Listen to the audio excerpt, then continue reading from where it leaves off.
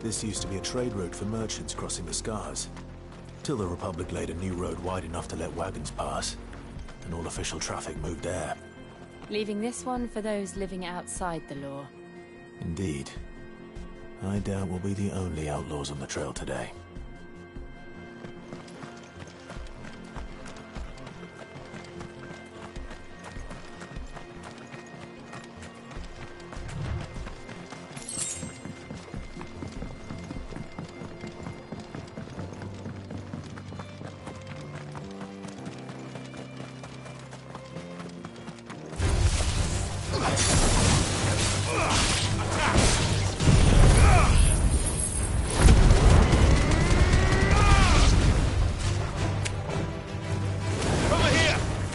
This one. Make it look easy.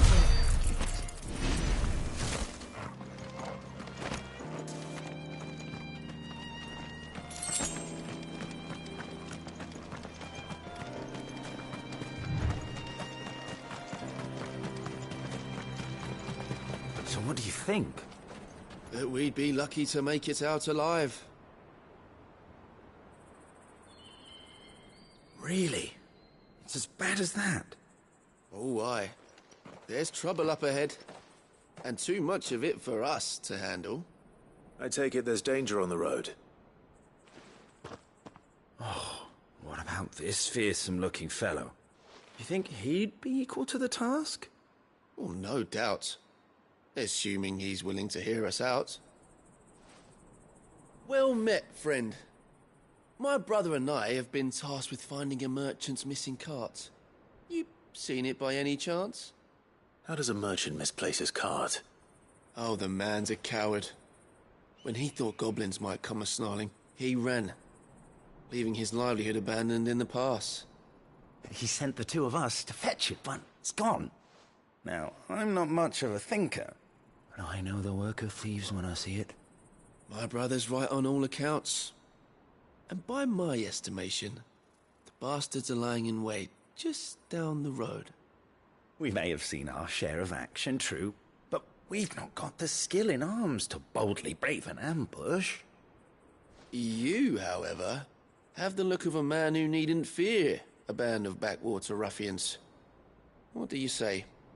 Will you help us out? Chances are they'll come for you either way. But if you promise to lend us a hand, at least you'll pocket a reward for your troubles. Well, if I'm going to have to deal with them anyway. You've clearly got a fine head on those broad shoulders. We're lucky you came along. Now, hoping to make a heavy purse in Bocklad, our merchant friend loaded his cart with as much as it would carry. Reckon he won't be forking over the rest of our fee if we don't find those goods. So, while you're seeing to those bandits, you keep your eyes open. All right.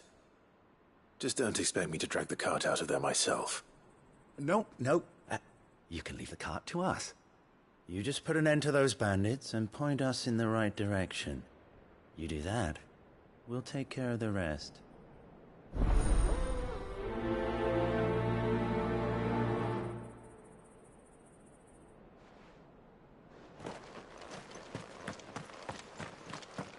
I'm not sure I trust those two. But if there are bandits lying in wait, I should probably take care of them. Good driving, you lot. We've got guests. These must be our bandits.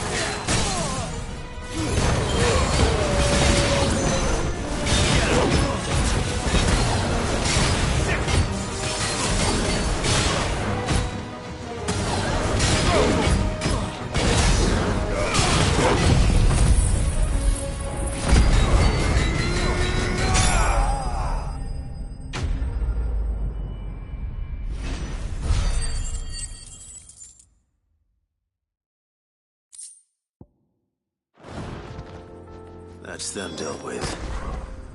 Now, where's that cart?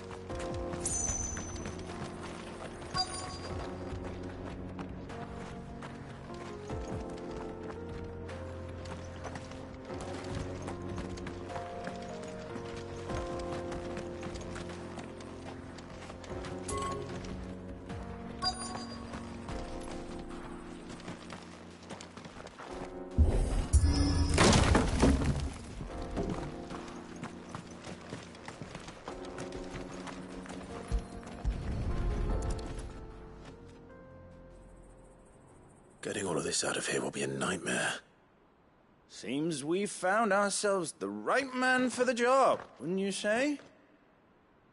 Found the cart and didn't leave a single bastard breathing. Our merchant friend will be delighted. And how exactly will he be getting his goods out of here? You leave that to us. After all, it'd be wrong to make such a fine warrior haul cabbages to market. You've done your part. And that's all you need to worry about. Here.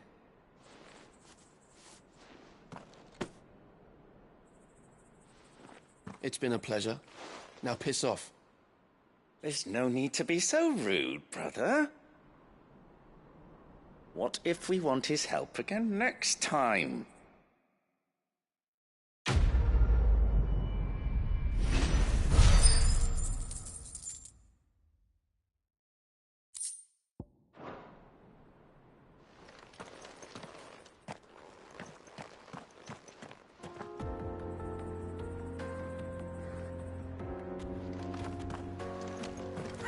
You've had your reward and you're not getting any more.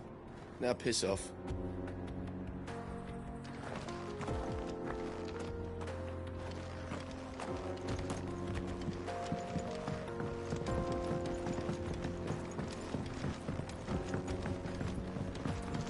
I see the Dalmex lag behind Rosaria when it comes to bridge building. The fallen ruin should hold, at least. The path continues on the other side.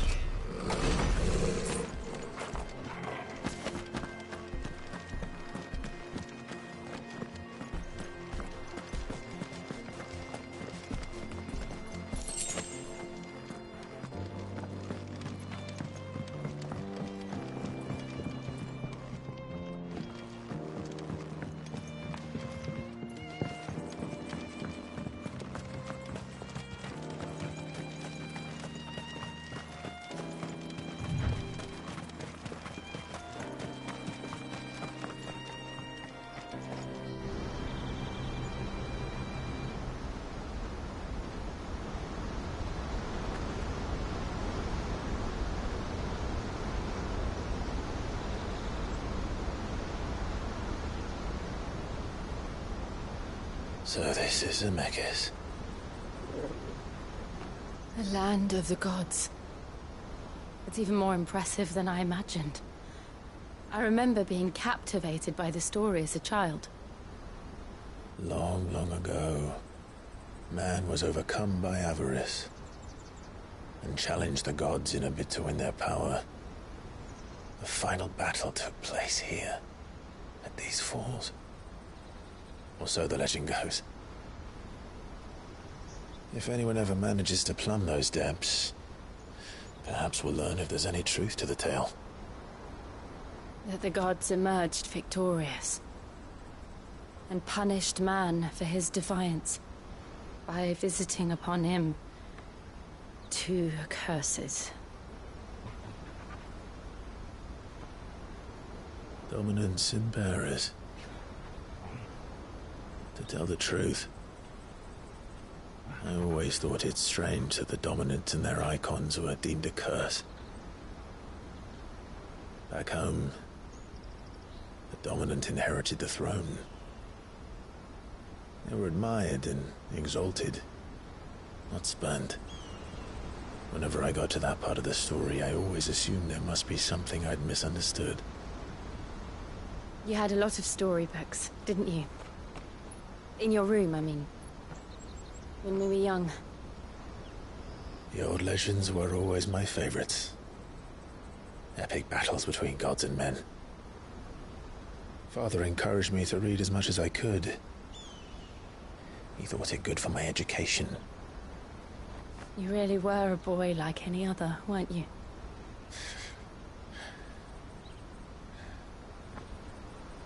Just look at this place.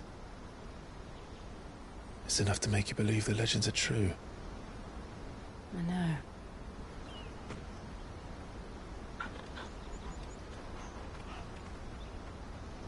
We're not far from Boklad.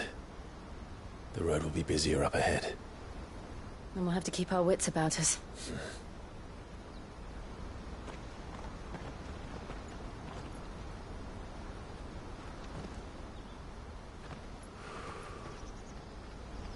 Clive? Something wrong? Nothing. It's nothing.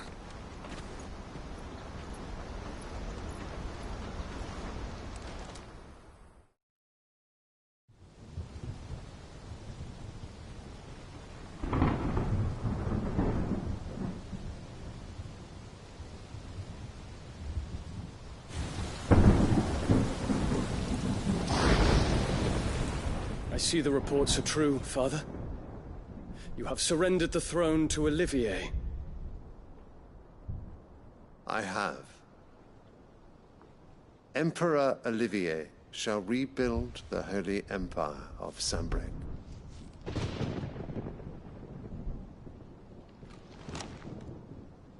How is he to rule an empire?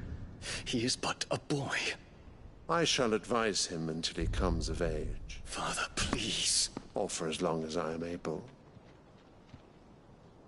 The empire we seek to build needs young blood to rule it, and I can think of none better suited to the task.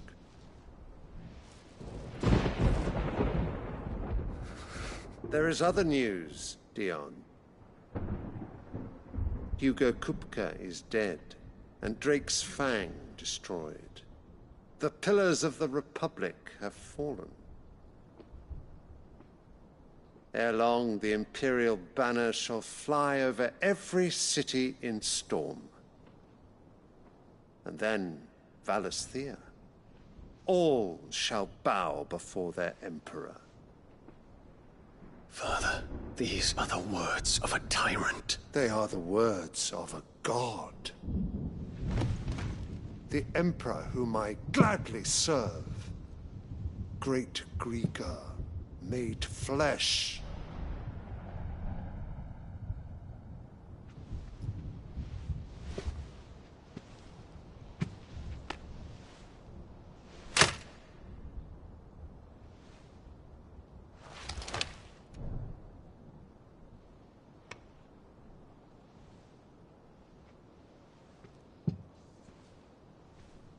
Return to your camp, Dion, and ready your forces.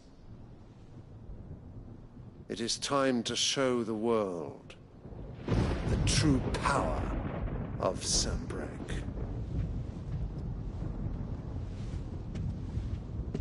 Father.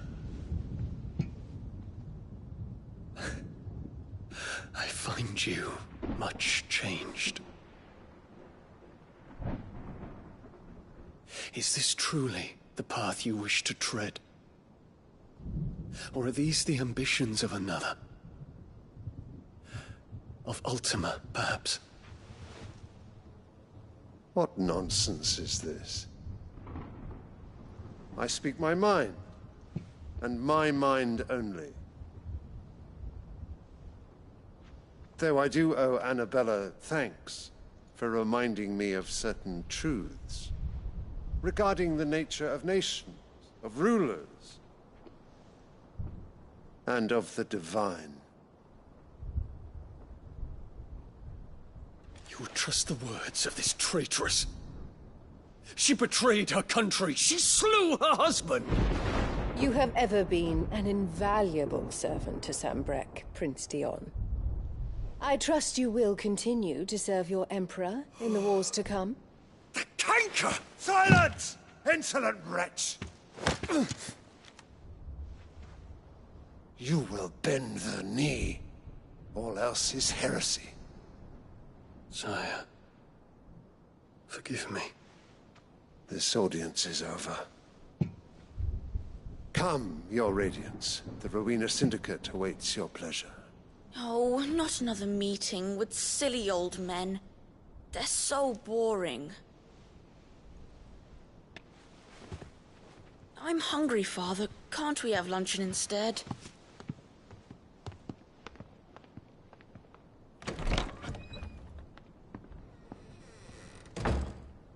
Does it pain you that you will not inherit your father's throne? I have suffered worse.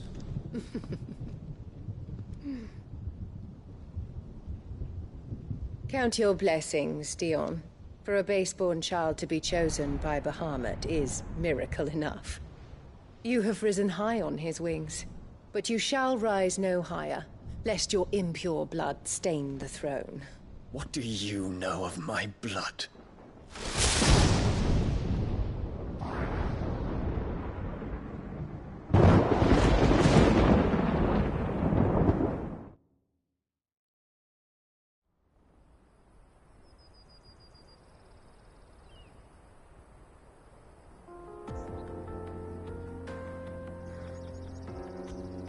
The Boklab markets are to the north. We just need to hug the coast.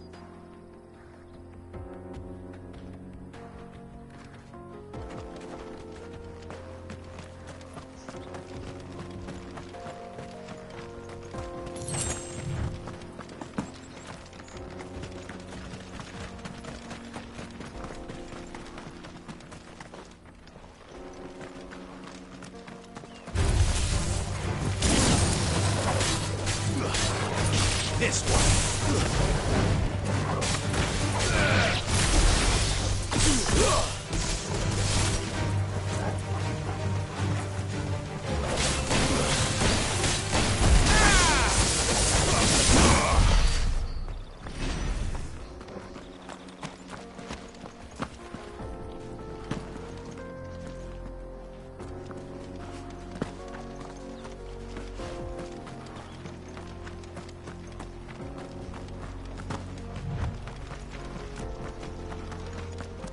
Infiltrating the Dominion won't be easy with the Imperials on high alert. No. His Radiance has lost one capital already. We can be sure Sylvester will do everything in his power to hold on to Twinside. His troops are well-trained and increasingly battle-hardened. But it's not as if we can wait for this. Over here!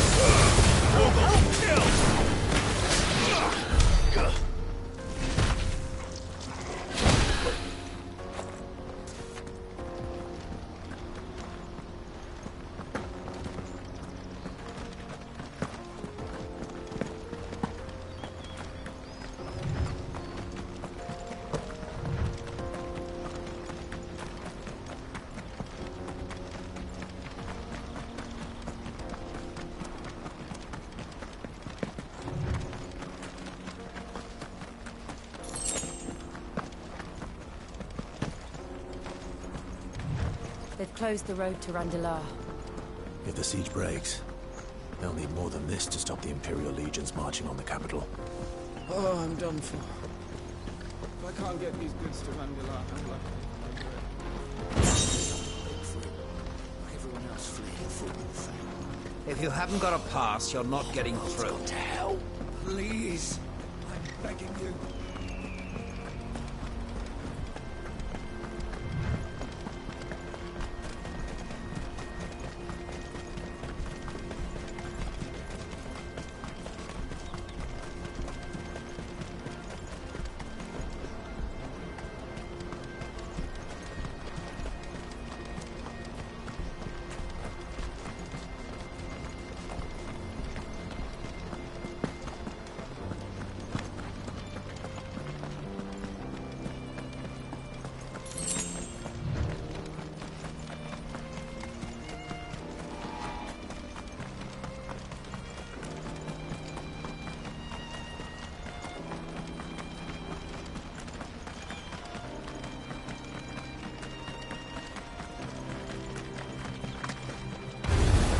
Time to fight. Over here!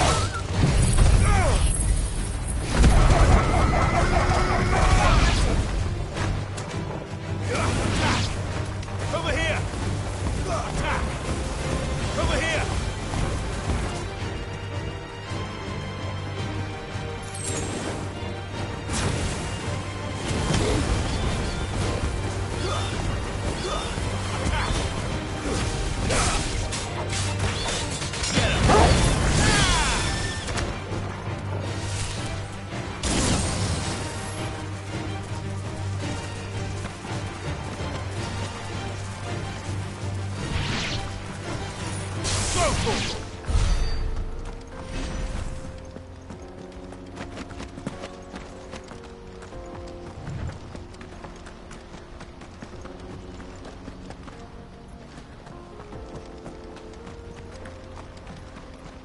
More refugees.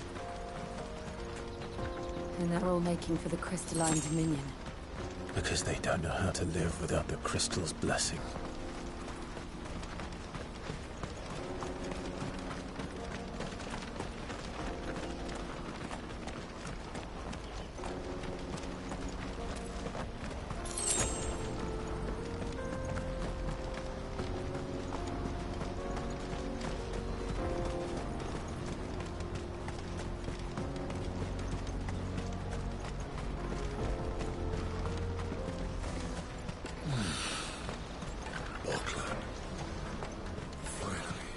There are no crystals here. This is where we're supposed to meet Goots, isn't it? That's right. He said he'd wait for us here after replenishing his supplies. I dare say he'll have finished by now.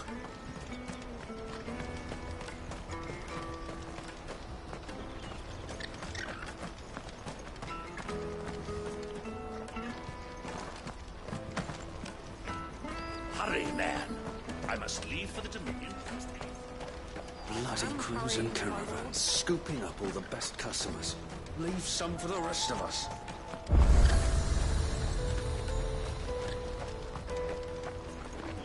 Well met.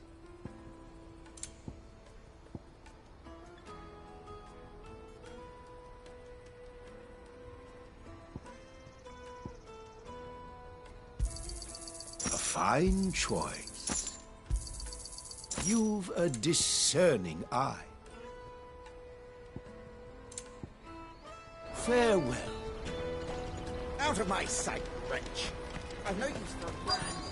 Peaches and pears, beets and beans.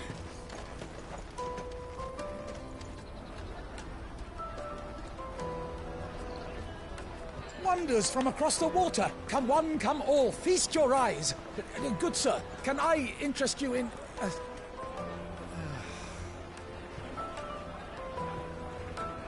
How much? For a measly crust of bread? You won't find any cheaper. Not nowadays. But you're more than welcome to look.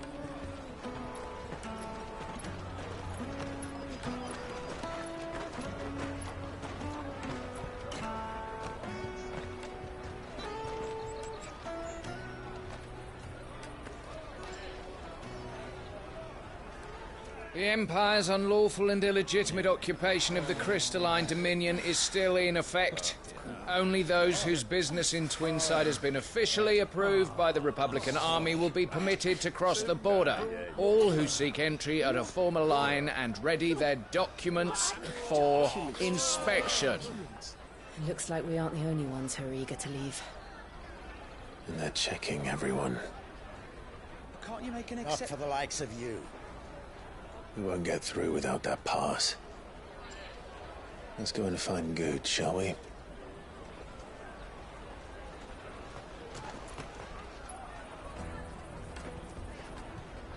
He must be around here somewhere.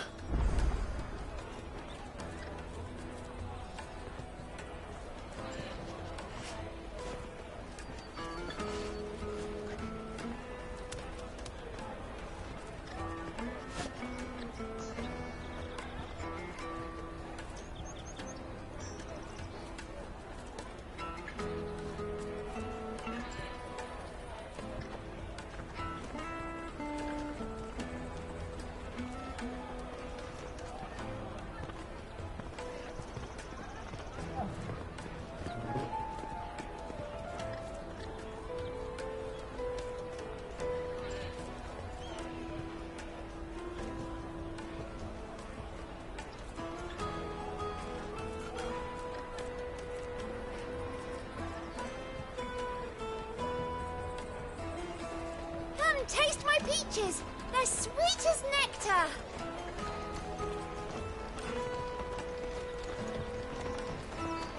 I'll take the large one. An excellent choice, my lord. Ah, Good. There you are. Clive, I'm so sorry. Don't tell Nan, will you? Slow down, Good. Just tell us what happened. It's me trader's pass. It's gone. We cannot ride the caravan without it. We won't even be able to get through the flipping checkpoint. Do you remember when you last saw it? It was in my pocket a minute ago. Then a bairn bumped into me and... Yeah. You don't think that they might have nicked it, do you? It wouldn't surprise me. A busy market like this is prime territory for pickpockets. So, to get the pass back, we need to find this child. Where would we even start? I know where! I've got a pal in Bock lad who might be able to help us. No one knows more about what goes on round here than she does. Where do we find her? She's the owner of the Crimson Caravans, up that way. Sign's got a red chocobo on it. No time like the present. You two go on ahead. I'm gonna check the rest of my stuff, make sure naught else is missing. All right. We'll meet you there. Go to the Crimson Caravans and ask for the owner. It's the place with the red chocobo on the sign. Let's keep an eye out for this red chocobo, then. And the other on our purses.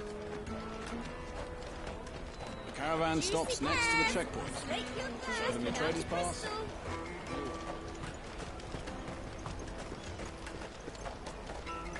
If you're looking for the Crimson Caravans, head out of the canyon and take...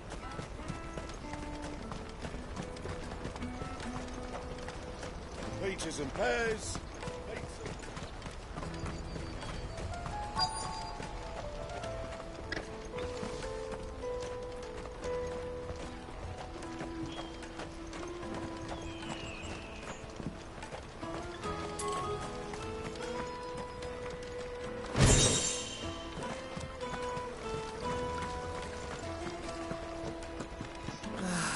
If our new arrivals had brought any coin with them, we'd be rich.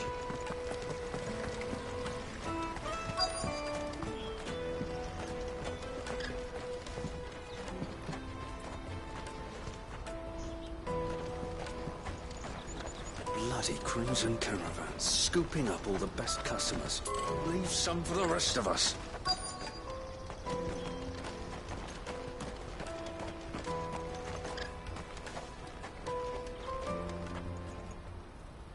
Looking to hire a coach?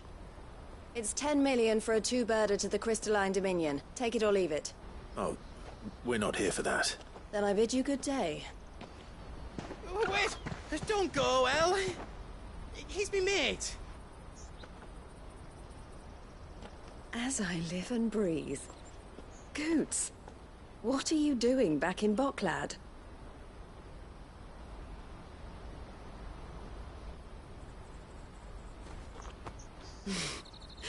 I gather Lady Karen didn't send you.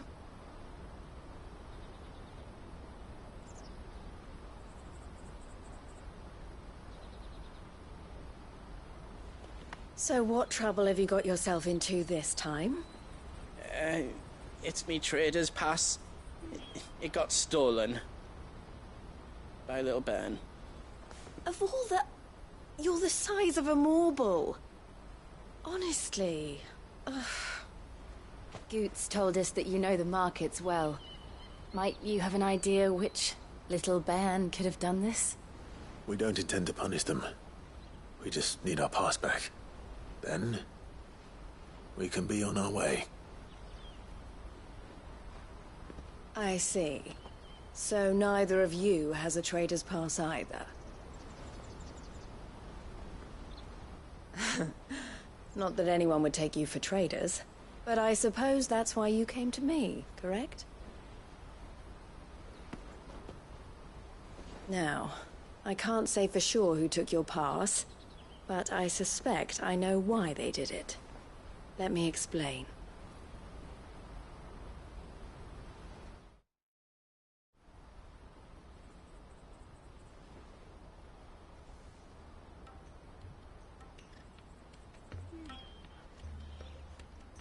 Ever since the Fist marched on the Dominion, the Republic has been clamping down on any commerce that might aid the Empire more than it does us. Which means traders' passes have gone from being merely a way of easing one's progress to being essential if one wishes to cross the border at all. And with demand outstripping supply, they've become a precious commodity, leading some to seek to acquire them by less than legitimate means. So the children are stealing passes to sell on the black market? Yes, and no. Passes are inscribed with the names of their owners, and yet none of the victims' names have appeared on the register of those passing through the checkpoint. Which means? That someone is doctoring the stolen passes. The same someone who is encouraging the children to steal them. And the same someone who has Goots' pass, no doubt. Whoever they are, they're ruining the livelihoods of honest merchants, which is why we've decided to take a stand.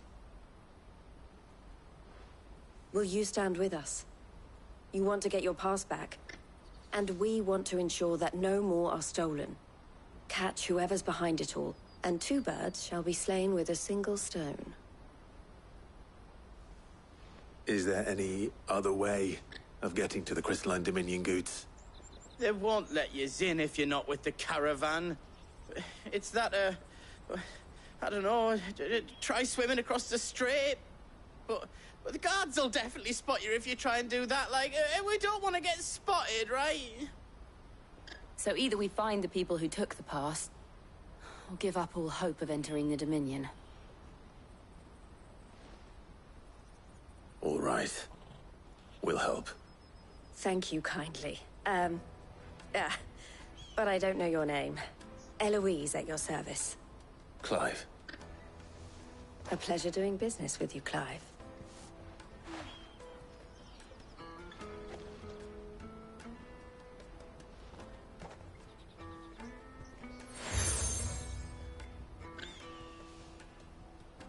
The proprietor of the furniture makers by the coach stop is spearheading the search. Wear that, and he will know you for a friend. I suggest that you speak with him first. The furniture makers. Understood.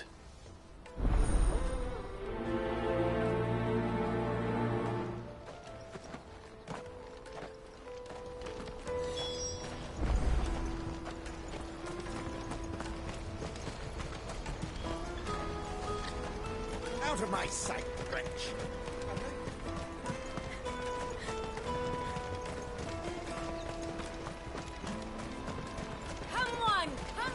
Jug of snake spit for the road? The caravan stops next to the checkpoint. Are you the furniture maker? Looking for something in particular? Ah, and Eloise collared you too, eh? Then I expect you want to know more. She told me you were leading the hunt for the pickpockets. What have you learned? For one, that they're targeting the traders carrying the biggest packs. Harder to watch your back, see? And less chance of the mark giving chase if they're spotted. Not that they'd be likely to catch them. Those imps know every inch of this warren like the backs of their hands. Their eyes must have lit up when they saw Goots. The fishmonger round by the gate's been trying to track down the children involved. You should go and have a word with her. Thank you. We will.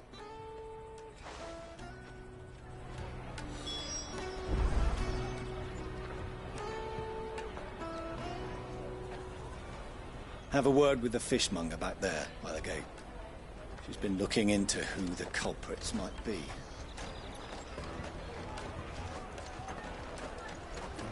The finest earthenware from the Free Cities, all but unbreakable. Come, taste my peaches. They're sweet as nectar. You should come with me to the Dominion. Life will be different there. Fish for sale! Fresh sorted and smoked! Can I interest you? Ah, sorry. Message from Eloise, is it? She's asked me to help her. To help you find the pickpockets. Is that so? Suppose I better tell you what I know, then. For one, this isn't a family operation. All the traders say the children who stole their passes were dirty, dressed in rags. Street urchins, by the sound of it. We get a lot around here. Orphans from the wars. A few, perhaps. You saw the refugees gathered by the entranceway? They're all looking for a new start in the Dominion and beyond. Some of them take it as an opportunity to rid themselves of unwanted baggage. The shame of it. Whoever's behind this would have to have made themselves known to the children at some point. And so should we. You should start with the children around here, then. I doubt they're the ones involved, but they might have heard something. It's worth a try. All right, then. Questioning children. How hard can that be? The little scamps you'll see running around here might be naughty, but I don't see any of them being involved in this. Go and bother someone else, will you? I've got my trader's pass, and I'll be leaving as soon as I'm able.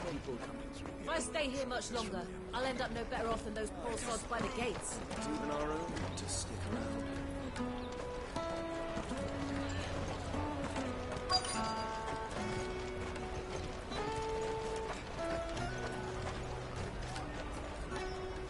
Excuse me. Do you mind if I ask you something? Can't stop you. I was just wondering if anyone has asked you to do anything out of the ordinary recently. Anything you grown-ups ever ask us to do is shut up and go away. So guess what I'm about to tell you to do? Sorry. I'll leave you alone.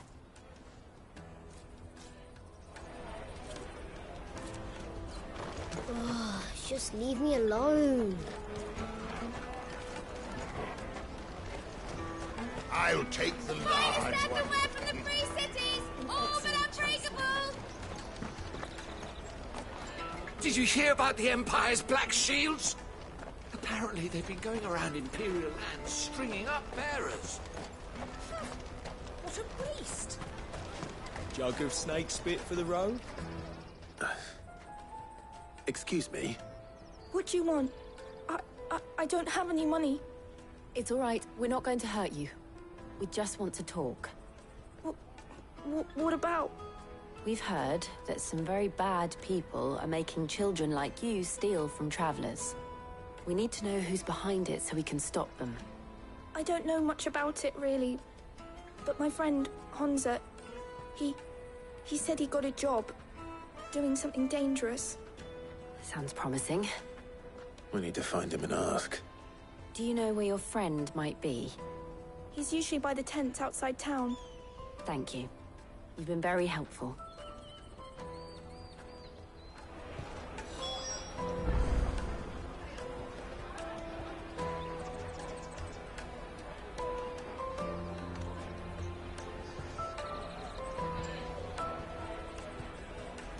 probably be by the tents.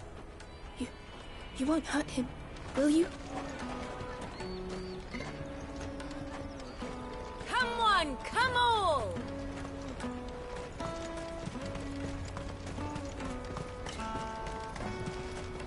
Peaches and pears. Let me carry your goods. I'm cheap.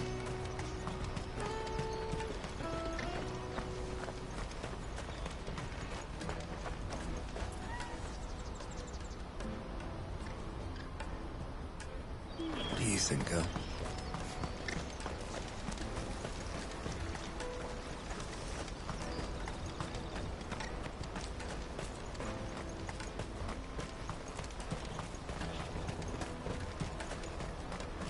Water for hire. She must have meant the refugee camp. Let's hope he's still nearby. Daddy, I'm hungry.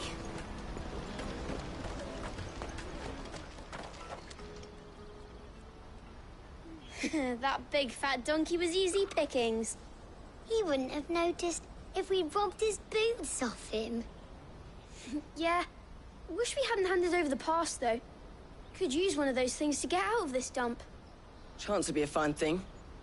The moment they found out, they'd string us up by our guts. Would they now? Perhaps you'd like to introduce us to these charming characters. Shit, we're in trouble now. What do we do? You two get caught if you want. I'm off. Hunter, where are you going? So that was Hunter, eh? Jill, you watch these two. I'm going after him. All right.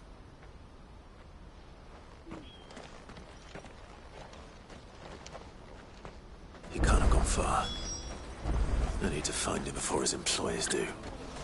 Daddy, I'm hungry.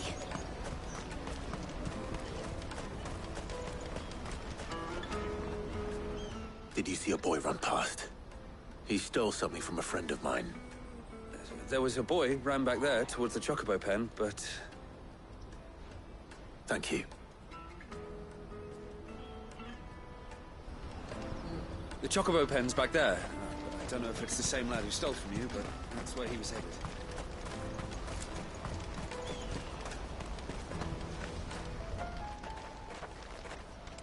Oh, shit. Cornered. It's all right, Hunter. I'm not going to hurt you. I just want to ask you some questions. Fine. Not like I've got a choice. I'm looking for the people who are making you steal for them. Who are they? Call themselves the Carstones. They said they'd give me good gill if I did what they told me. I knew they were bad, but bread doesn't come for free. Didn't come at all half the time, before I started buzzing for them. You know, if I didn't do it, they'd just pick on someone else. Someone they could push around easier. Hunter. You found him then? Jill. Where are the other two? Eloise is watching over them. She sent Goots and I to look for you. You're... him! I haven't got your pass anymore, if that's what you're after. I gave it to the Carstones. Whatever you do to me, I can't get it back. Not that I go against them anyway. If it weren't for their gill, me and my mates would have starved.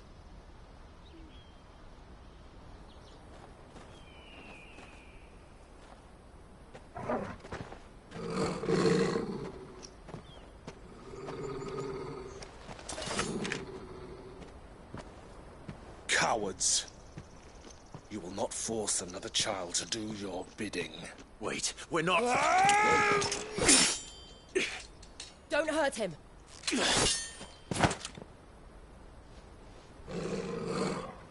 You're making a mistake.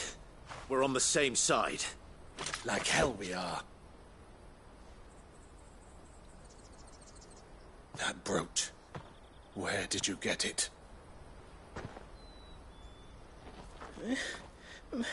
Master Theo? Goots. What are you doing with these people? Unless you're the ones my sister was talking about. Your sister?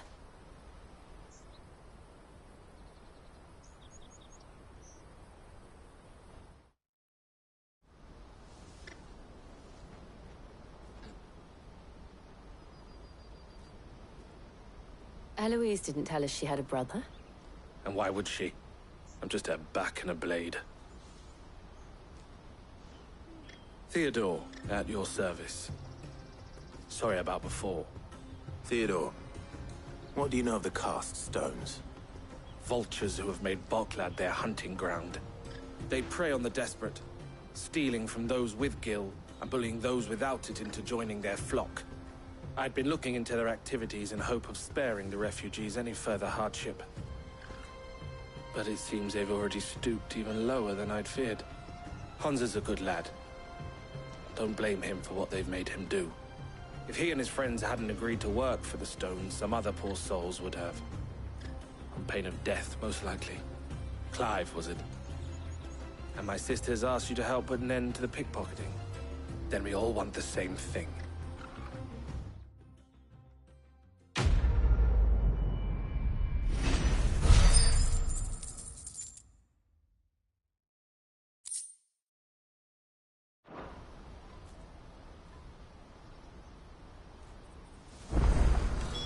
I'm sorry. Where is it?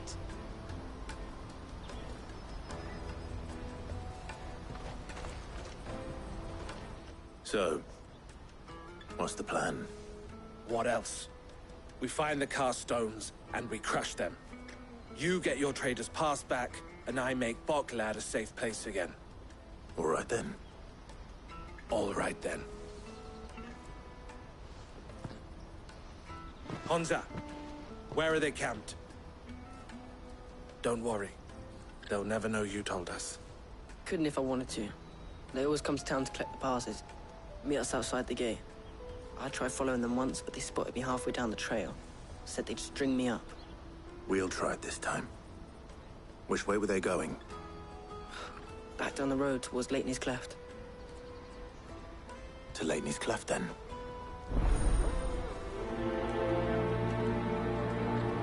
Leitney's Cleft is to the south, past the camp. It looked like they were about to turn into Leitney's Cleft before they spotted me.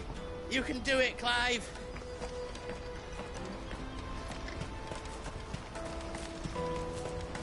No, you better not have scared any of my birds.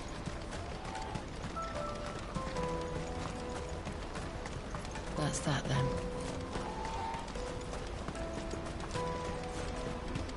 There are no crystals here.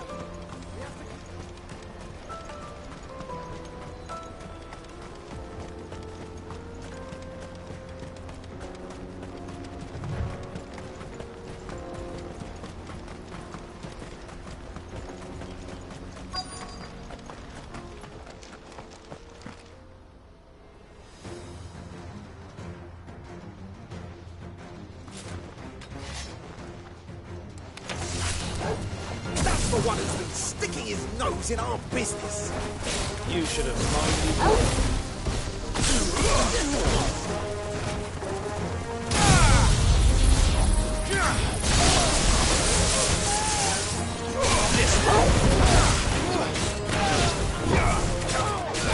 Over here. This one. Get him. This one. I doubt these were the ringleaders. But at least we know we're on the right track.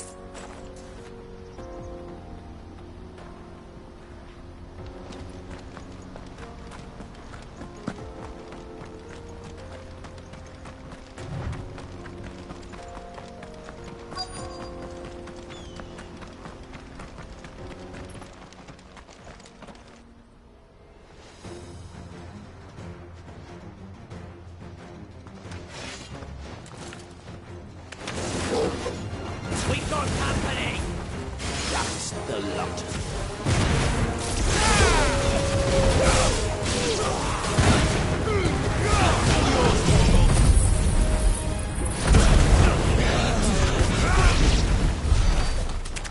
More foot soldiers.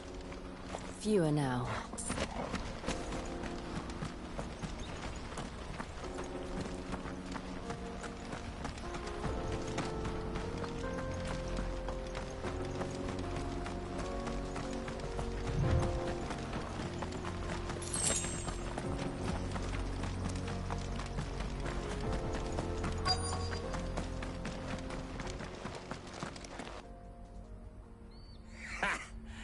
Not a bad haul today, eh? Aye. Some of our new recruits are natural-born ne'er-do-wells. Especially the little ones. That Hans has got nimble fingers, all right. It will be a shame when they chop them off. But till then, let's make the most of it. Scum. The leaders of the cast stones, I take it. They don't deserve any mercy, Clive. I wasn't planning on showing them any. We're ready when you are, Theodore. Oh, I'm ready.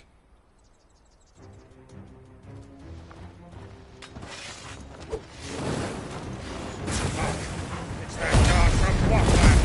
Kill him! Kill them all!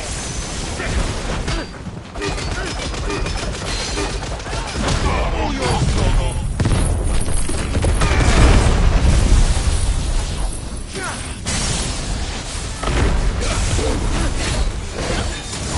Over here!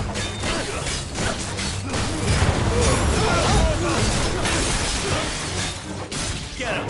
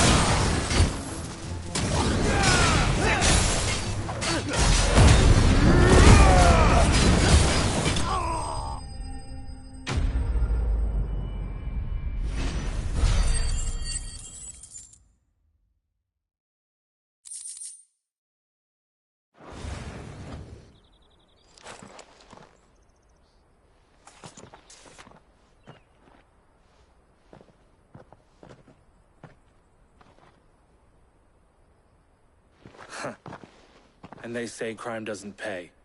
Gold chains, rings, purses. And traders' passes. Dozens of them. Have the names been changed? Not yet. I recognize some of them. No doubt Goots's is somewhere among them. Now I just need to sort through it all and return everything to the people it was taken from. We should go and give Eloise the good news. Can we leave things here in your hands, Theodore? Of course. Oh, and, be sure to tell her of the part I played, won't you? We'll be glad to.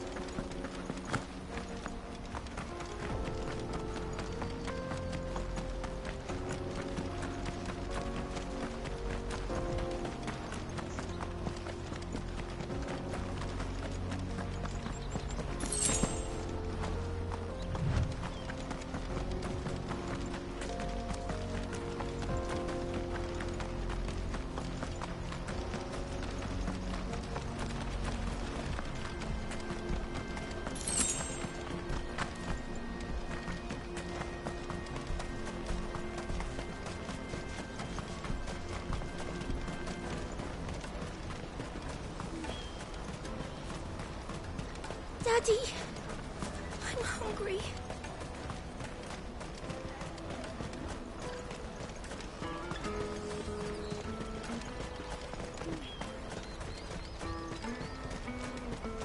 Let me carry your goods. I'm cheap.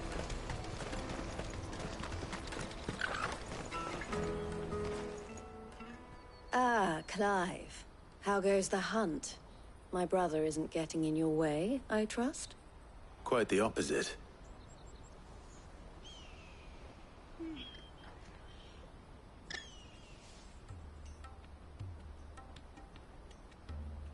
So it was the cast stones who were behind it all. Theo told me he'd been on their trail. And their demise solves 3 problems at a stroke. That of the pickpockets, the bandits pulling their strings, and the passes they were stealing. I only hope yours is among the items you recovered. Only time and Theo's return will tell. Speaking of whom, welcome home, dear brother. You are too kind, Eloise. Here, Clive. Goots' pass. Ask him to keep a closer eye on it from now on, would you? I will. Thank you. El, I've asked our boys to carry the rest of the goods back. Can I count on your help in sorting through it all? Of course. I'll make some space in the storeroom. I expect you'll soon be on your way then. But it wouldn't do to leave without introducing yourself properly. Would it now? Sid. Don't look so shocked. We're on the same side. I don't understand. As you now know all too well, we at the Crimson Caravans are always happy to help those in need. For a small fee, we will move anything that needs moving. Be that goods to market, or bearers away from it. I was the first my sister helped escape. If it wasn't for her, I'd have been branded as a boy. I had no idea. It just so happens that we are seeking to expand our operation. And who better to join forces with than the leader in the field? Wouldn't you agree, Theo? I would. It seems our purpose is the same in more ways than one. So what would you say to working together again? It would be our pleasure. And our honor. The honor is ours. Here, Clive. This is for you.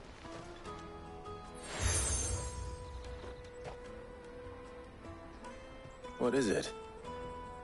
El has friends in high places, while I have associates in, lower ones. That mark is proof that you're a friend to us both.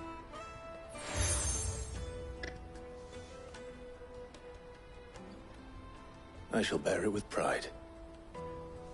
Well, all that remains is to wish you a safe onward journey.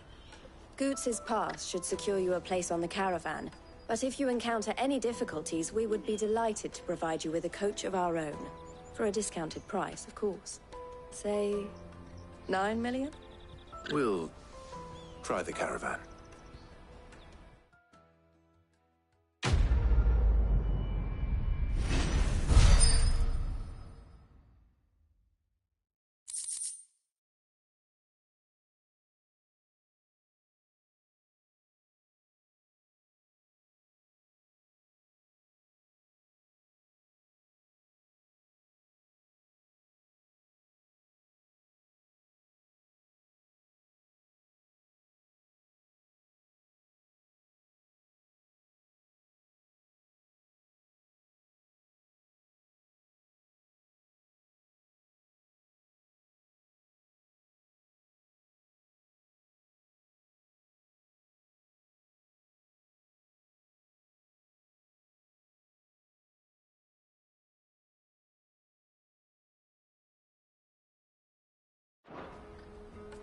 Right then.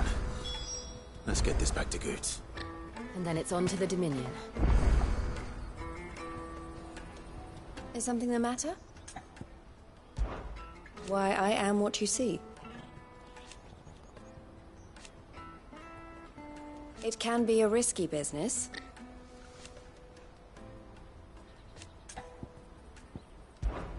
This being a border town,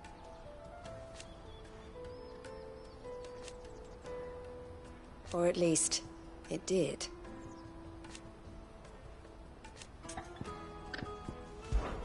Don't worry about Hansa and the others.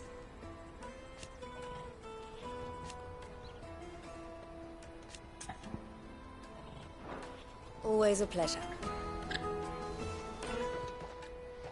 Anything I can do for you? And I wouldn't have it any other way.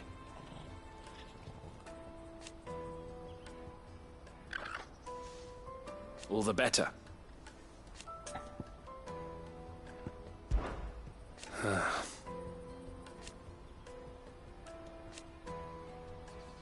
Fools, the lot of them.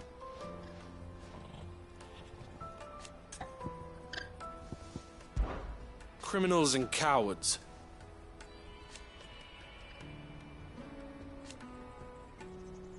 So thank you.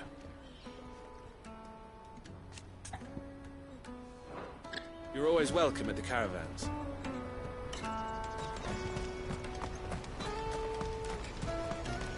Out of my sight, wretch! Peaches and pears!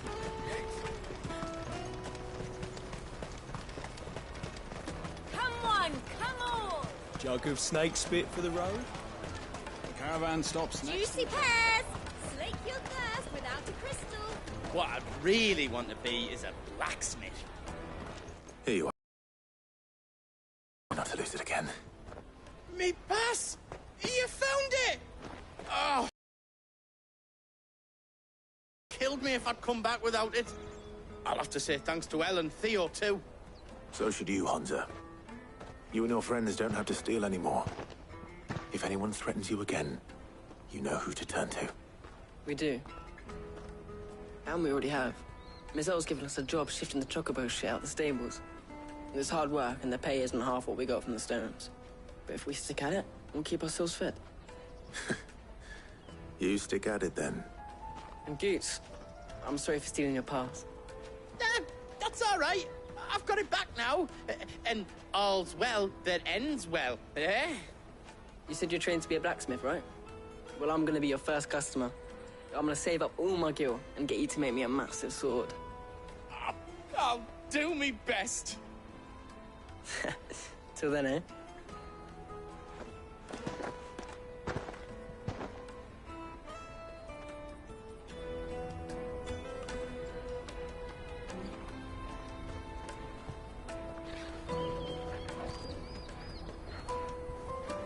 All right. We have a place on the wagon.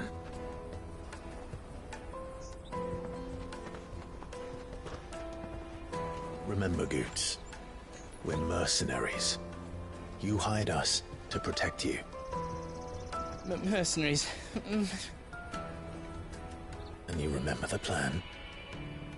You're to ride all the way to Twinside. Jill and I will go with you as far as the outskirts, then find our own way in. I'll buy that stuff I need. Right. And we'll scout out the Imperial's defenses. There's a square with a big bell tower right in the middle of town. If you get lost, or out goes wrong, we can meet up there. All right. Let's go.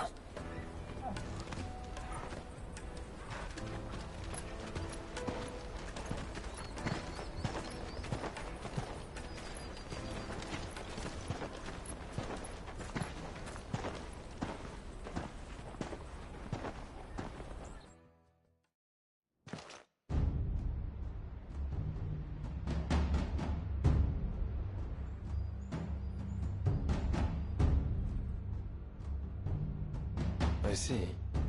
And you're quite certain your father has no knowledge of Ultima? I am.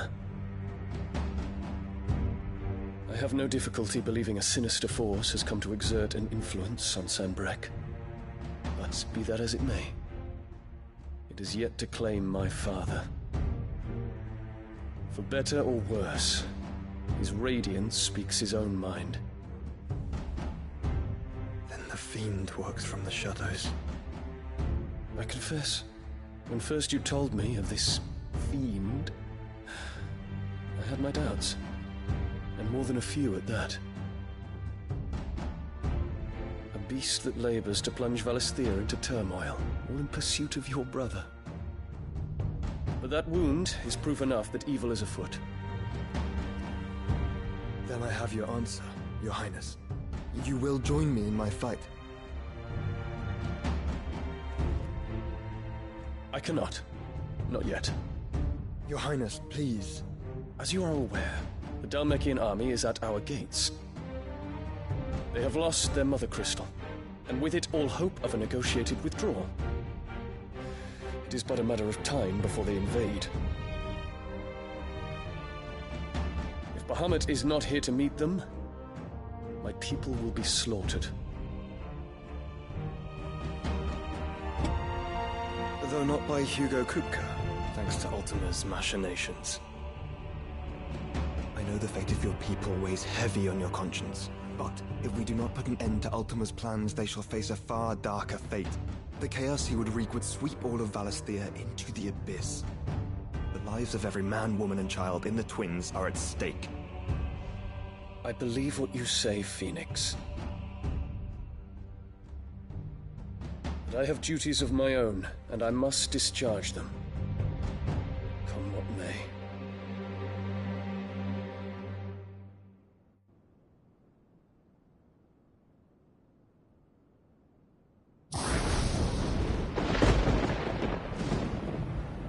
What do you know of my blood?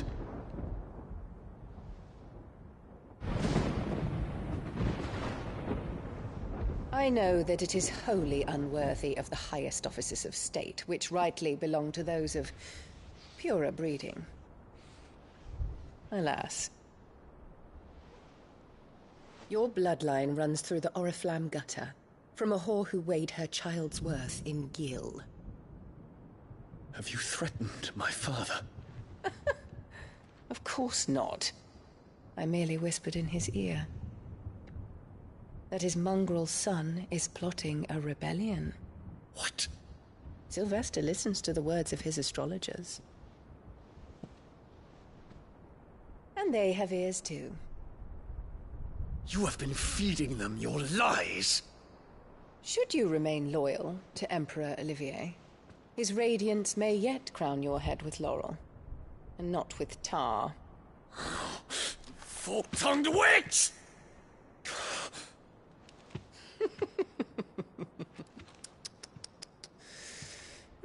In consideration of your long years of service to the Empire, I shall forgive this uncharacteristic rudeness. Now hurry and make ready, Your Imperial Highness. Emperor Olivier expects much of you, Dion. Or should I say, of Bahamut. May your fire reduce his enemies to ash, till all of Valisthea bows to its rightful ruler.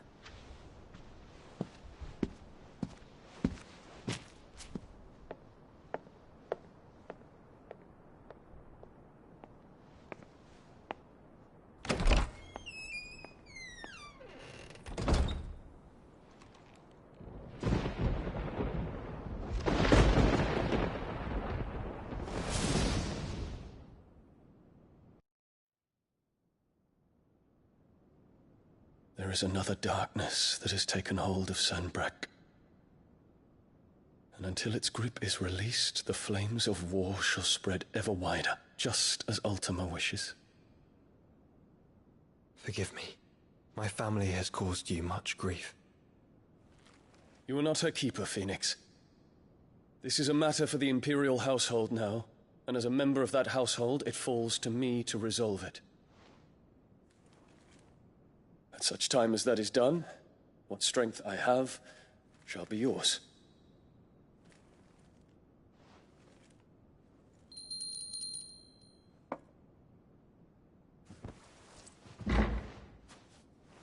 Thank you, Your Highness.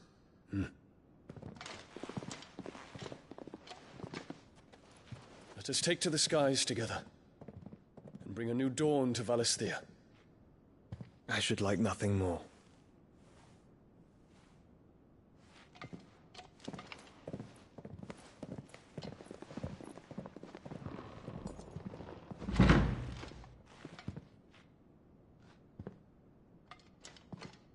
Terence. My prince. Tell me true. Do you believe what I'm about to do is wrong?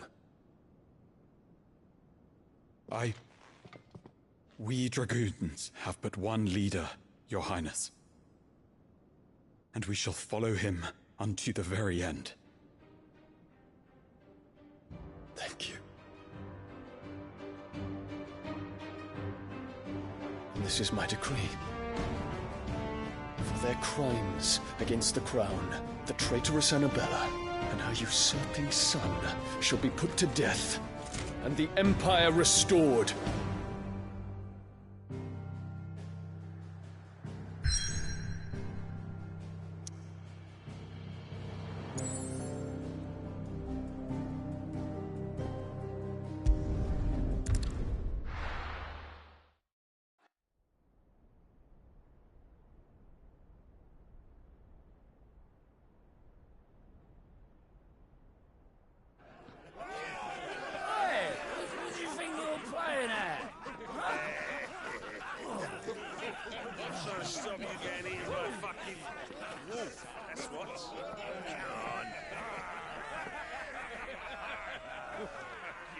One would never guess that these people stood on the brink of war. They're afraid. They turn to drink to forget their fears. Anything you want to forget?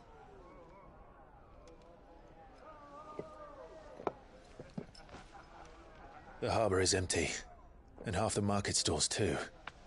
The city may seem peaceful on the surface, but it's balanced on a knife edge.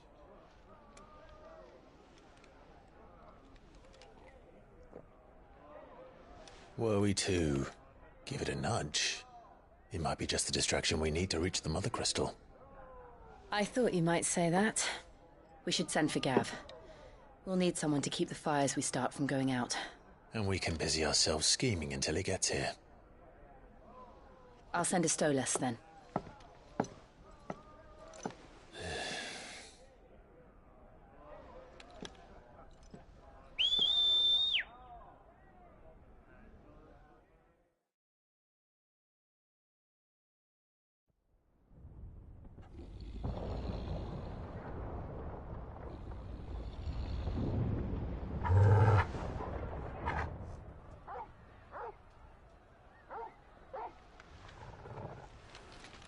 What is it, boy?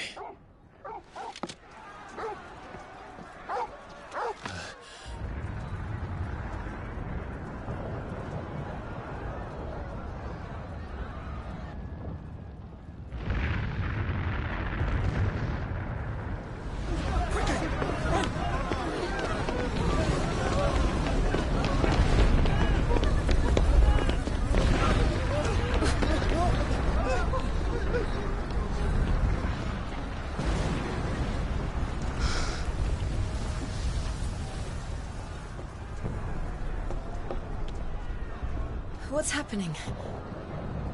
I don't know. Torgal!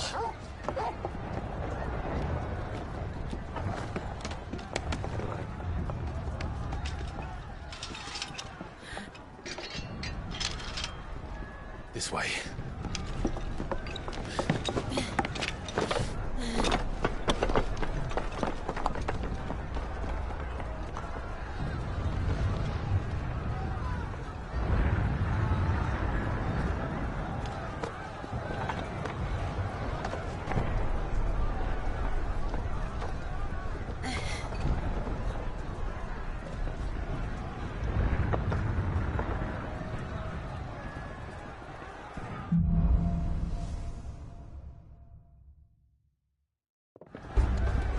The city's on fire.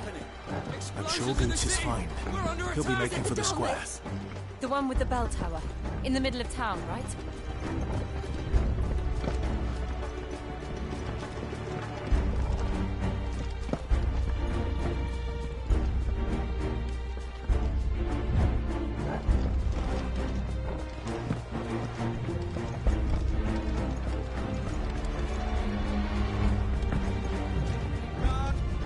Sentry is to be slain on sight. But spare the citizens. His Highness's orders were clear. Those were Imperial Dragoons.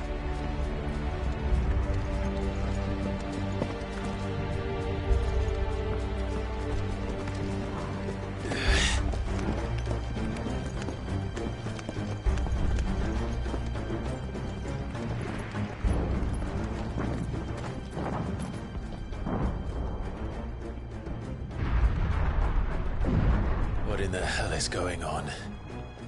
Let's go and see. Right.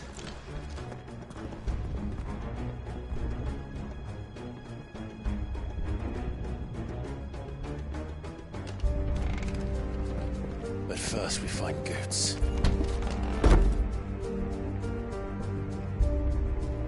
I just hope he's all right.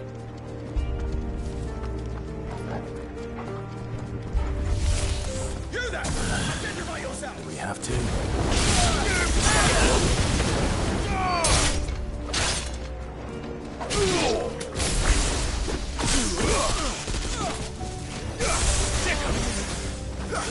Get him!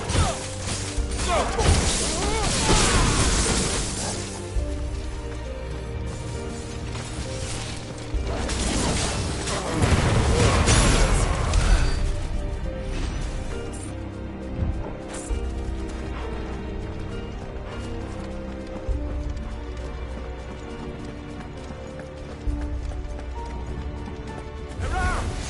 Quickly! Cut them down!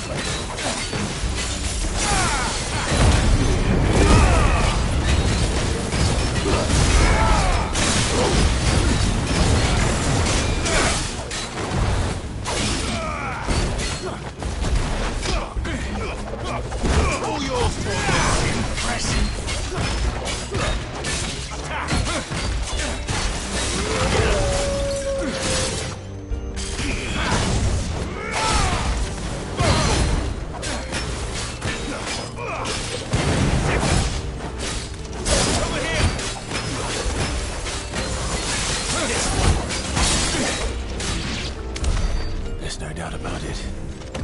They're dragoons. What is this then? A civil war?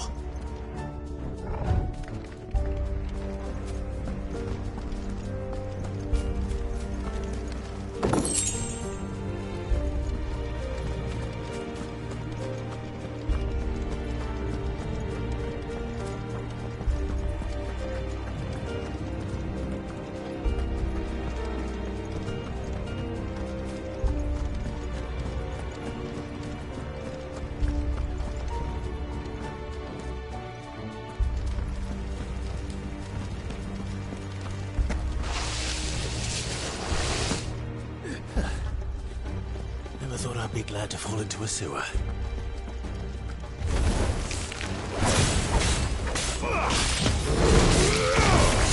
This one.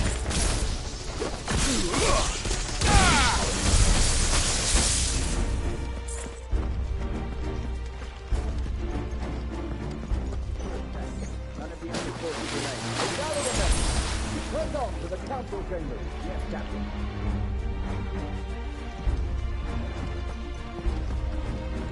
What of the men and women in the market district? The evacuation is complete. Good.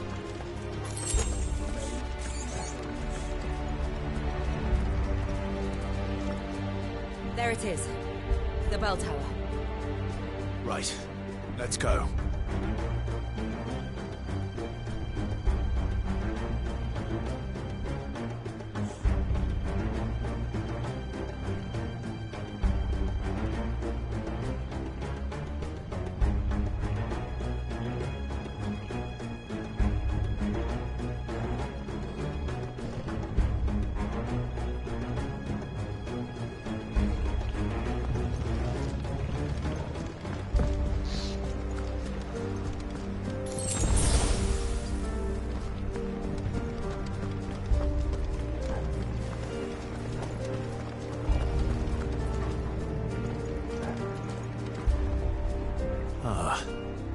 goods lift.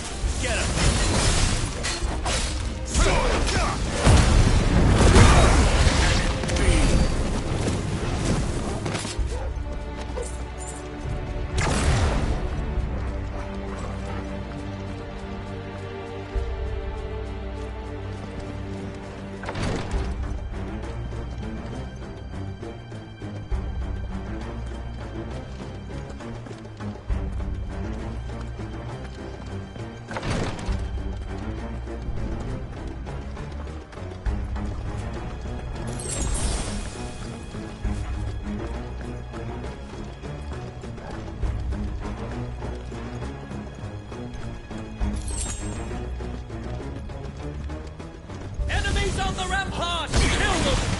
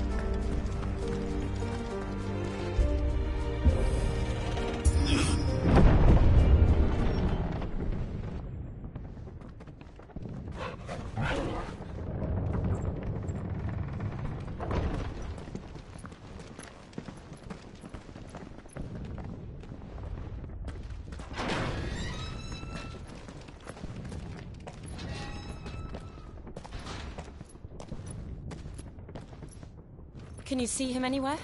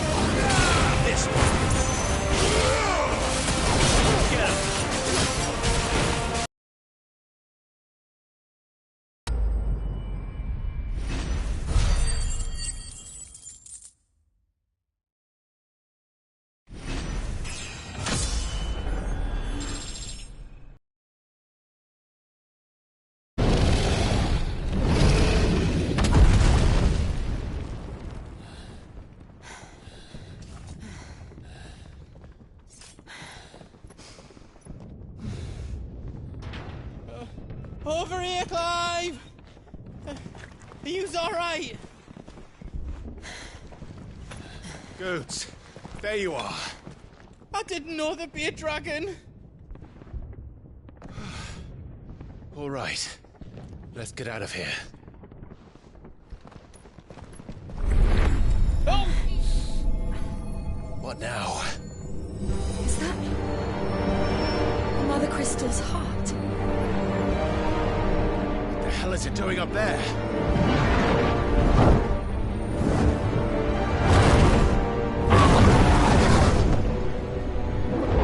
Bahamut.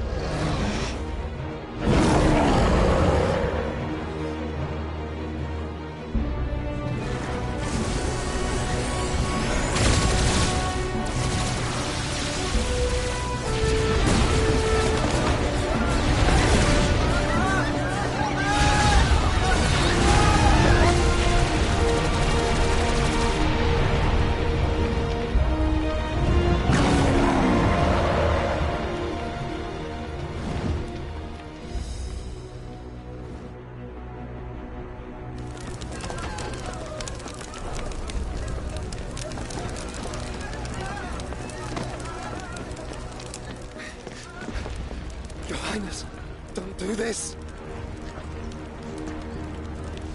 We must leave. Now, Your Grace. I beg of you. This is not what he wanted. Something's happened. Forgive me, Yoda, but I must put a stop to this. Your Grace!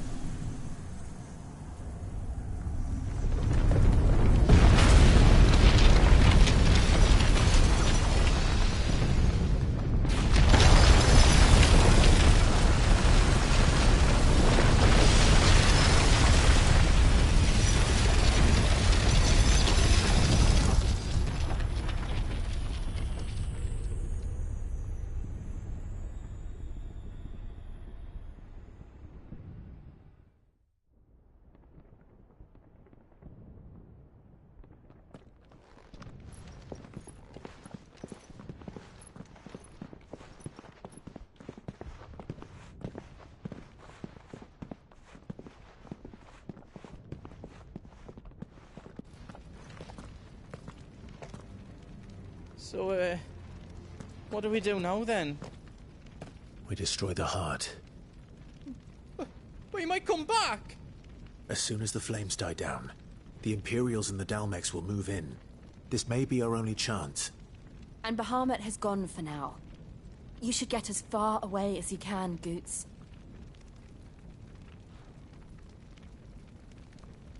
What? And leave you lot in the lurch? I can't do that.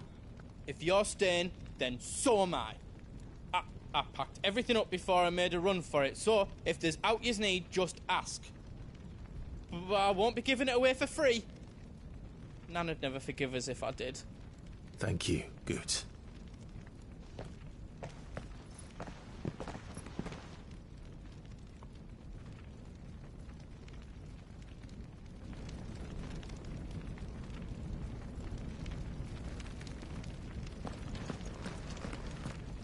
Do yous need out?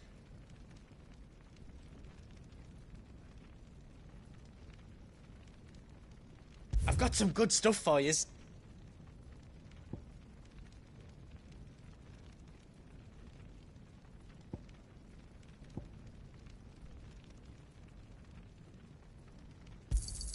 Is there else you need?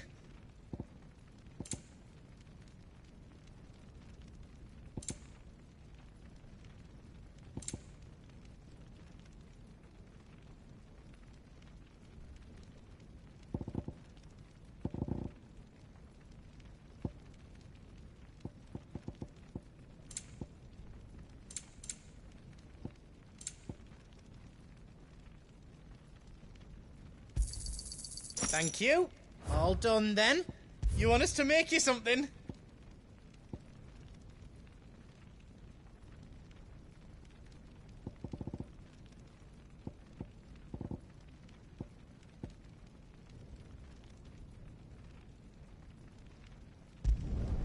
Reckon I did a good job.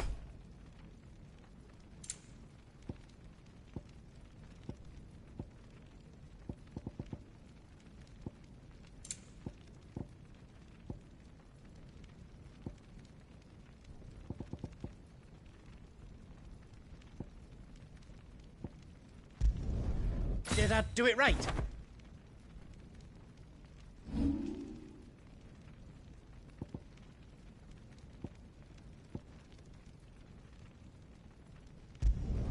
That's 10 times better than it was before.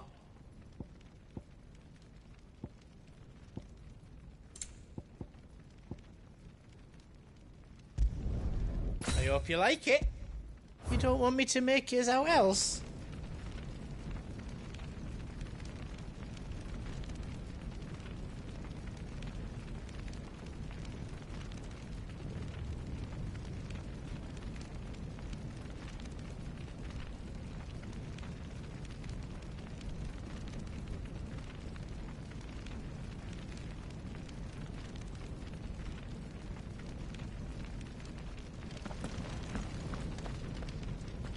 You be brave now, boy.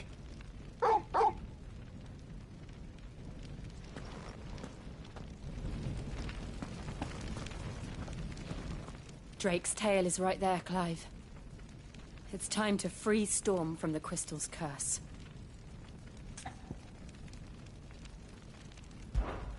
Oh, it's past time. But remember, Bahamut is still out there. And I dare say we'll be seeing him again before the night is done.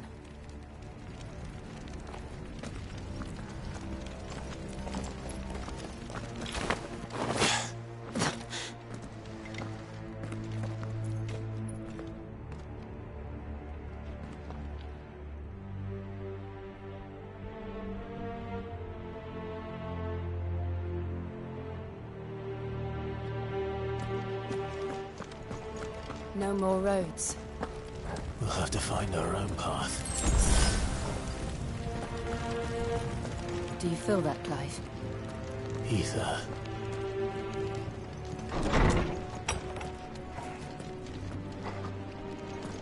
Just what we need. Another flood.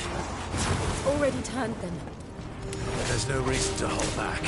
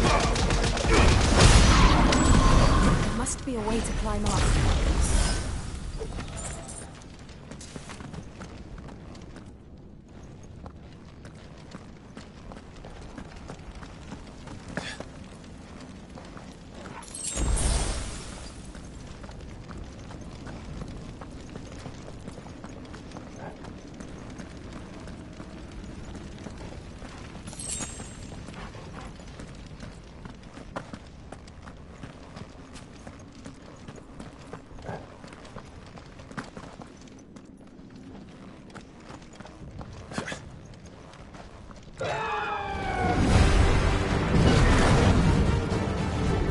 that the Phoenix? Joshua! What is he doing? Keeping the Bahamut occupied.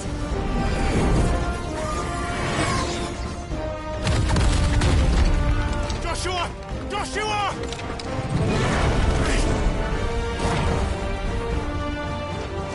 Don't, Clive. It's too dangerous. Fuck. Hold on, Joshua. I'm coming!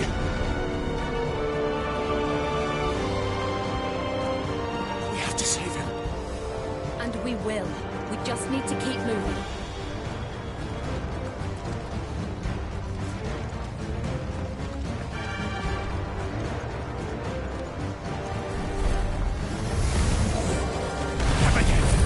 Not now!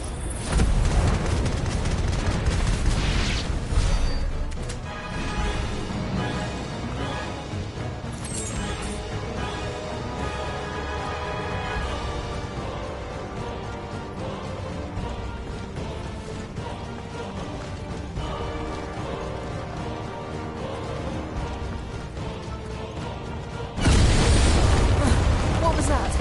Bahamut. He'll kill us all.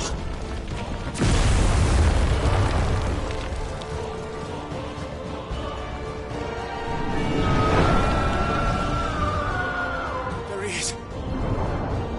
Joshua! I'm here, brother! Clive. He can't hear you. Joshua! They're heading for the heart.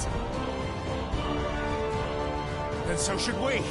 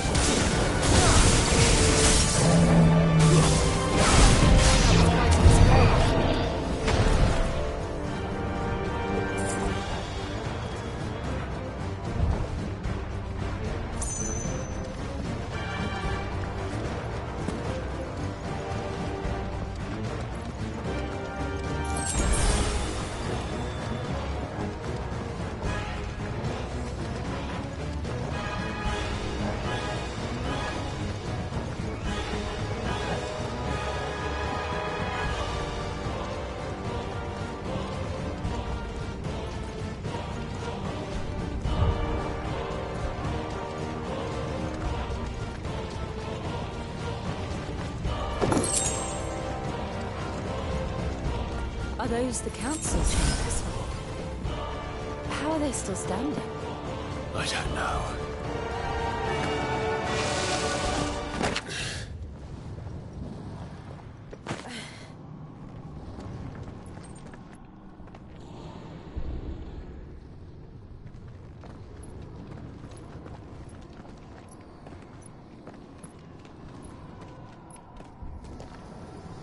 He'll be all right, Clive.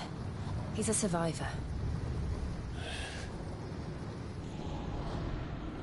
We're getting close.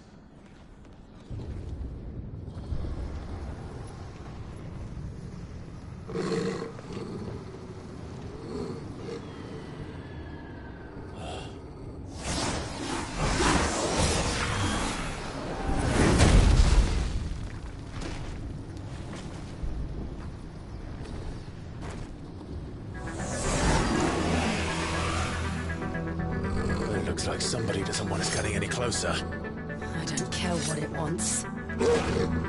Neither do I. This one.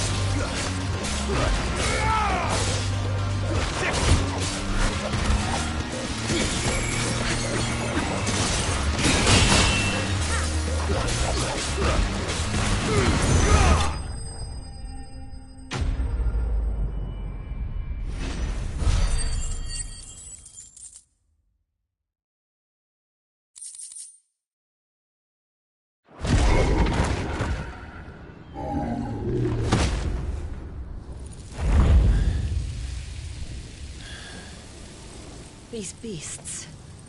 they're getting stronger. We can think about them later.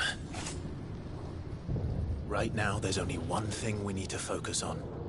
The heart.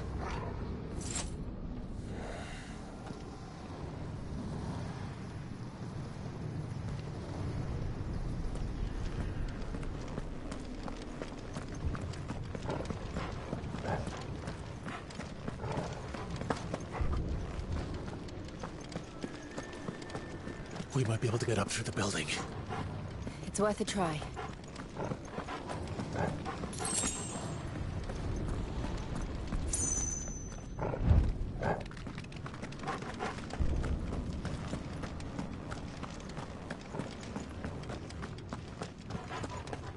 Quiet. There's someone up there.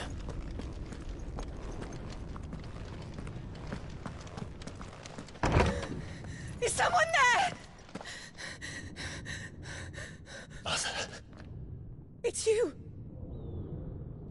What happened here? He tried to take him from me. Oh, my boy. My darling boy. Is this the child you made with the Emperor? Why, Mother? Why did you betray us all? You have no right!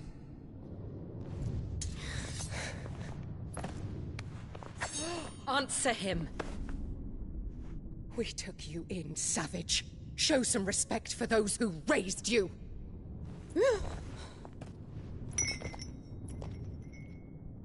Honorable Elwyn, always thinking of his precious homeland.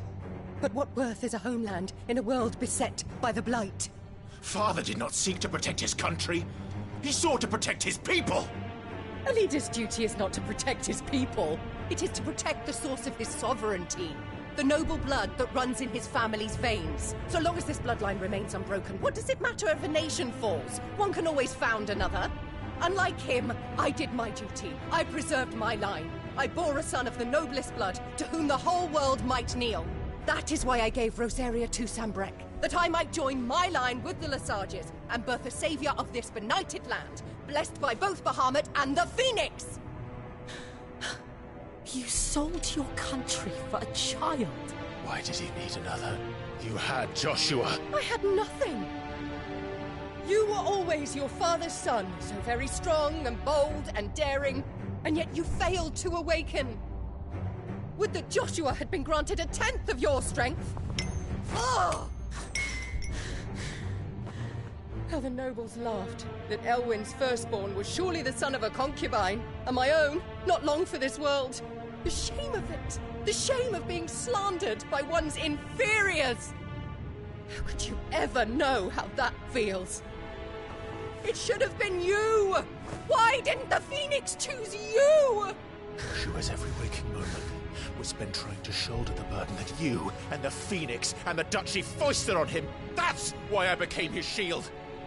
To help bear the weight. But what did you do? You betrayed your own blood and surrendered your son to his fate! Joshua, my darling boy. I never meant to hurt him. The soldiers' orders were clear. He was to be spared. Why did you survive when the only one I truly cared for died? What? Have you not looked out of the window? Joshua is here! The Phoenix lives on! He's battling Bahamut as we speak!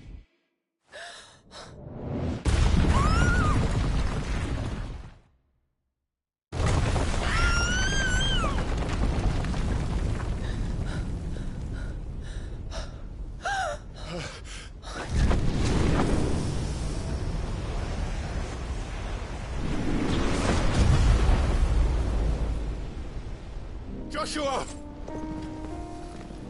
Wake up!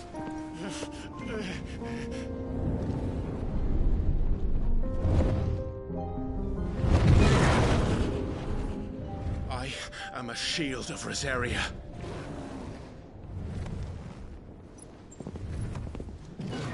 and I will do my duty. What are you...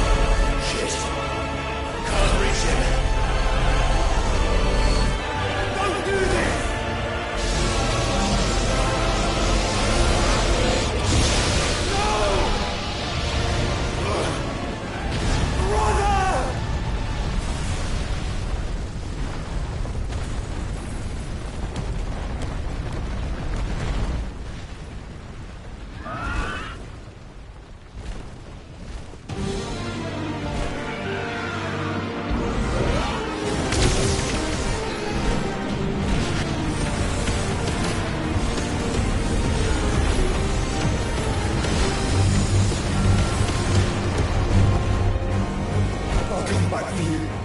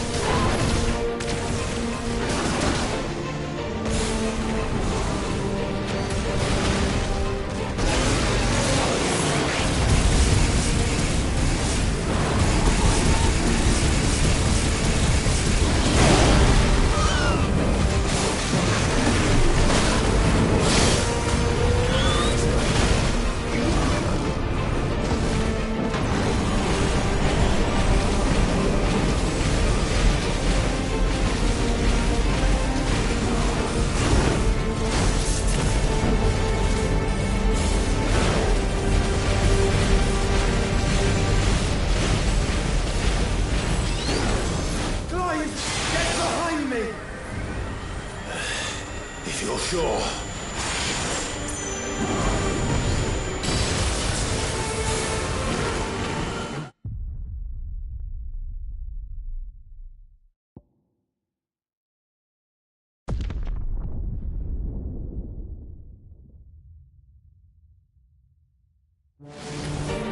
It's now or never, Joshua.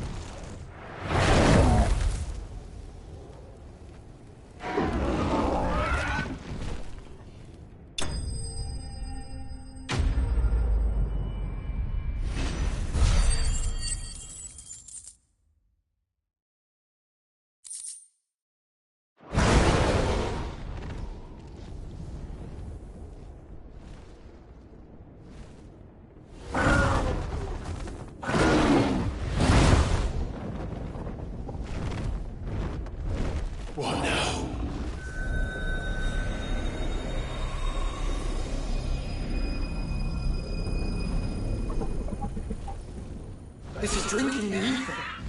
We have to stop him.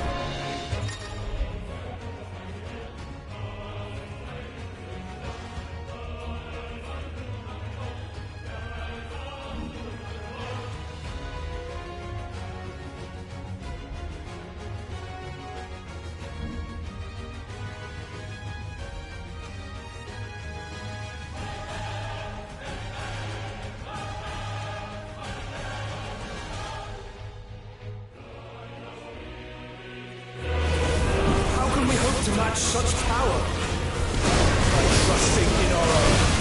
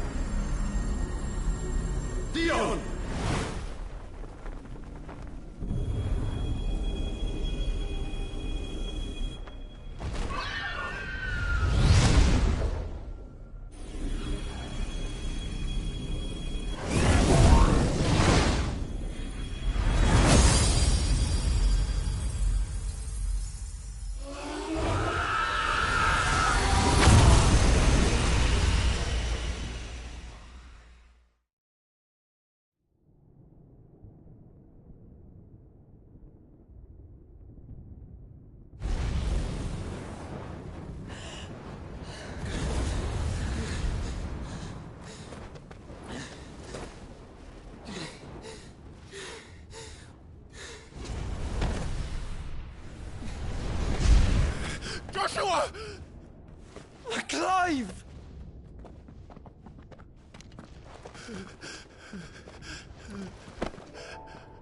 My brother. I'm sorry. I'm so sorry. You're alive. We both are. Nothing else matters.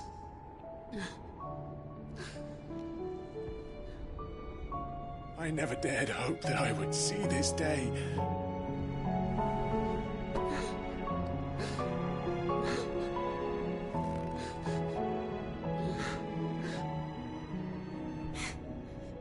Reunited at last.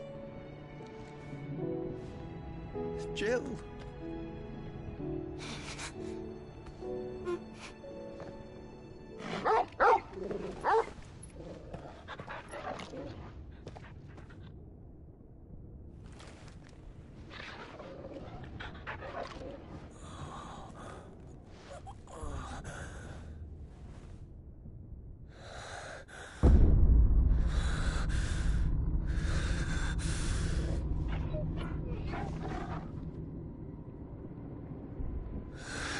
This is for my father!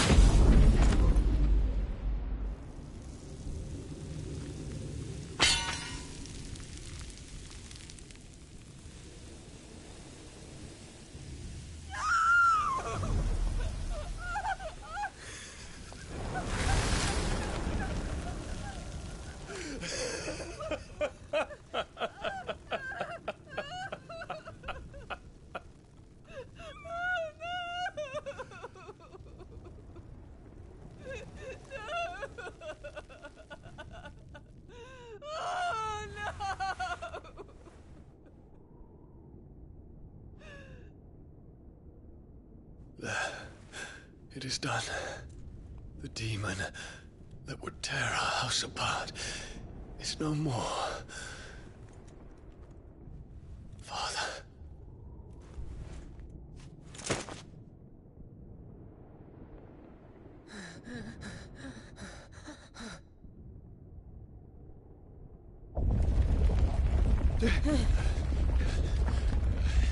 The Mother Crystal.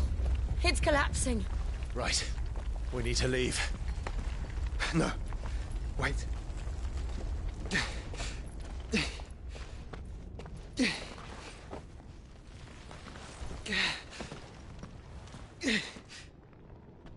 I owe him a debt. Fine.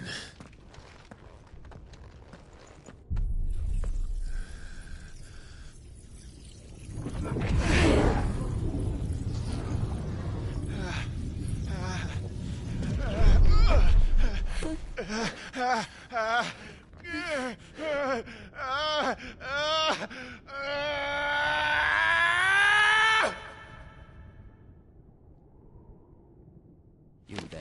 Tell me what section. Don't reinforce the walls. Situation. Report, Captain. Can nothing be done to call them off? I regret not, Your Radiance. The Dragoons answer to none but His Imperial Highness. The Council is powerless to intervene. We're hearing reports of rebel Madness is this, Theon. throughout the neighboring districts. Focus all efforts on extinguishing the fires around the capital. The city can wait. Don't dally, man. Go! Your Radiance. And I want you to find out if Down makes a move. By the light! Dion, have you taken leave of your senses? Call off the Dragoons at once! Fear not. The populace will come to no harm at their hands.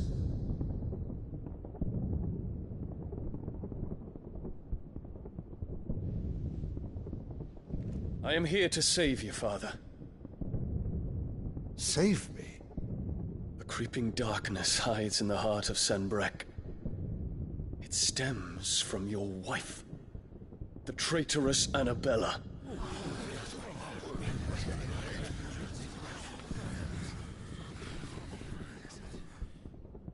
Not another word, Dion. Father, Though you may not see it, the darkness has taken hold of you. It has made you forget yourself. But I bid you remember, there was a time when you ruled not with cruelty, but with compassion. Why now do you turn your back on your people? Why now do you seek to stoke the fires of war? You too have borne witness to this change, your eminences. And you know, as well as I, who is responsible for it. A puppet now sits upon the throne, but cut his strings, and the master loses the power! What? Tion, you bear steel before your emperor? Guards! Take him!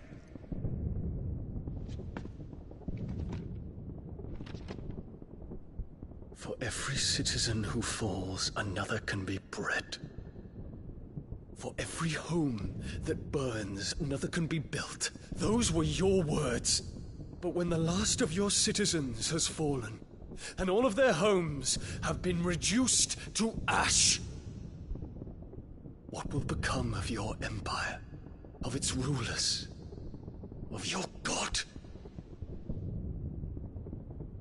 As the mother crystals crumble one by one, and the blight sweeps in to claim all that we hold dear, our people look to their emperor for protection. Yet he labors not to secure their futures, but to seize what is left of the twins for himself. Even if it should come at the cost of everything his loyal citizens have labored to build. Dion, you must understand. A small price to pay, is it not? You've been blessed with great power, Dion. Enough to win me the world. So go, claim Valisthea for me, brother.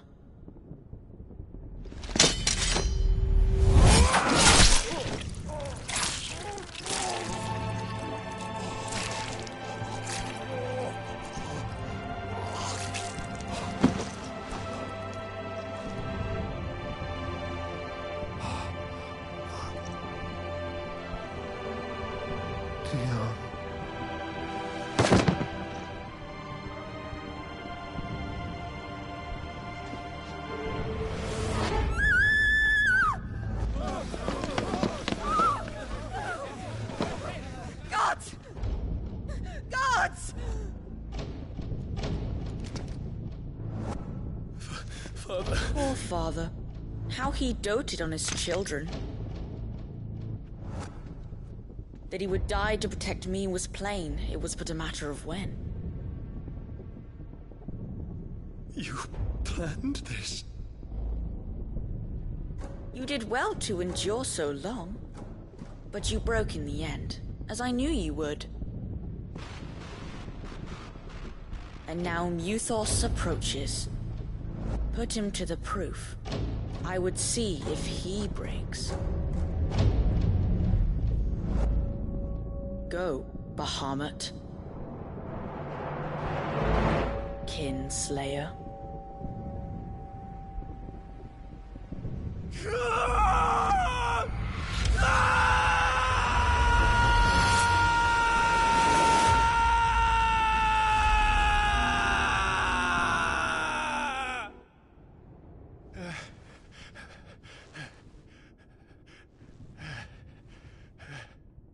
Not again. Brother? It's a long story.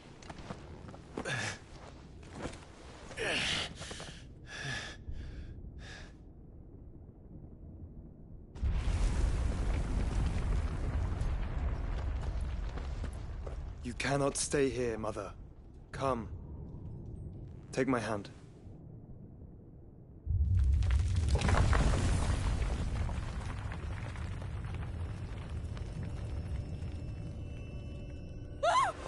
Get away from me!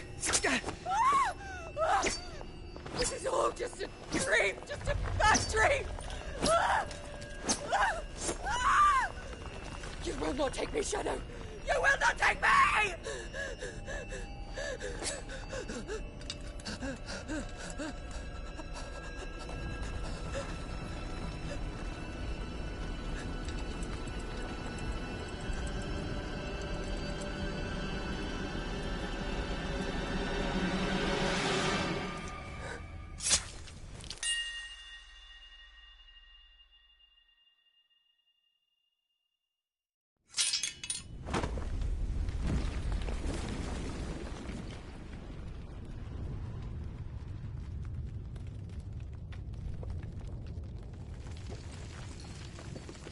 Mother.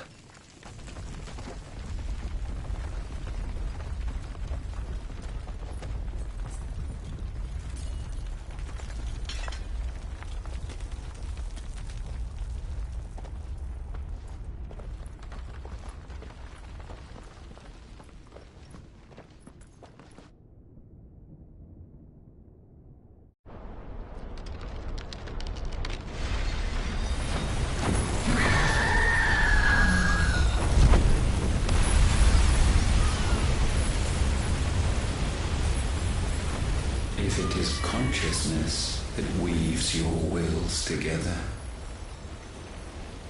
consciousness that blurs the boundary between your own will and that of others, then we shall set you apart once more. The ties that bind you shall be severed, and humanity return to its proper place.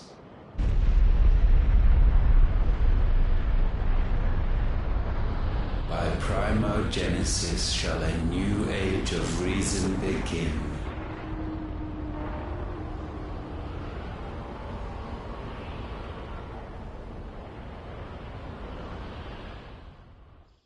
Relax, Your Majesty.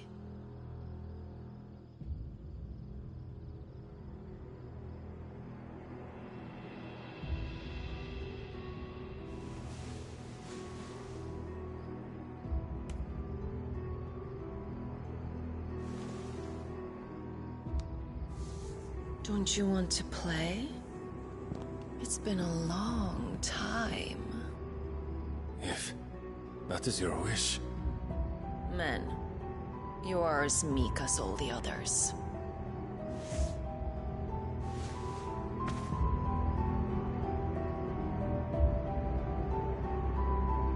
Such feeble creatures.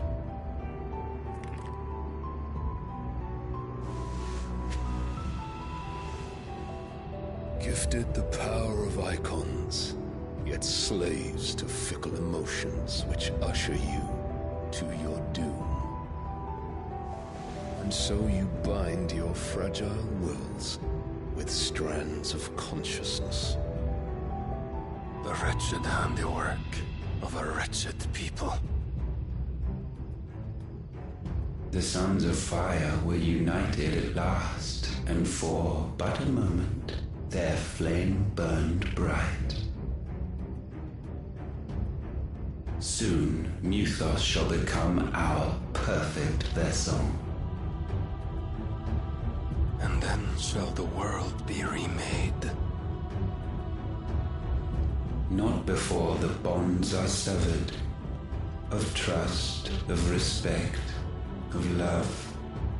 Only when every strand of consciousness is cut away may Mythos return to our side. By primogenesis shall all be undone. Mankind shall be rid of his wretchedness, and Mythos of his will.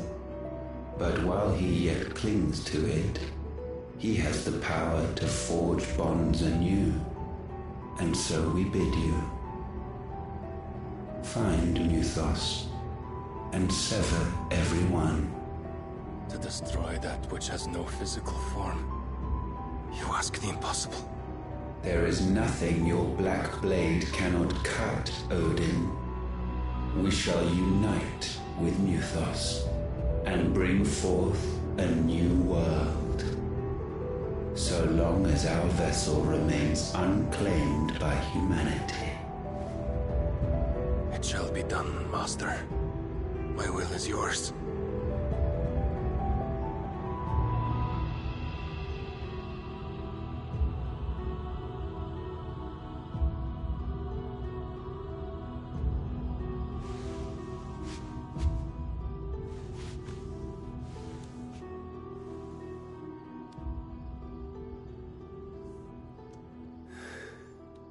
Mother.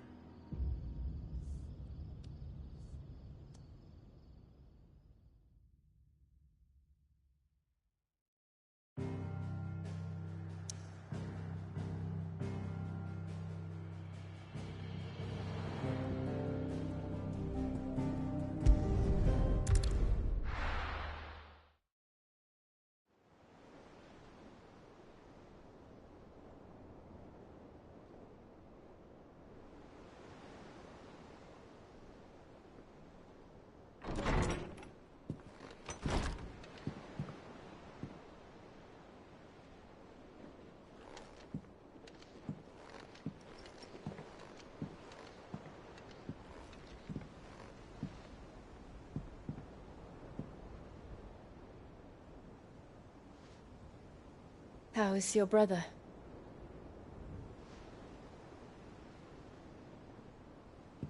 Asleep, since I returned from the Dominion. Taya says he should be back on his feet soon enough. For a while, at least. She discovered something on his chest. A swelling, circled in stone. The curse.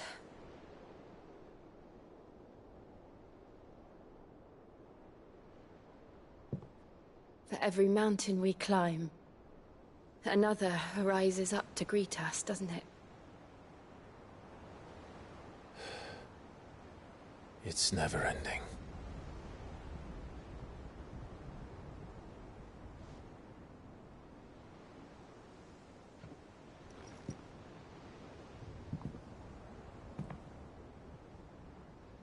Even the sky seems to have grown tired of it all.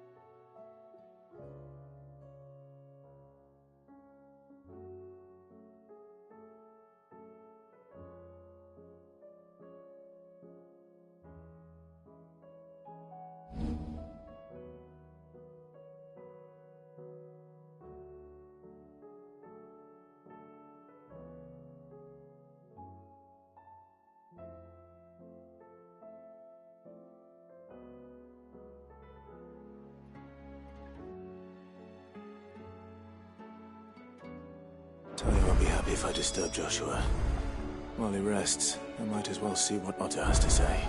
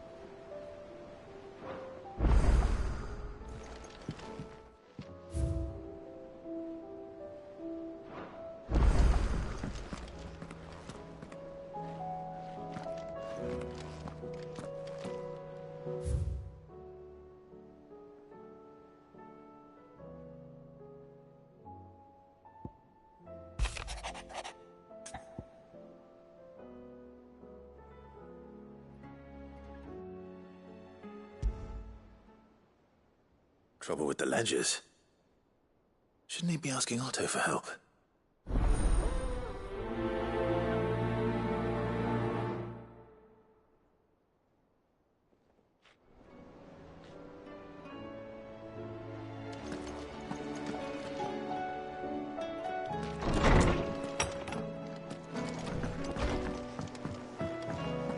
Did you see the pair that got hauled into tires? What do I owe the honor?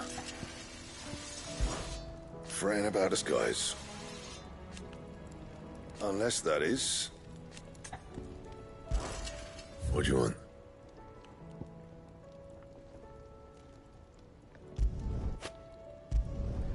Should last you a good while.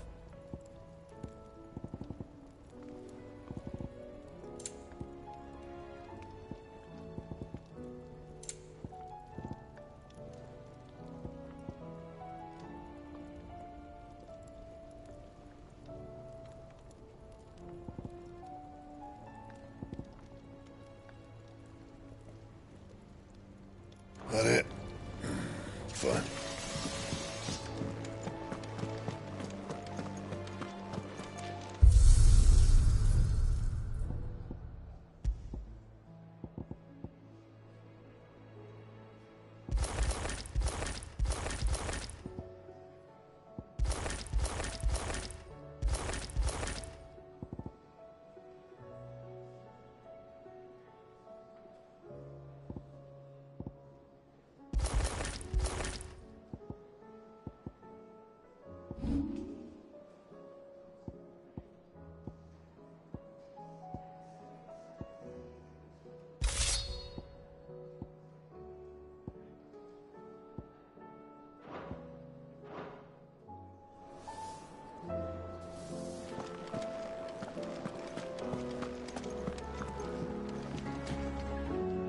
Welcome back, Sid.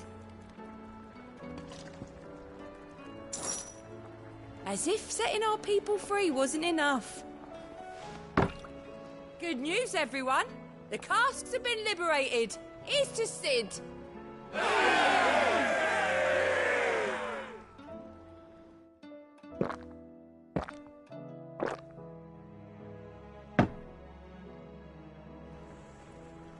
Oh, you're not leaving already, are you? It seems the hideaway's lost its appetite. Can you... Sid! Look what the Cursebreakers brought back from Dalmekia. Said they were all the rage in Dalamil. Looks sort of funny if you ask me. I'll be damned. Have you had one before? Something smells good. What are we having? Bombs! And they are good. You should try one.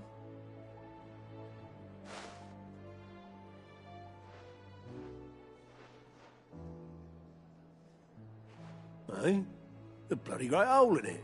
Who ate the rest? It's supposed to be hollow, silly. Haven't you ever seen Drake's Fang?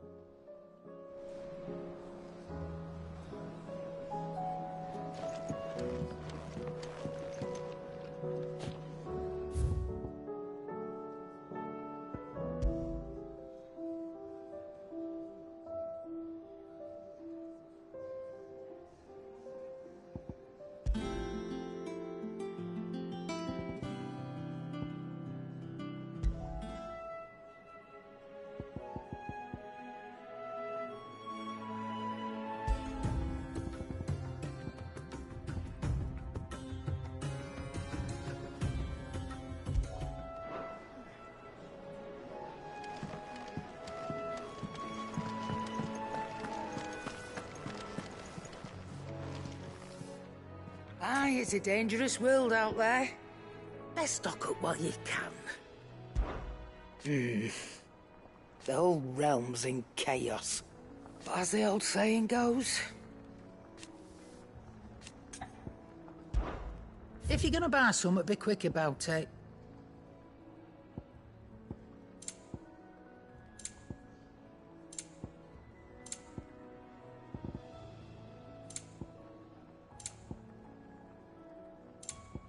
Finished, are you?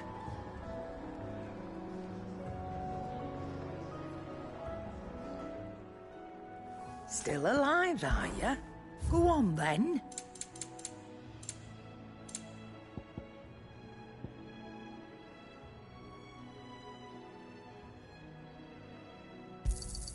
It'd better all be here. Come again.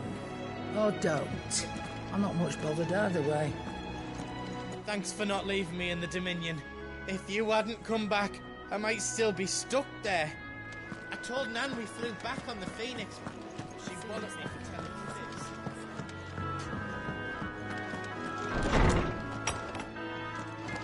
this. There's a storm coming soon. Will there be thunder?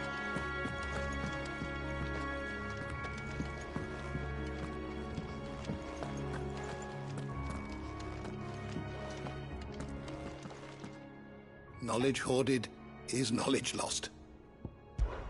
With the darkening skies,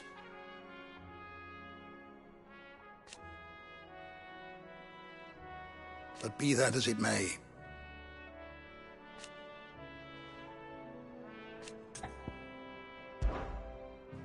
I don't believe you've read this particular chapter before.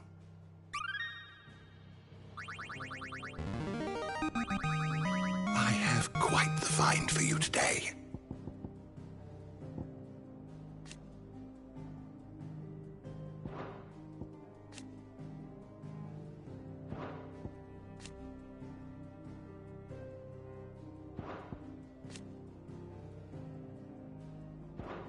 What subject shall we consider today?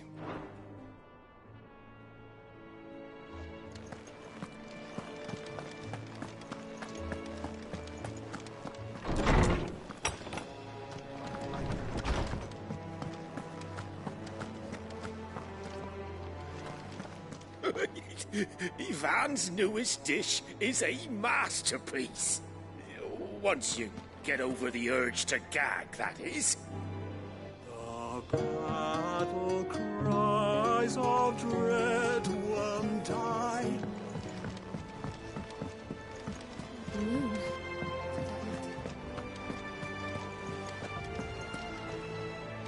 There's barely been a shipment in since the skies started boiling. A few more days without a visit and we'll have to start eating the blankets. Did you see that? Tell me you saw that.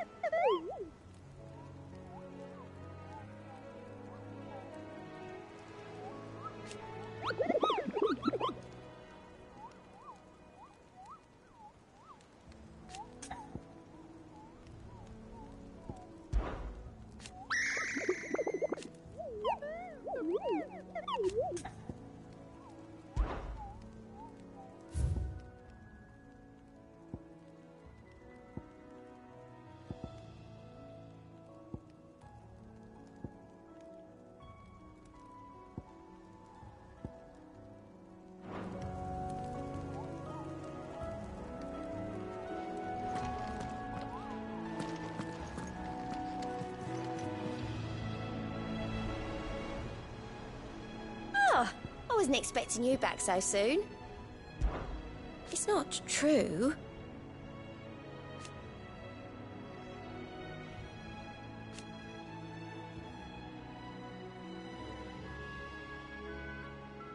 We've lost so much already.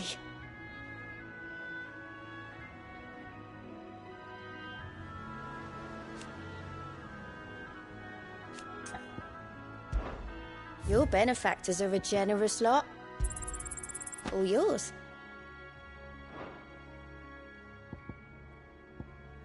Hasn't been delivered yet, I'm afraid.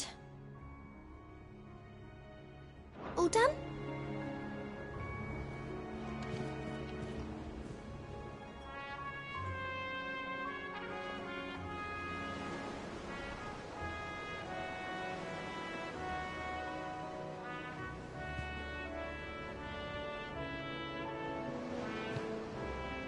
Clive, did you get my letter? That's why I'm here. Shh. Otto might be listening. Is this better? A little. Listen. I've some bad news. It turns out the Hideaway may be slightly behind in its payment to certain lenders, and it may be my fault, but I swear to the goddess, I thought I had the numbers square. Sadly, that square turned out to be more of a circle. 0, you might say. I can straighten it out, I swear, but it's going to take some time, and I'm going to need help keeping it from Otto. Bit late for that, I'd say. There you are! What a surprise! So let me get this straight.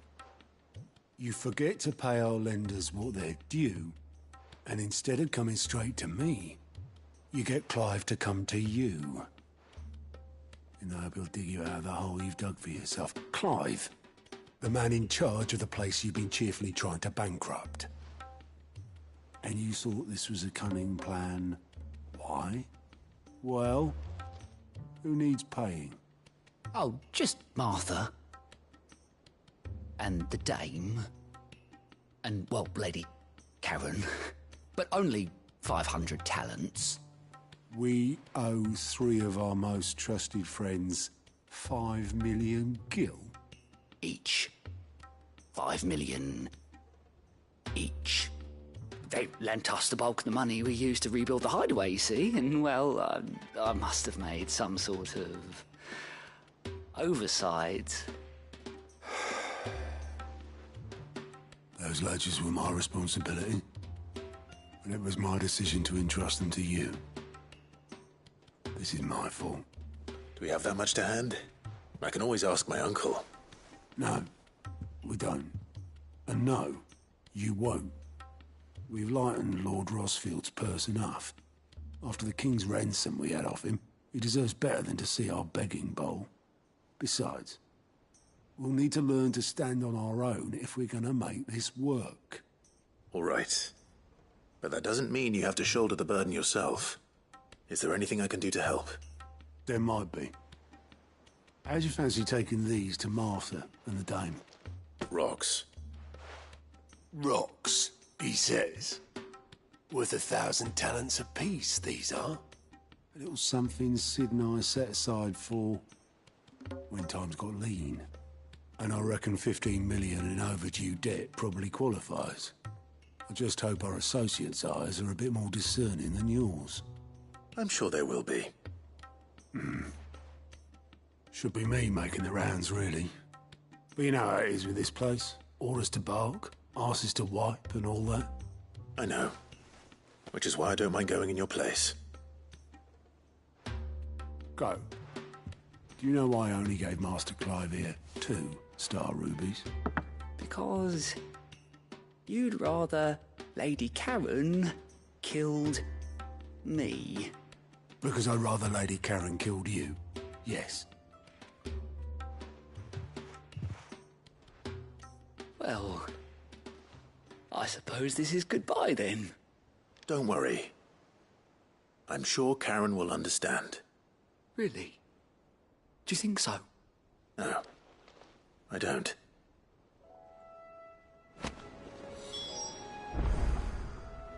How are you doing?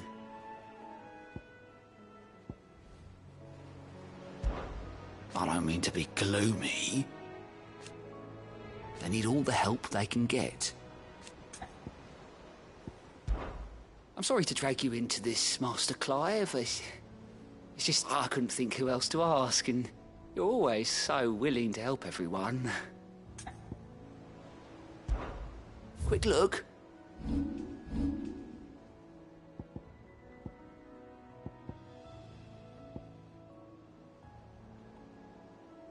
Think you can help?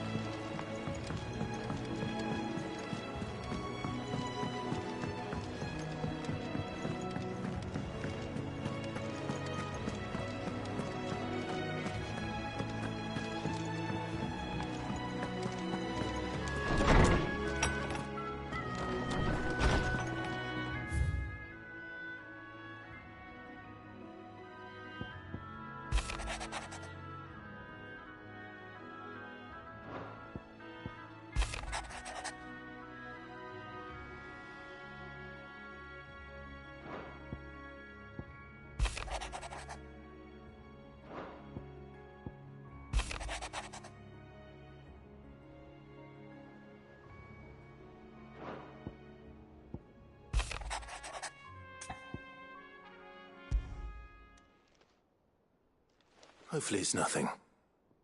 But I should speak to Blackthorn just in case.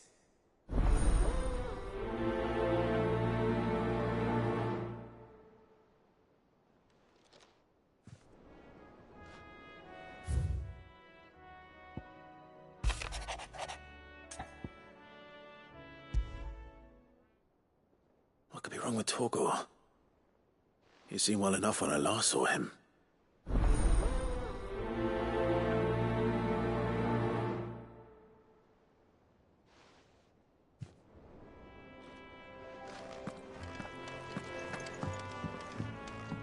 It will take time to come to terms with everything that happened in the Dominion. But time is the one thing we always seem to lack.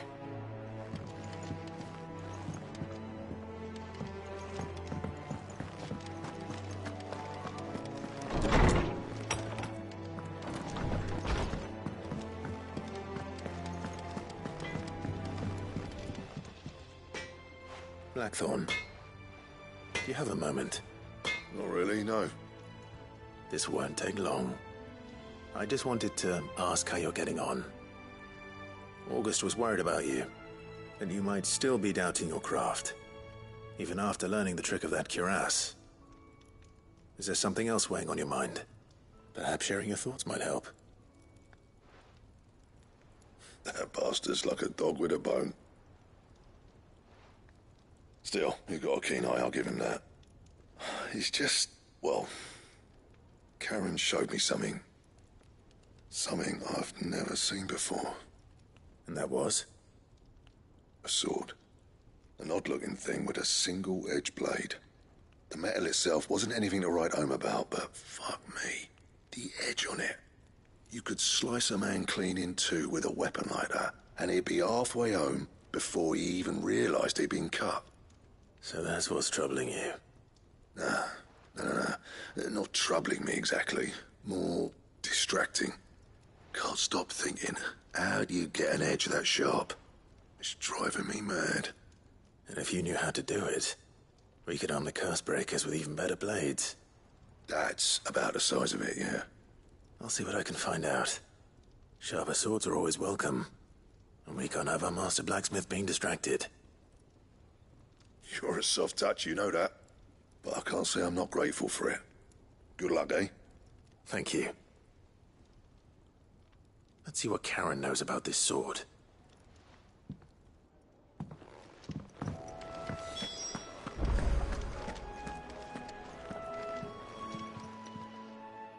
I got your note. You think something's wrong with Torgor? So you can read. Congratulations. But I didn't say how we're wrong with him. I said something weren't right. He's not been eating me treats. He used to love cracking the bones from Molly's boiled brown, but now he won't so much as look at them. Didn't like him. Which is why I'm of a mind that his mind's on something else. You've not been working him too hard, have you? No harder than usual. Is that it, boy? Do you need a rest? What was it you said he was? A frost wolf? That's what the lawsman seems to think. Then maybe this all has something to do with whatever it is that's woken inside him. I suppose things have been different since Rosalith. Perhaps Hippocrates knows something. Instead of everything, you mean? Perhaps.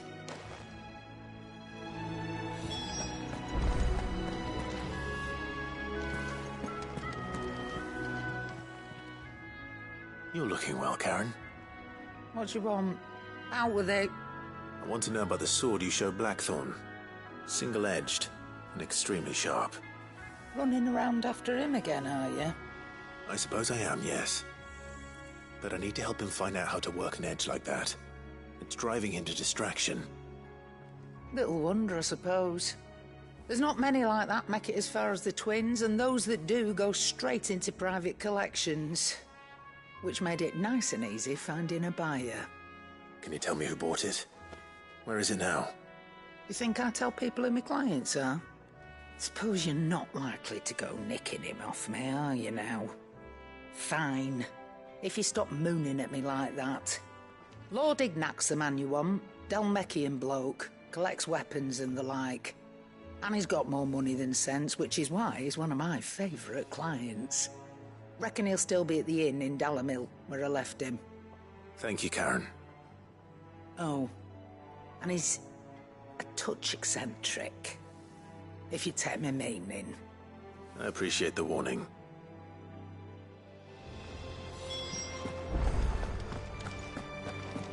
It seems the hideaway's lost its appetite. Is a storm coming, Sid? Will there be thunder? Lawsman, I need to ask you about Torgal. Something's not right with him. He isn't ill, is he? I don't think so. But according to Lady Karen, he seems to have lost his appetite.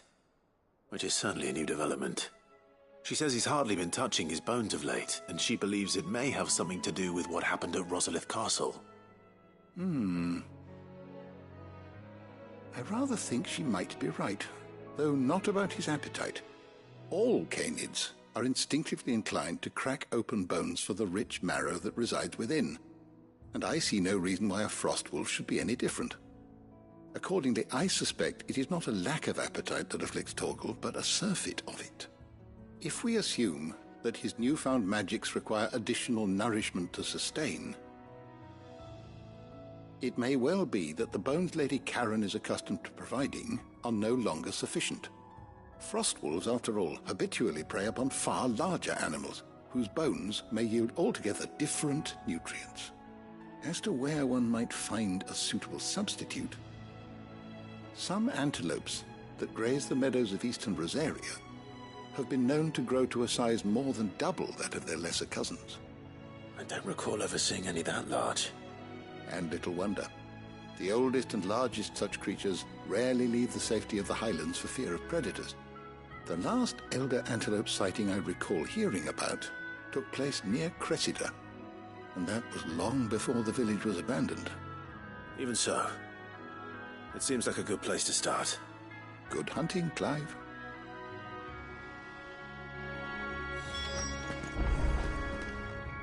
Sid, did you know that chocobos are far more resilient to the effects of ether than most other beasts?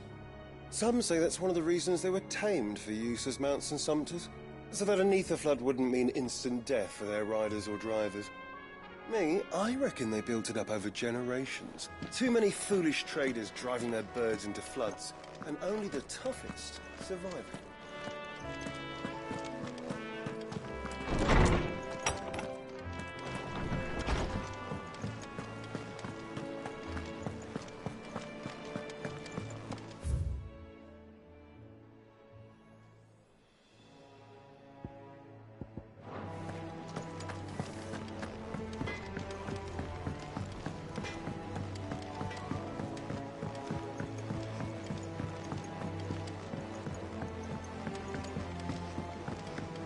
I heard the Emperor was impaled on his own son's spear. We're all gonna die! You hear me? The Akashic are coming and they won't stop until they've slaughtered every single one of us! How do you suppose they'll manage that?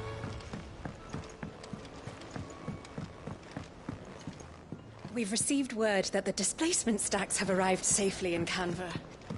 The rest is up to Mid. All this fuss over a few Well, dark clouds. That's it. Here, Sid. Reckon you might be just the man to help me out of a bit of bother, if you've a mind to. Let's hear it. Well, it's about this alembic the chief's got me making. Lovely bit of kit it is. Bung in a solution you want splitting, and it will separate it out, just like that. Problem is, it won't always get rid of all the impurities. And with some of the stuff we need it for, that ain't good enough. Which is why I've been looking for something to filter the liquid we'll be cooking off. And that's where I was hoping you could help me out. I imagine Ty could get some use out of this alembic too. Distilling medicines and the like. All right. Why not?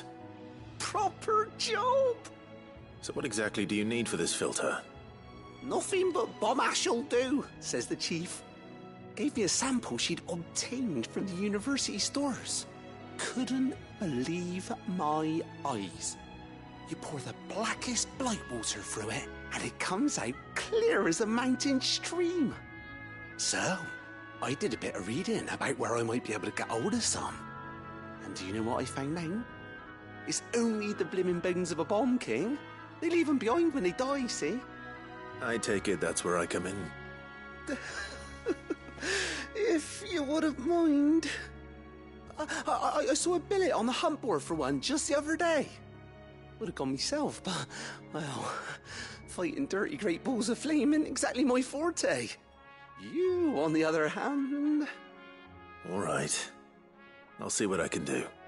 Thank you kindly. And a good hunting, eh?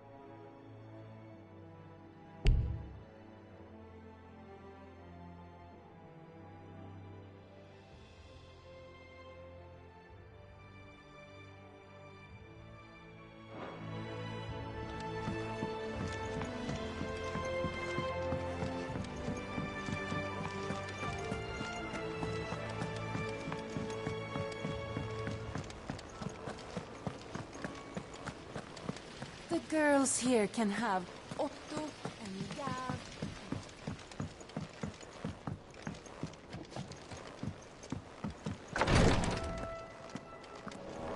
I can hardly lift my arms. The curse, it's... You just need some rest. I'll stay here with you. If you'd like.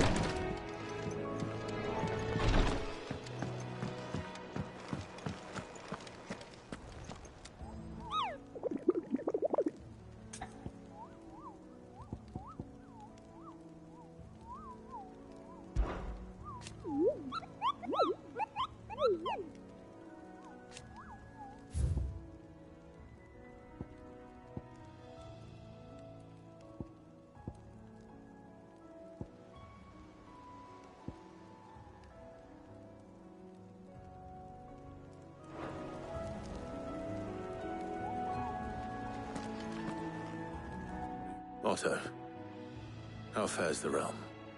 The realm? Oh, she's just fine. As long as you look past the fat storms out mother crystals and her skies are a roiling cesspit. And Gav? He's with your uncle in the Free Cities, helping Mid with her project. Sent an owl their way the moment the winds turned foul. Still waiting on a reply, though.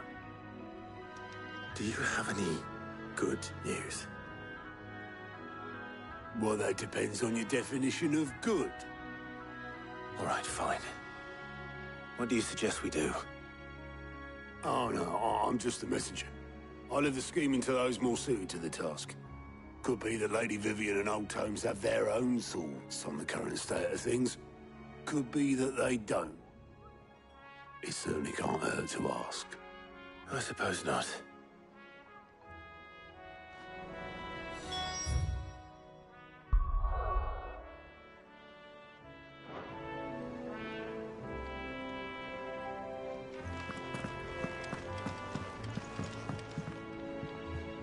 How is it that every one of your little excursions presages some inexplicable catastrophe? Not that you are to blame for the Dominion's fate. No one could have predicted the actions of the Crown Prince. I'm sorry I couldn't save your home. My countrymen are stronger than you think. A few toppled clock towers won't break their spirits.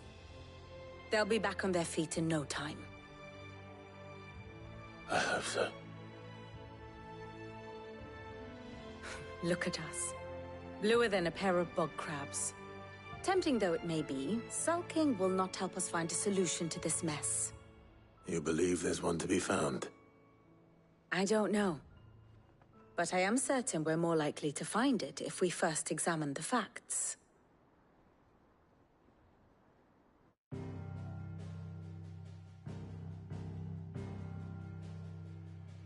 Beneath these darkened skies, fear and confusion reign over Valisthea. Oh, the lands around the fallen Mother Crystals had already begun to wilt for want of ether. But not like this. Crystals that filled wells and fueled furnaces. Now nothing but pretty shards of rock. And those that hang from the people's necks cast nary a glimmer of light to keep the dark at bay. It is only a matter of time before the common folk convince themselves that the end of days is upon us. Yet I fear a swift end is more than we can hope for. While most of the world thirsts for ether, the remainder drowns in it, spawning Akashic in droves. And amidst the hordes of mindless beasts, with magics as like to fail as function, even the strongest nation would falter. Rosaria and the Iron Kingdom teeter on the brink of collapse, while the tragedy in Twinside has all but paralyzed the Holy Empire. Dhalmekia fares little better. Rumor has it the ministers fled the capital after the fall of Drake's Fang, leaving their beloved republic to crumble. Waloed, meanwhile, moves in earnest. The Einherjar has been sighted off-storm. The world, in short, is in chaos. It would seem our civilization was nothing but a castle of sand, to be washed away at the whim of the waves.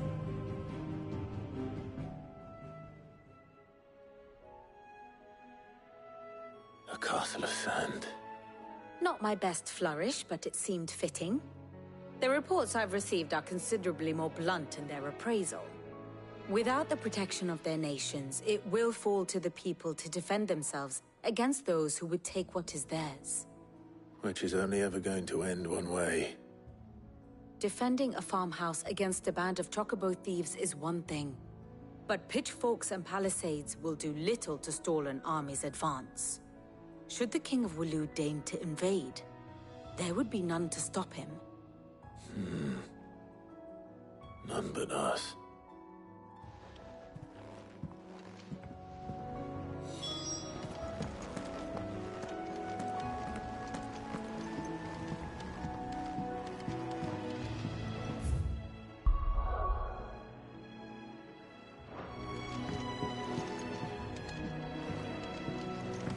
Did you see that?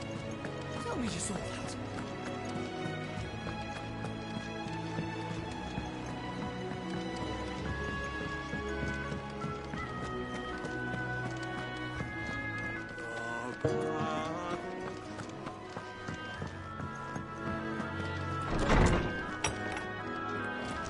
Is a storm coming, Sid? Will there be thunder? Let me guess. You're here about the skies. Is there anything you don't know, Lawsman? It doesn't take a court astrologer to augur the obvious. As for what has disturbed the heavens, That, I believe, is a question the Fallen might be better placed to answer than I. And on the 6th day did the gods tear the sun from the firmament, visiting darkness upon their prideful sons and daughters. But I dare say you remember your childhood lessons on the sins of Zemeckis only too well. You think they're connected? That Ultima was one of the gods responsible? Well, he has certainly exhibited powers that we mortals would associate with the divine. There is nothing divine about him. But he wouldn't be the first god of whom that could be said, now would he? Yet for all the fairy tales that tell of the sins, there is almost nothing in the way of actual historical accounts. Had I the Journal of Moss the Chronicler, I may have been able to tell you more, but alas, I fear all remaining copies have been lost to time. You will forgive me, I hope? Certainly not. Because there is nothing to forgive. Even without this journal, you provided us ample wisdom. And we will always be grateful for it. Perhaps Otto will be more inclined to share his thoughts when he hears what the others had to say.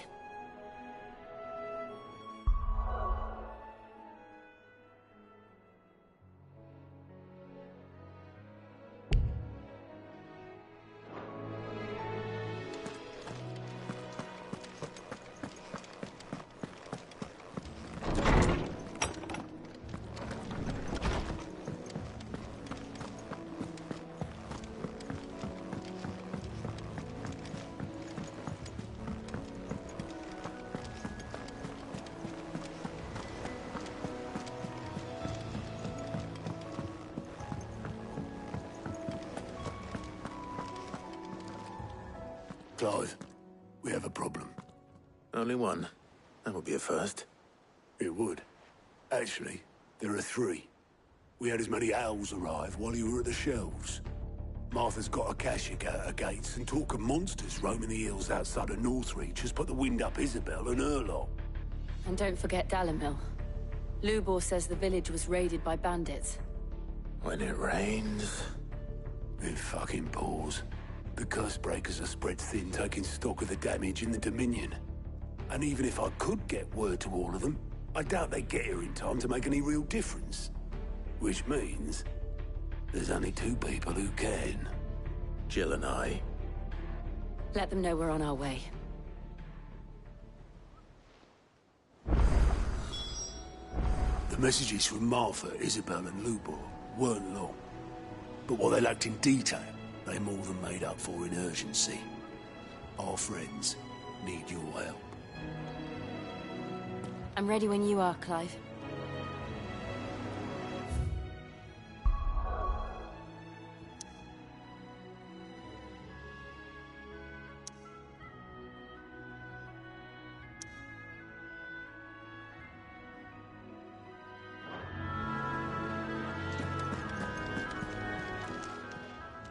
Fancy a look at the list, do you?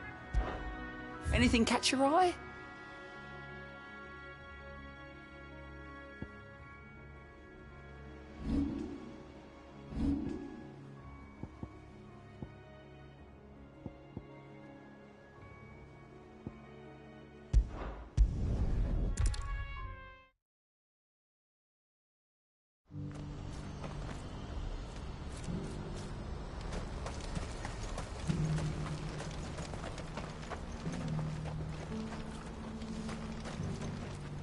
Ah, Clive.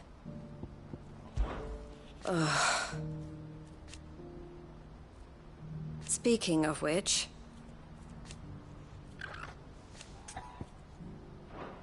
safe travels. Do you have any fresh water? Tell me, traveller, do the other villagers of the realm suffer as ours does? With black clouds above and starving stragglers below. Not so very long ago. I want to know right away. Bad news. Good, actually. Something worth celebrating for a change. Only trouble is, the serving girl's still new to the job, so I can't leave her while I go and invite those I'd like to celebrate with.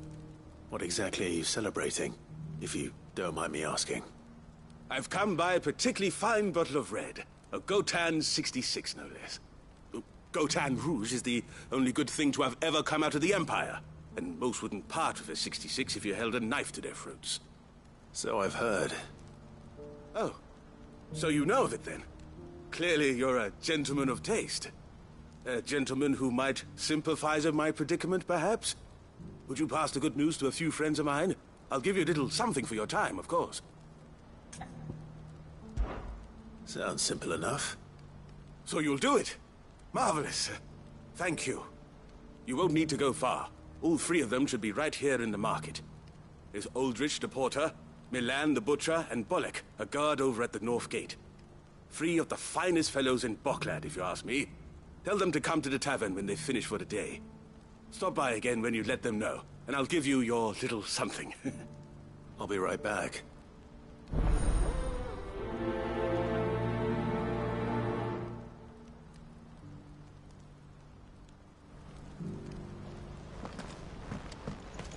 Has this wine turned? Or is it my stomach?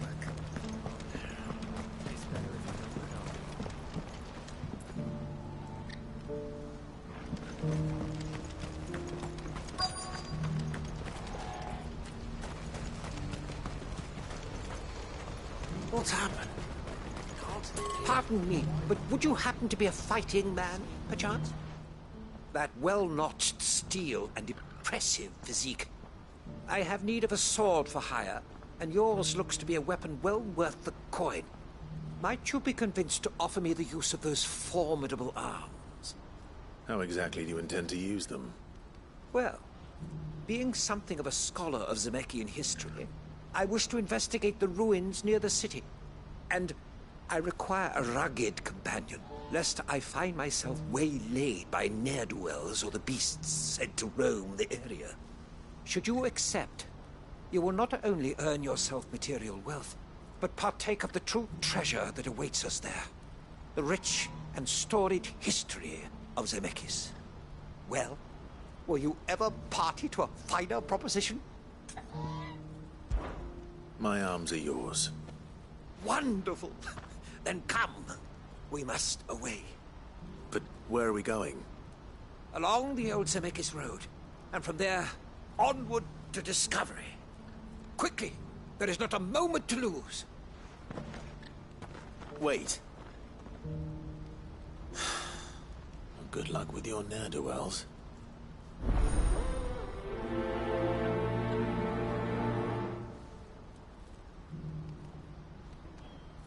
I'd better make sure he doesn't get himself killed.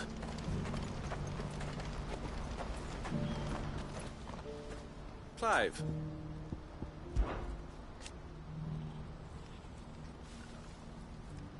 The other half. As for me...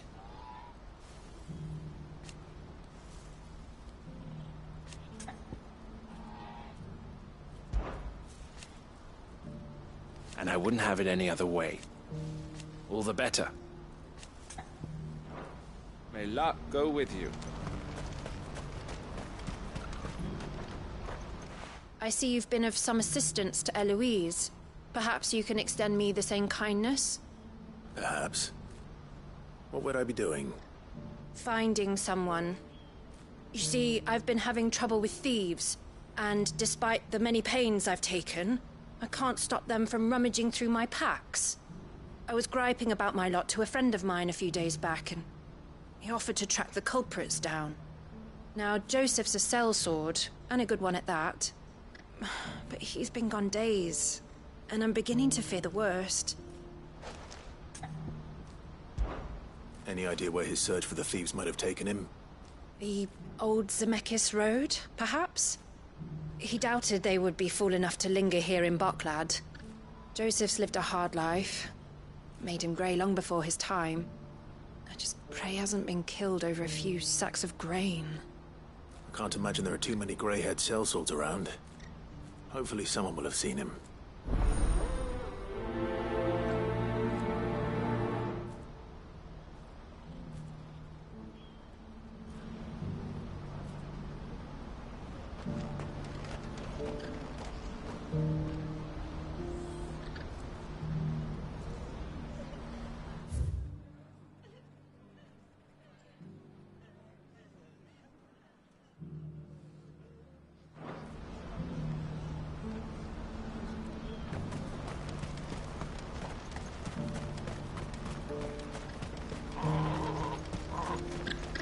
Getting you down, girl.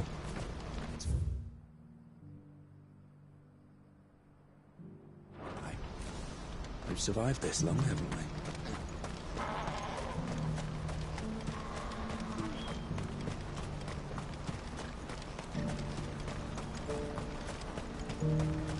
What I wouldn't give for a hot meal.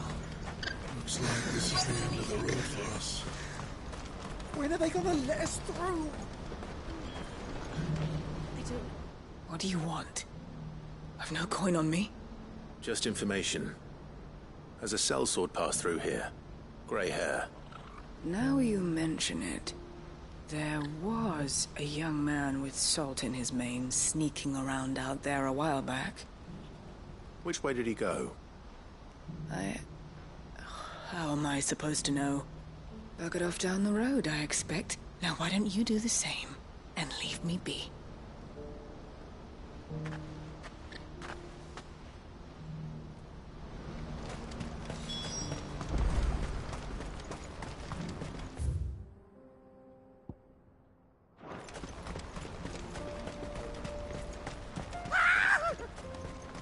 Why am I not surprised? Careful. You'll handle your coin. You know what's good for you.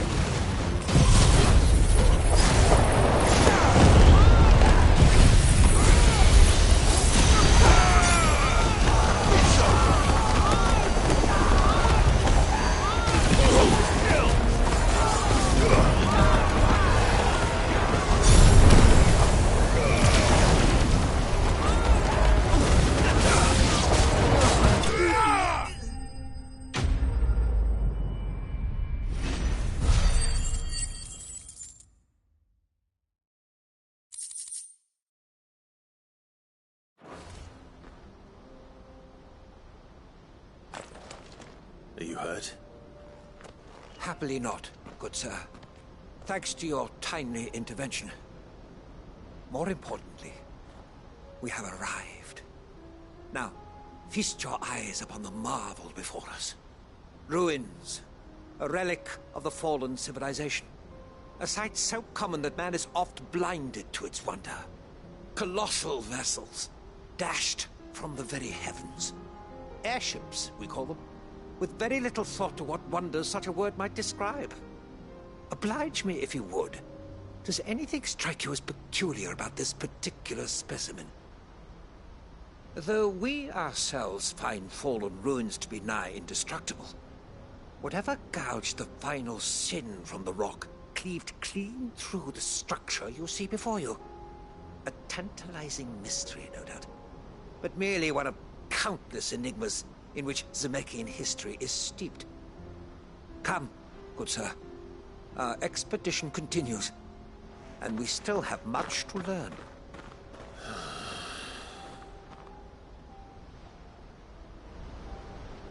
He's passionate. I'll give him that.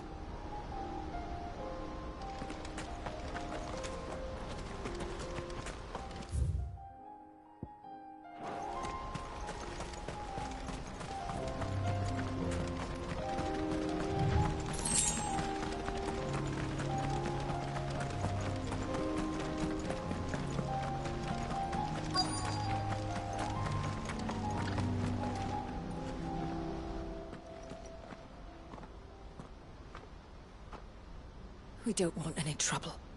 Neither do I. I'm looking for someone. A grey-haired mercenary. Well, we haven't seen him. Yes, we have. We saw him climbing up the rocks. And those ones, over there. Maybe he found his thieves. Mum won't let me near them.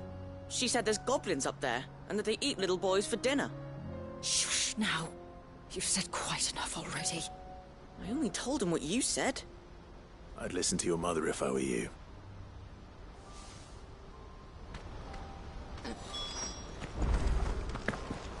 I know Mum was only trying to scare me, but I'm not afraid of goblins. Not the little ones.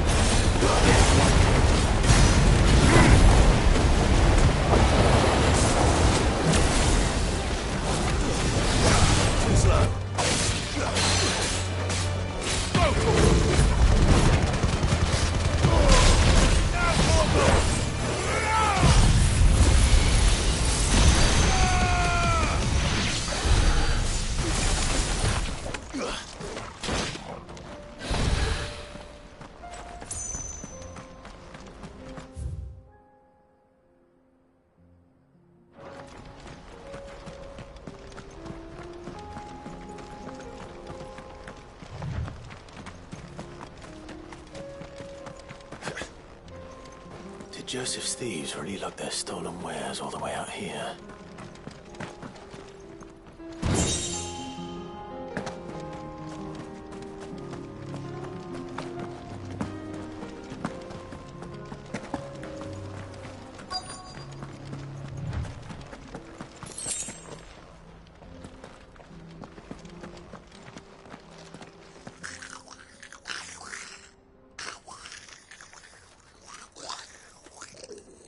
I think we've found our thieves. They don't look happy to see me.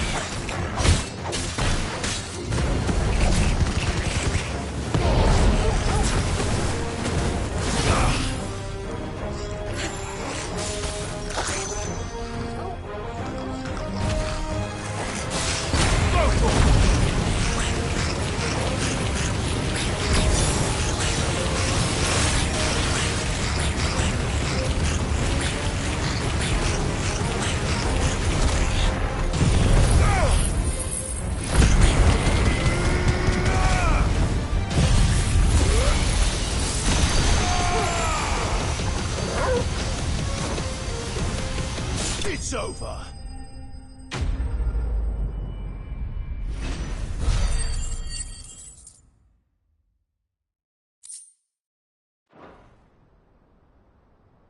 Let's get this over with. Stop! Don't kill him, he's just protecting his home. Joseph? So the boy was right. I don't know you. Your porter friend sent me to find you.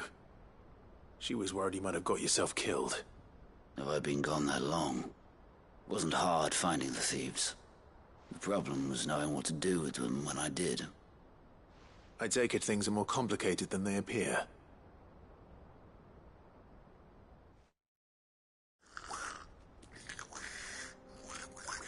I'd all but ruled out bandits before I even left the market. You know why that is? Because our thieves had no interest in gold or gems, or anything they couldn't eat for that matter. Add to that the rumors of goblins in the area, and the mystery practically solved itself. I soon found their cozy little homestead, and all the missing food.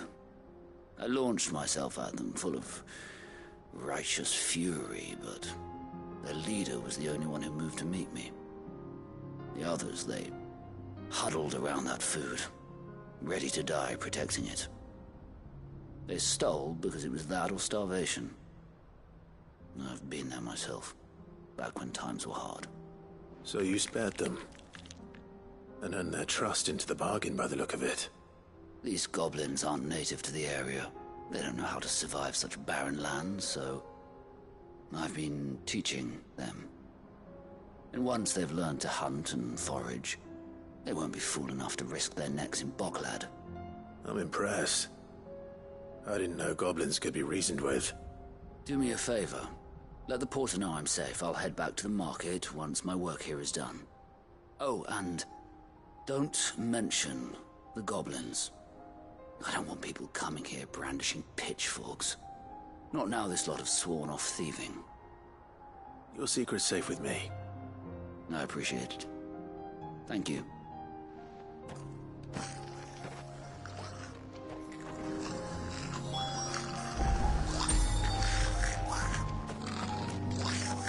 I'd always thought of goblins as mindless savages.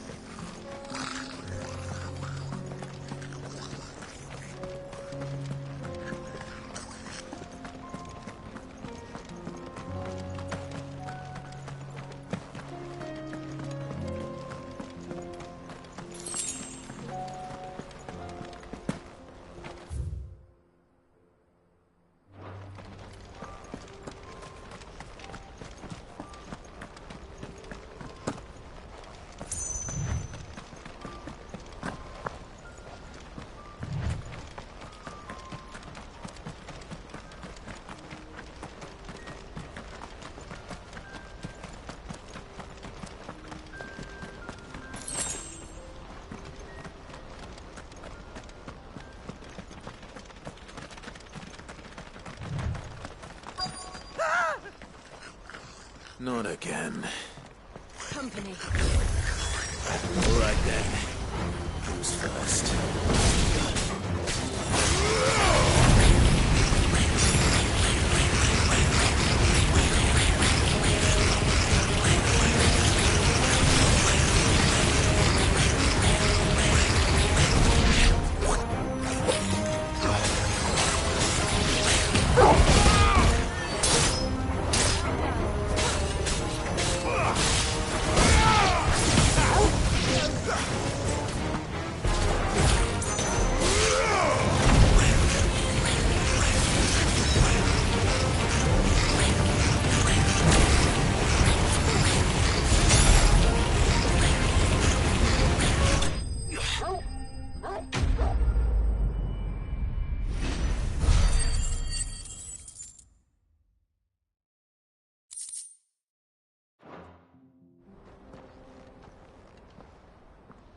You're going to get yourself killed.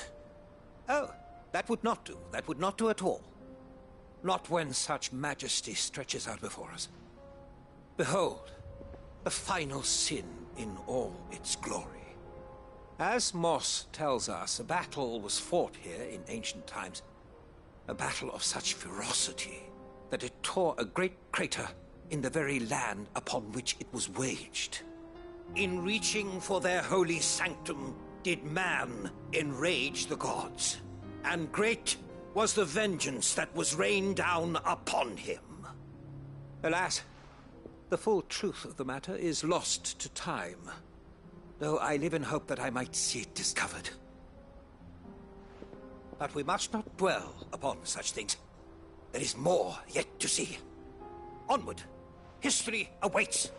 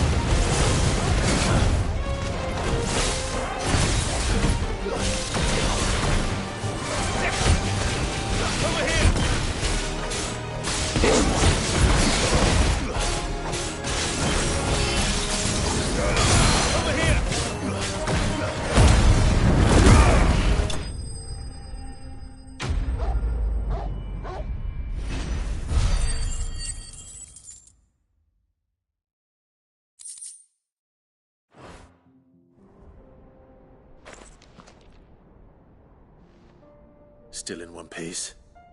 It would seem so. Once more I am in your debt. And once more you impress me with your prowess.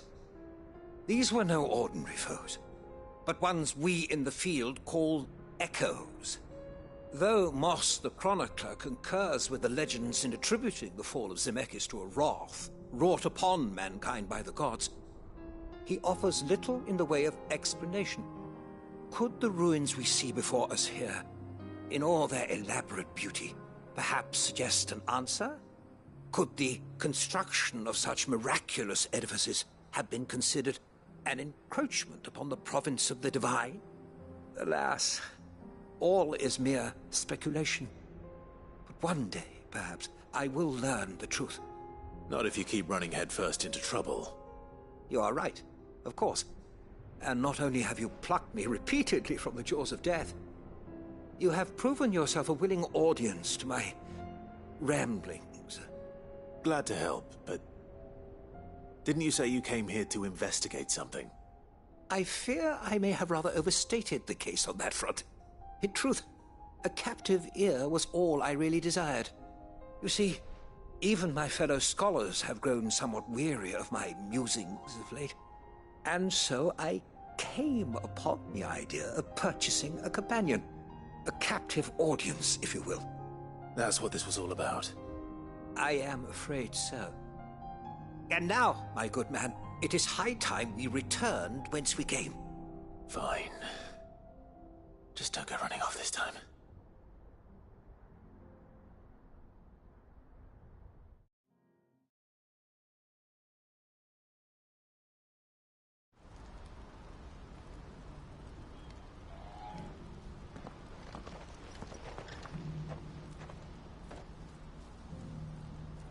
And so ends a delightful day. Here, your reward for humoring my selfish whims, plus a little extra for the trouble I have put you to.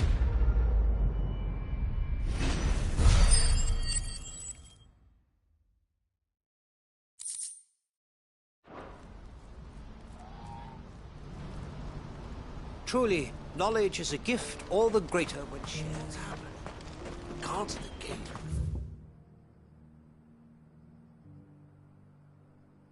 I don't panic.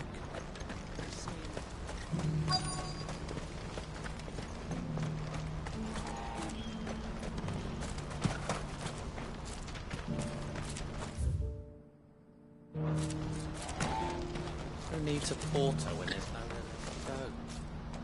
I've been asked to find Aldrich, the porter. I don't suppose that's you, is it? That's me right enough. You need something delivered? The innkeeper sent me. He said there's a cup of Gotan 66 with your name on it when you're done for the day. A 66? Look at me. If he's just got hold of it now, it must have been in the crates he had me carry down from Sambrek. From the Empire to Boklad. He must be a braver man than most. That's a treacherous route at the best of times. Such is the porter's lot. There's not a patch of storm these feet haven't traipsed across. It's Oriflamme one day, then off to Canva the next. The farther you're willing to go, the fatter the purse.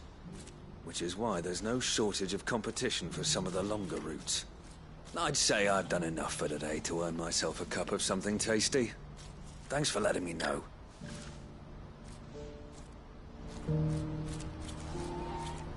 Most men would keep a fine vintage like a Gotan 66 to themselves. But not our innkeeper. He's a true gent, that one.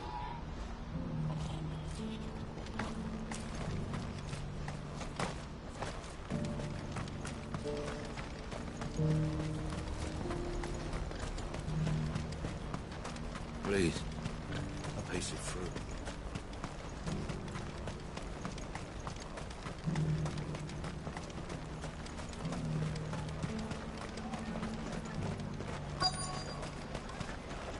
These pears are... Oh, it's you. Hey, next time you see Goots, tell him we won't go back to stealing.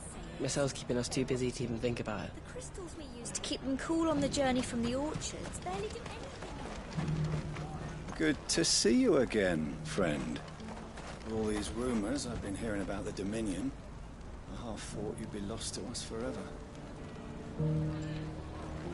Are you Milan, the butcher? That's me. What can I do for you? The innkeeper's just had a special delivery.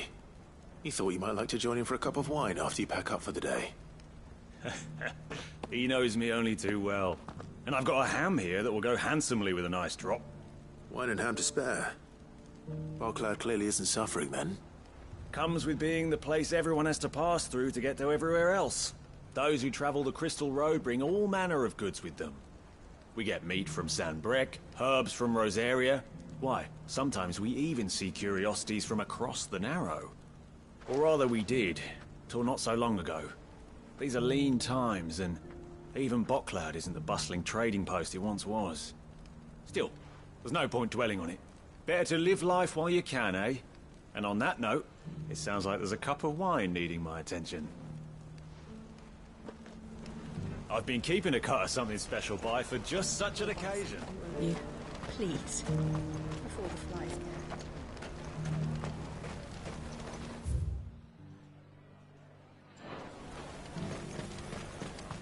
Congratulations on getting your trader's pass back.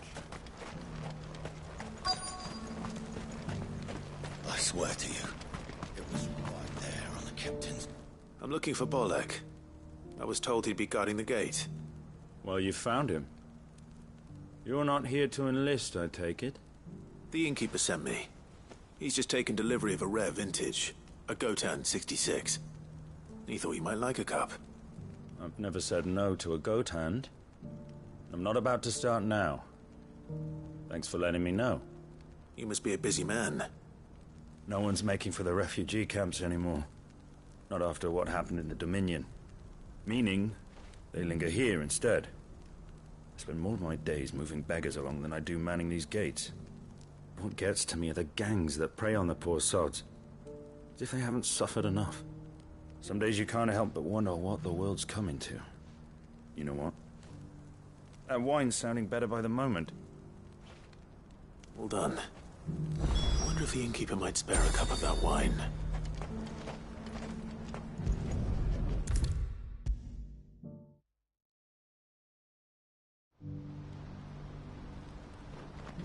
I spoke to your friends. They'll be along soon. That's fantastic news. Thank you kindly. It's been a while since we all sat down together. And the way I see it, that wine is as much theirs as it is my own. How so? Well, I wouldn't be serving anything but slops without Aldrich to go and fetch the good stuff for me. And then there's Milan, who always sends customers my way. And Bolek, an even-handed keeper of the peace, if ever there was one. Those three are the backbone of Bocklad. Lose any one of them, and the market would soon fall apart. And without the market, I wouldn't have a single customer. I'd say that's worth a bottle of 66, wouldn't you? And more besides. Everyone needs a shoulder to lean on. Be they world-weary innkeepers or brooding swordsmen. Right, I'd better prepare for my guest's arrival. I hear you had me carrying a bottle of Gotan 66. If I'd have known, I would have sold the thing and lived like a lord. I'll settle for a cup, though, if you're in a sharing mood. A Gotan 66. Just as well I had something special of my own set aside. A bottle between the four of us might not be enough to drown our sorrows, but it can't hurt. Here they are, the three pillars of Bocklad. Sit yourselves down, gentlemen. The woes of the world may be monstrous in many, but there's nothing like a few good friends to keep the misery at bay. Never a truer word spoken.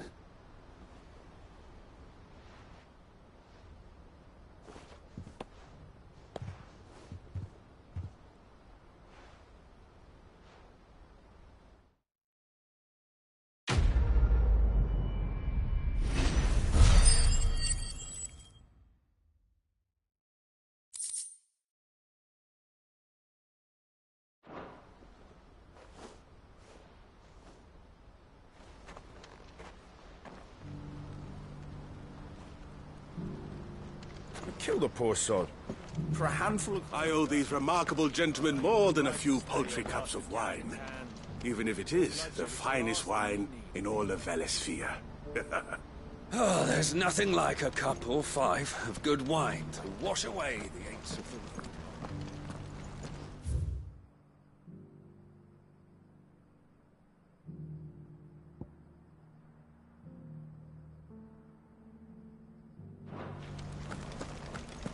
Do you have any fresh water?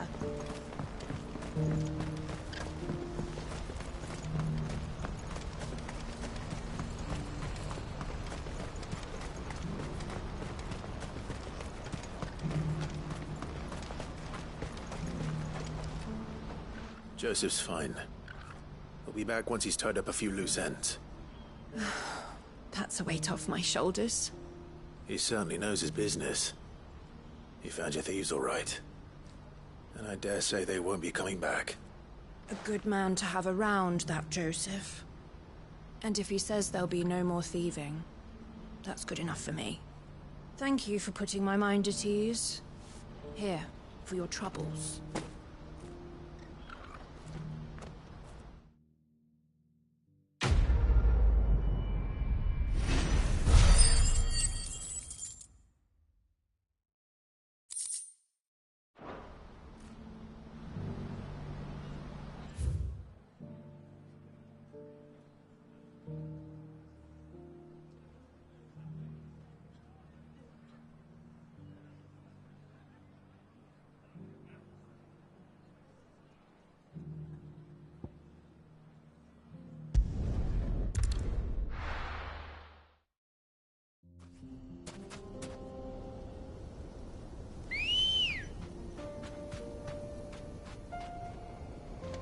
Come on.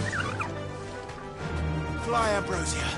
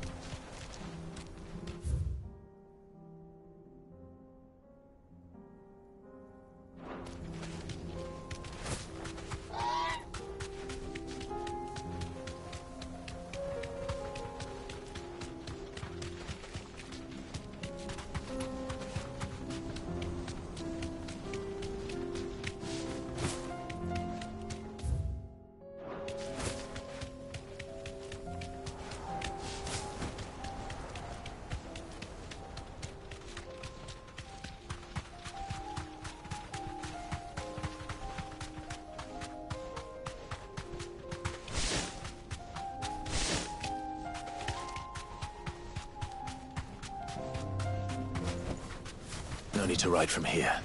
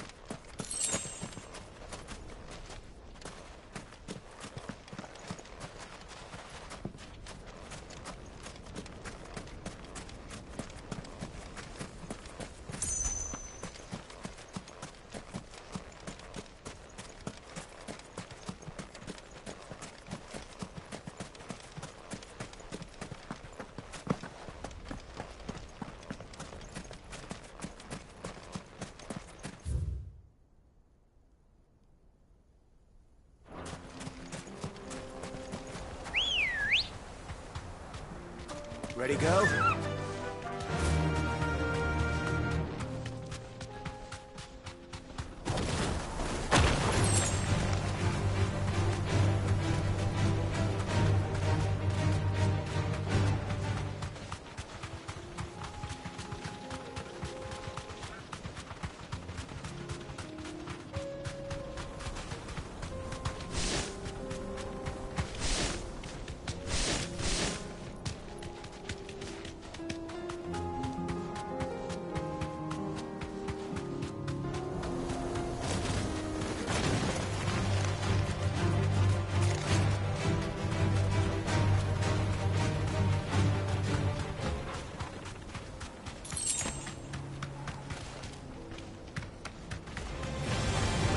Easy.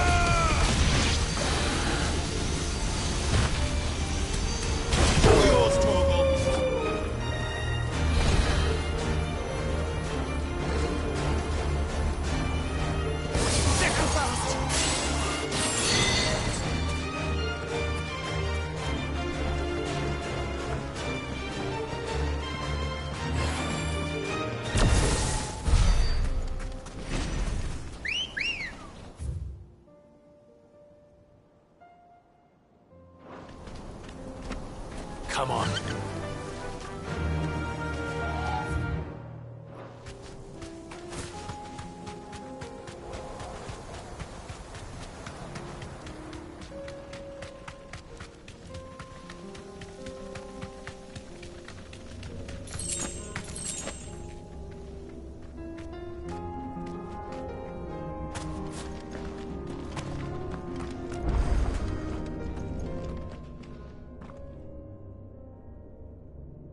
This one's awake.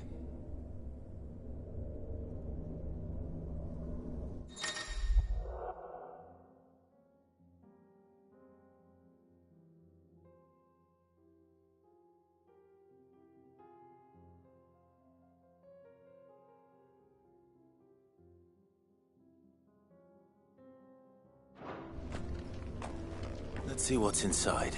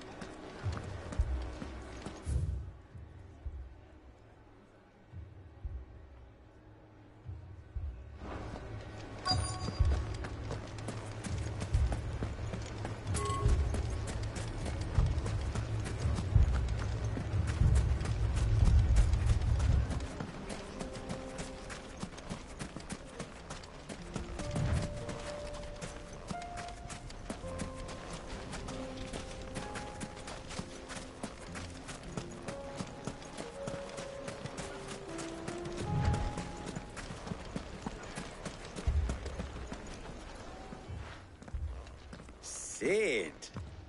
Your new companion appears much more formidable than your uncle. Should I be worried? You haven't been introduced. Jill, Clive has told me much about you. All lies, I'm sure. Your Stolas said that Dalamil has a bandit problem. Indeed. Although, you're a little late. They left with our food and guild days ago. Any idea where they went? The desert's a big place. Your guess is as good as mine. But the fact is, I have more immediate concerns. What did you say to me? What did you say? As if by magic. Let's just say we've yet to reach a consensus about how to solve Dalimil's little problem.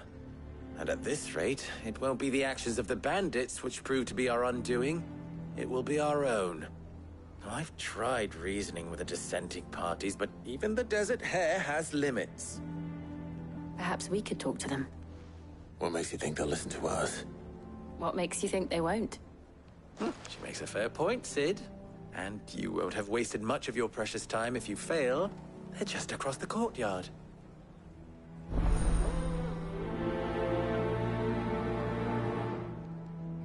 Suppose we just follow the shouting. Poor bastard. Couldn't run because of the weight of his load.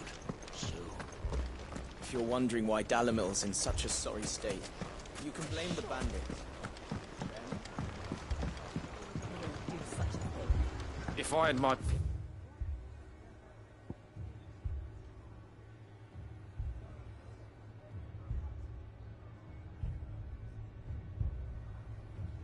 Cax, I would...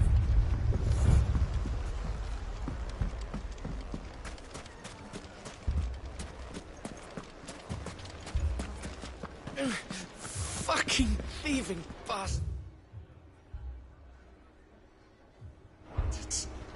As if life hadn't been hard enough round here since... Oh, I'm ruined. Mummy, I'm scared.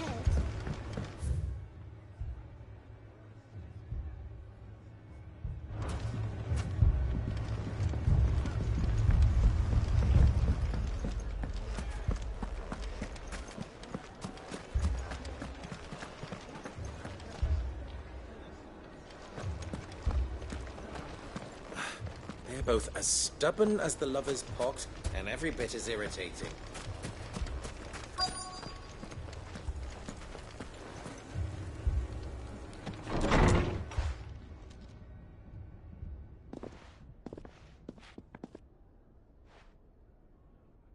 You wouldn't talk like that if it had been your men whose throats were slit. Blood for blood, it's the only way. We hire mercenaries and have them mount the bandits' heads on our walls as a lesson to the rest. And what happens when those mercenaries are slaughtered like your men? Are you going to hire more? We're better off using that coin to buy food and supplies. If we hire mercenaries, the only thing we're buying is the bandits' ire. And you cannot fill empty bellies with that. Do you hear me? But what happens when they come back? Maybe it'll be your throat that's slit. That's enough. Both of you. Any more of this and I'll throw you out myself. Come back when you're ready to talk like adults.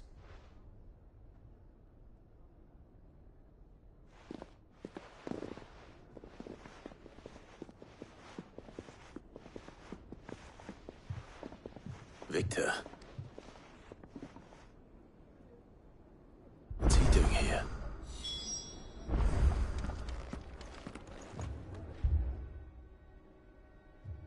Sid. And Lady Jill. What brings you here? I was about to ask you the same thing. Costness is in chaos, and the markets have all but ceased to operate. The Briar's Kiss here in Dalamil is the only place I can reliably obtain supplies. I was here to do just that when Master Lubor told me of his troubles. He thought I might be able to talk some sense into these fools. But if you're here, I suppose his patience must be waning. Who are those people? Those were the thorns in Lubor's side. And the reason this place might be headed the same way as Costner's. It's these accursed skies. The darkness is enough to drive a man to madness. Or an entire city, for that matter. We're still working on the skies. But in the meantime, perhaps we can find a solution to Dalimil's problems. I hope so. For all our sakes.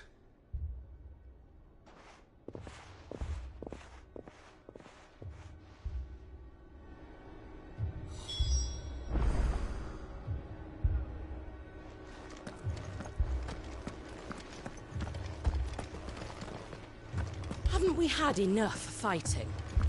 I know I bloody well have. Welcome. If you're hoping for a bed, I'm afraid you'll have to look elsewhere. One of our wealthier patrons has purchased the use of every room, hoping to keep out the riffraff, as he puts it. People take notice of wealthy men. Shouldn't be too hard to track down Karen's collector. My reputation will be ruined! Ruined! Calm yourself, Lord Ignac, I beg of you, before you do yourself a mischief. Pardon the intrusion, but... Out! Get out! I paid for these rooms so I wouldn't be disturbed. Leave me be!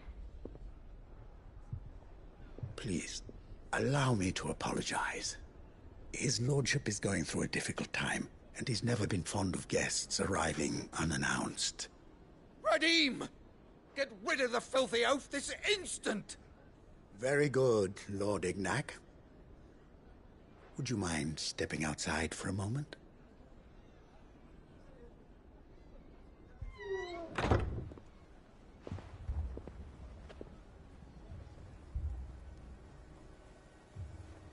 I'm sorry if I've caused you any trouble. That? Oh, no. That's just how his lordship is. Though the morning's events have left him somewhat fractious. He has been dispossessed of his luggage, you see. The thieves also made away with a considerable amount of coin. Coin the innkeeper will soon be keen to collect. I don't suppose a certain blade was among the stolen items. A single-edged sword. It was purchased from a merchant friend of mine. Ah, you know Lady Karen. Yes, I'm afraid it was. Then I'll retrieve Lord Ignac's luggage. But I have one condition. You have but to state it. You are welcome to anything that is within my power to grant. I want an audience with Lord Ignac. A few minutes should be enough.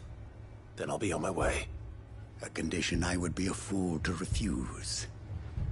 Of course, you shall have your audience. I don't suppose you saw where the thieves went? I did not, no. Though some discreet inquiries made on his lordship's behalf mean that I know where you might find them. The bandit's bed. Every ill-gotten coin in Dalimil is said to pass through that disreputable corner of the Valcroy. And that's where I'm heading. I shall speak to Lord Ignac in your absence, and arrange for an audience upon your triumphant return. That will be very kind of you. Farewell, and best of luck. It's a wonder the Republic tolerates the existence of the bandit's bed. You would have thought a few dozen good men might put an end to the problem. Then again, what commander would want to march his troops to the Valcroy? Poor bastard. Couldn't run because of the weight of his load. We cannot let those thugs get away with this. Hold Sell on. swords are what we I'll need, have my as many as the town can afford. Next thing you know, Natalie'd be offering the bandits bed and board.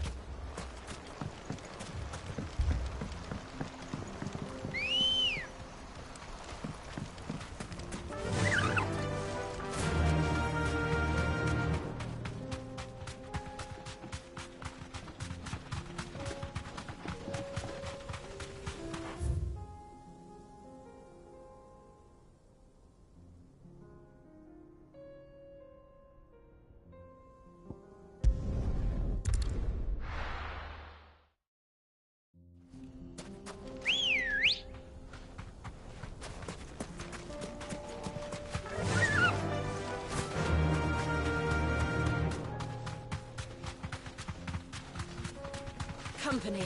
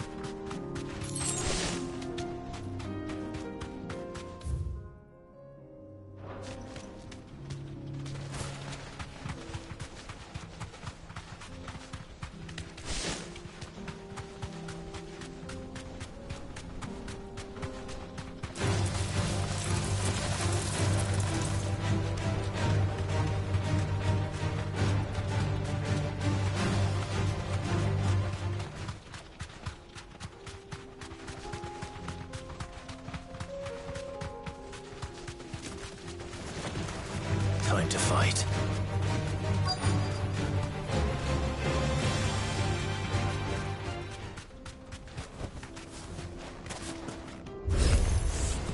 Got company! Come on, lads, let's tear the bastard's head off!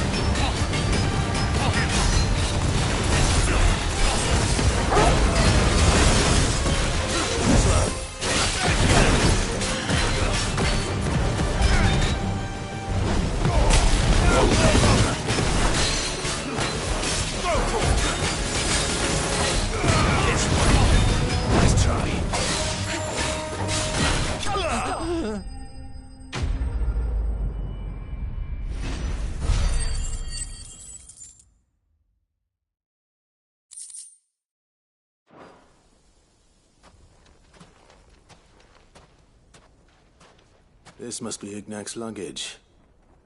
Nothing seems to be damaged. All right. Let's get it back to Dalimil.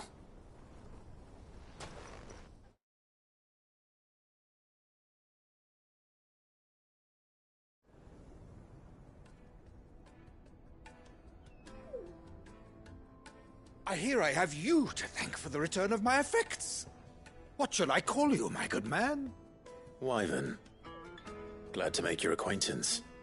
A formidable name indeed. Well, Wyvern, I appear to be in your debt. Redeem here tells me you wished for an audience. Is that all? A few moments of your time should suffice, yes. You're a peculiar fellow, Wyvern. All right, speak.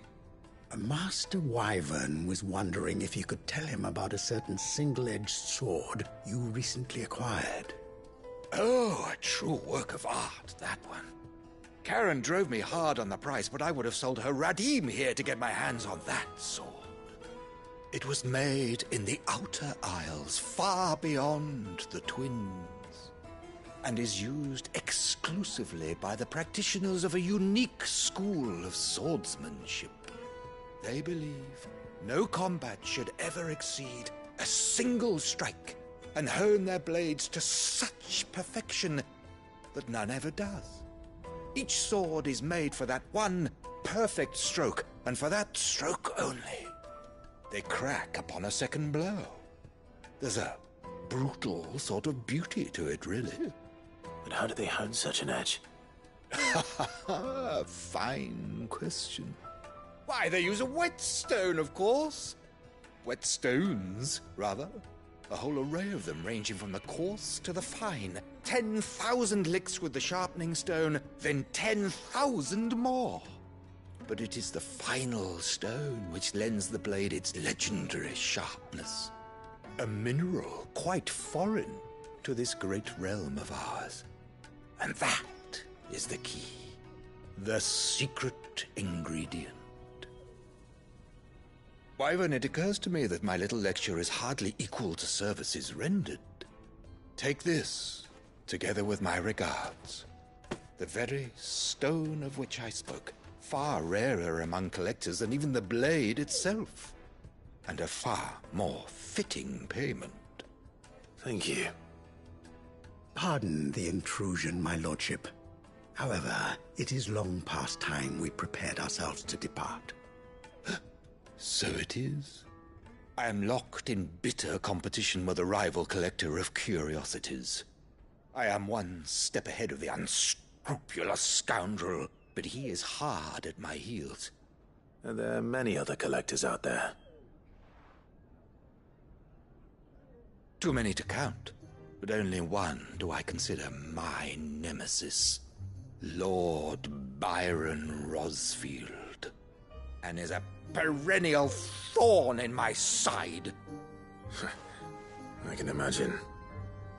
Farewell, Wyvern. May our paths cross again. Radim, we mustn't dawdle.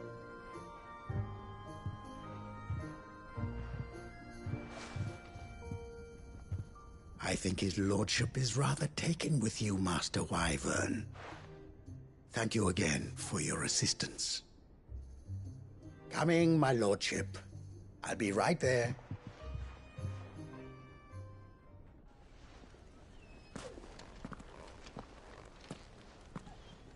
Trust Uncle Byron to find such an interesting rival. Now, let's see what Blackthorn makes of this whetstone, shall we?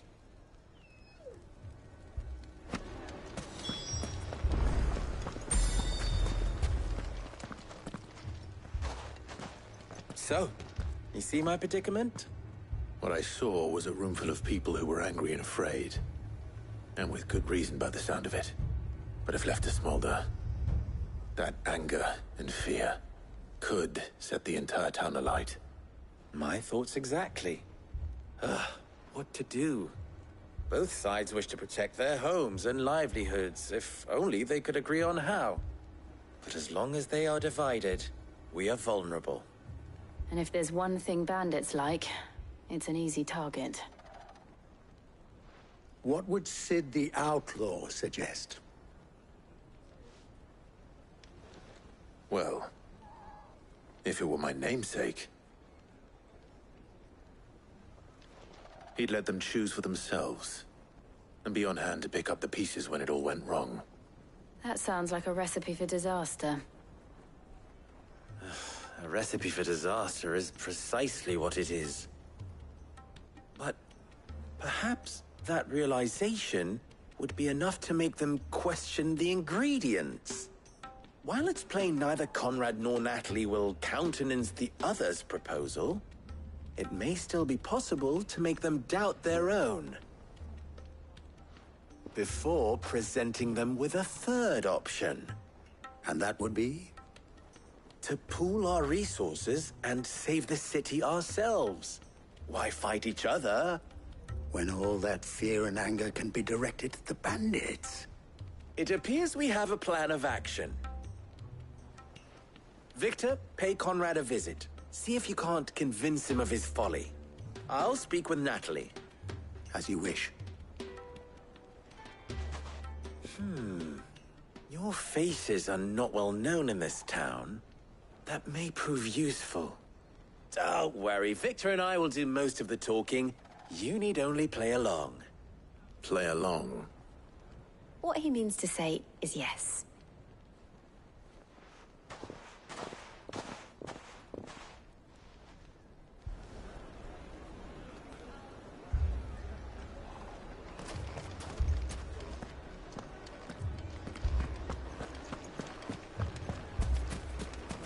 Picture it, Conrad.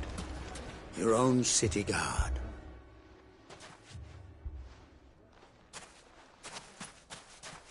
Ah, here she is.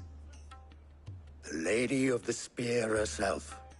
Conrad, may I introduce you to Jane, commander of the Red Wings, the oldest mercenary guild in the Free Cities. A pleasure, my lady. The pleasure is all mine. As I told you, I summoned the commander here from Canver to inquire about a contract.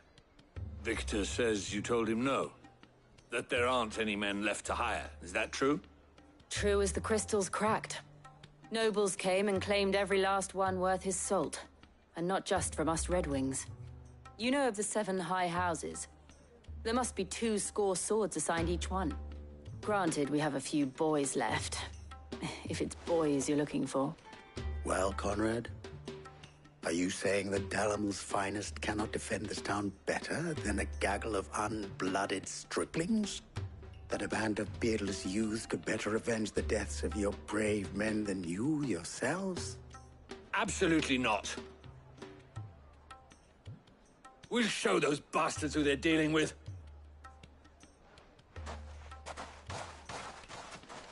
I can't believe that actually worked. Conrad's not what you call the brightest candle in the crypt.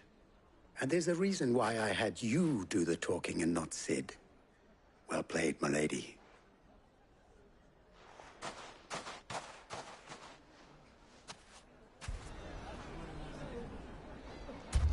Next thing you know, Natalie'd be offering the bandits bed and board. And show these brutes that... I wonder if Conrad has the right of it. We always called on sellswords and the men of the rock to guard our gates before. We don't have enough blades to arm everyone, nor enough physicers to heal the injured.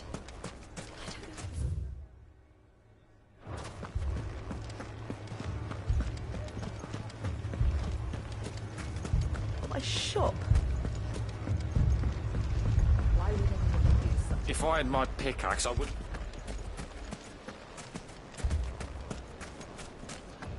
They're not done with us yet. They'll be back for more. What then? Should we leave? I mean, it may still be possible to buy. All this after the last sellswords we paid for proved themselves such reliable souls. You'd have us throw good gil after bad. Never poke a hornet's nest, they say. Conrad's going to get us all killed.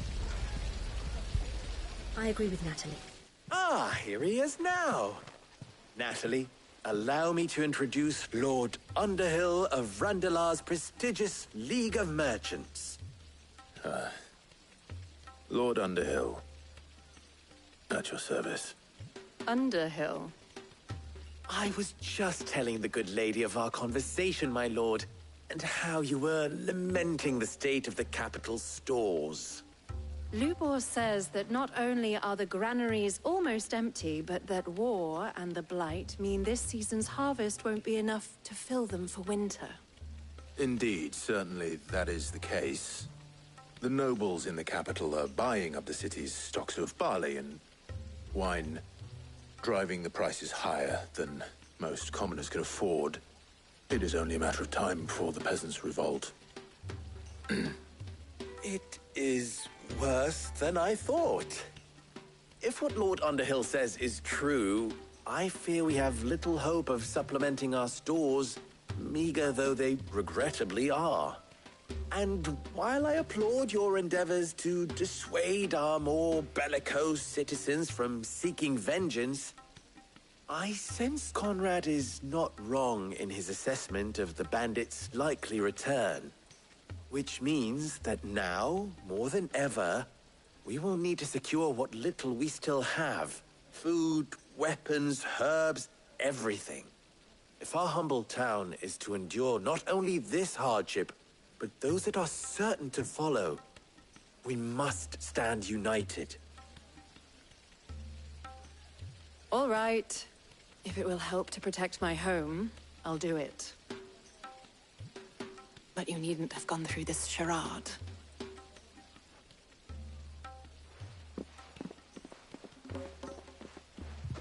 Thank you, Clive. Your performance was nothing if not workmanlike. She saw right through it. I didn't say it was good, merely that it produced the desired effect. Now, my scouts should be returning shortly. Meet me back at the Briar's Kiss, and we shall see what we face.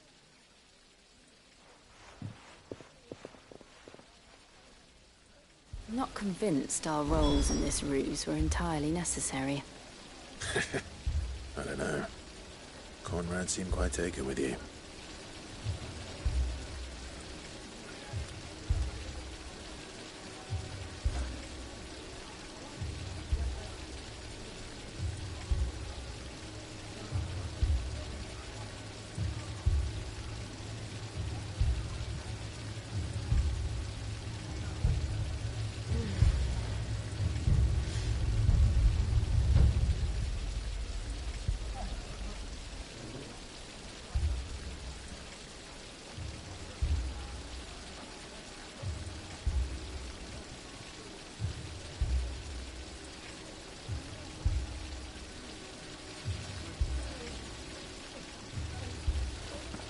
It appears I have no choice but to do what little I can to defend what little we have.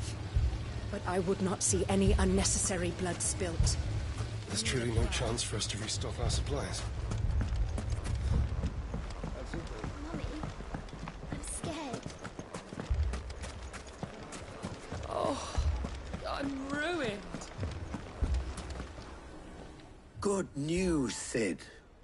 Both Conrad and Natalie have somewhat gracefully accepted their new roles. With time, they may even learn to. Time no longer appears to be the luxury it was before lunch. I take it your scouts found the bandits. Technically, it would be the bandits who found my scouts. It appears they march for Dalimil as we speak. All of them. You're not serious. They don't just want food, they want the whole damn town.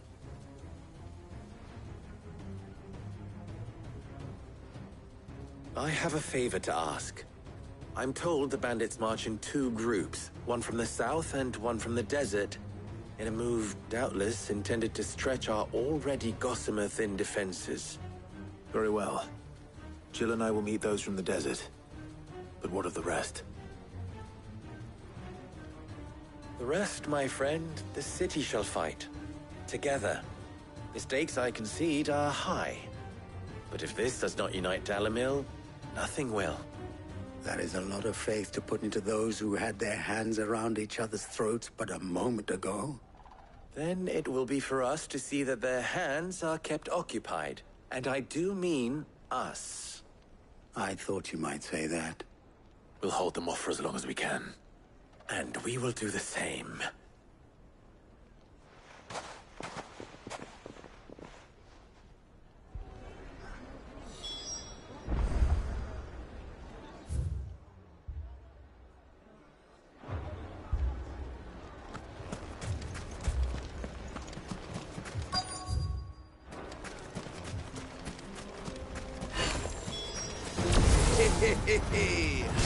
The women folk have come to welcome us.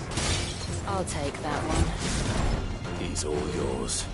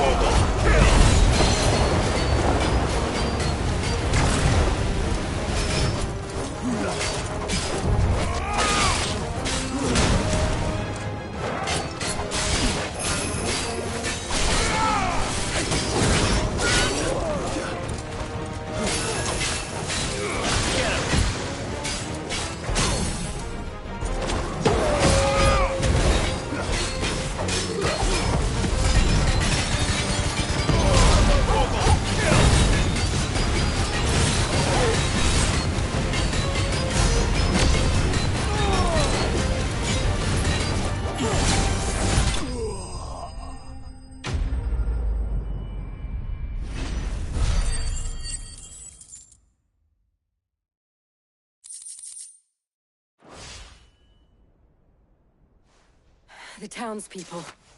Could they have held out? I don't hear any fighting. What do you think? That we should hurry.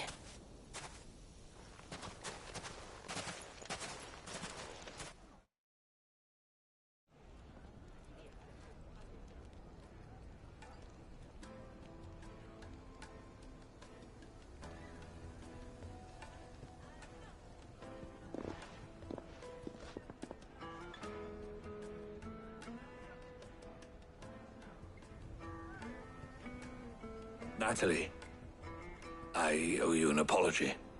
You did well out there. The inn would have been lost had you not held the line. Without you, there would have been no line to hold. You saved us, Conrad. You saved Dalimil. We all saved Dalimil.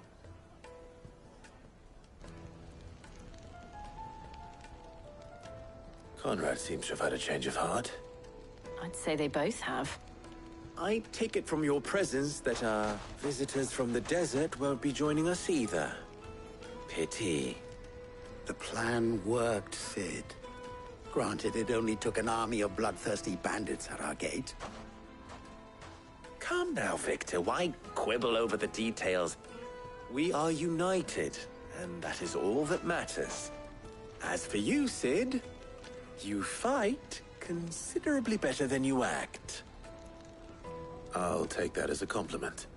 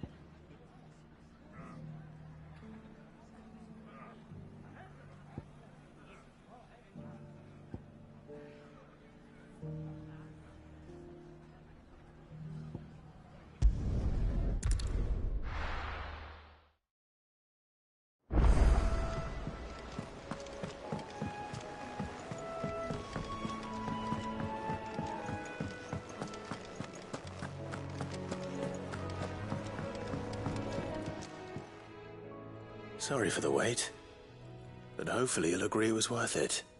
You learned something about that sword, then? I did better than that.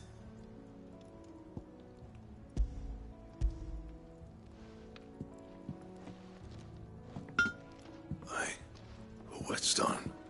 Yes. But not one you'll find anywhere in Valisthea.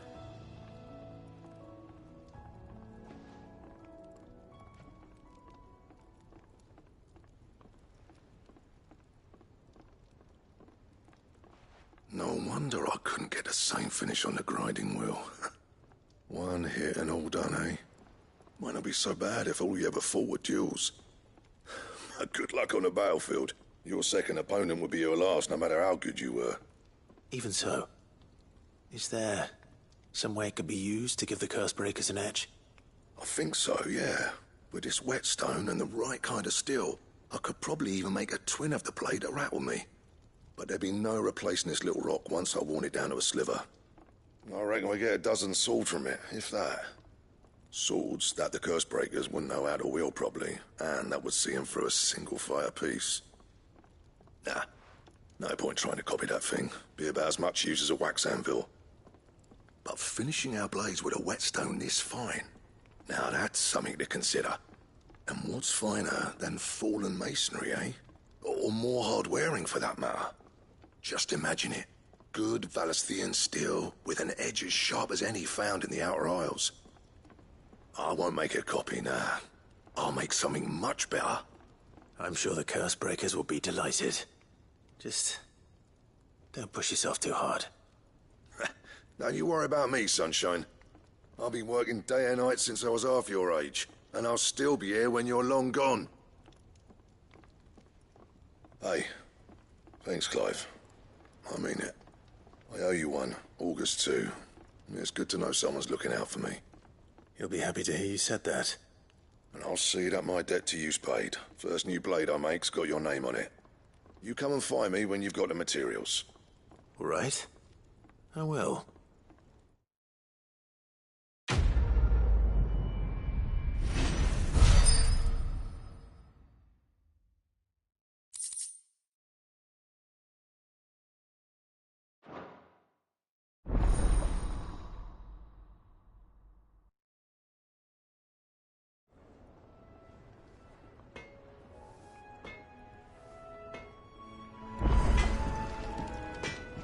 Trouble with your gear, or...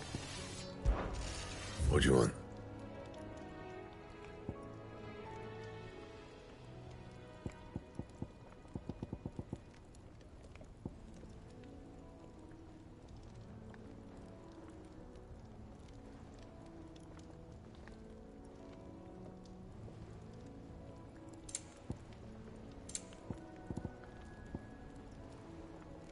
That it? Fine.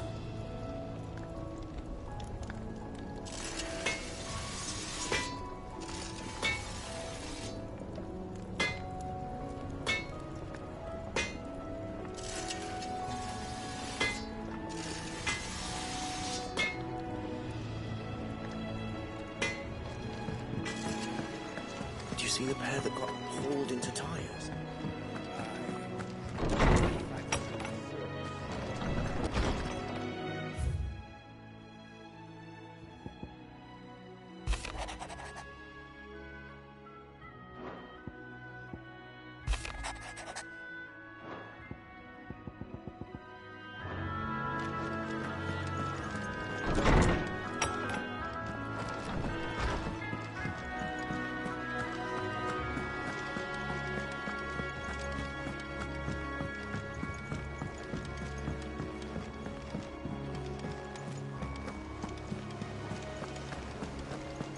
Did you see that? Tell me you saw that.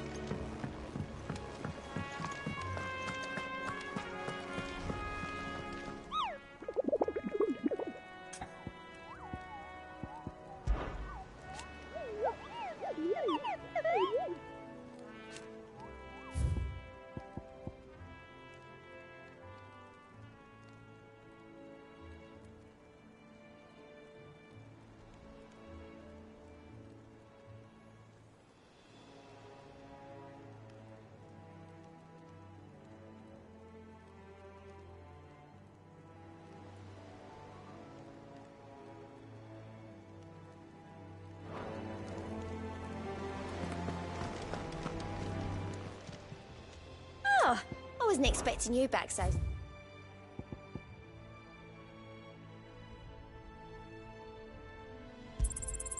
All yours. Best of luck out there, Sid. Fancy a look at the list, do you? Quick look.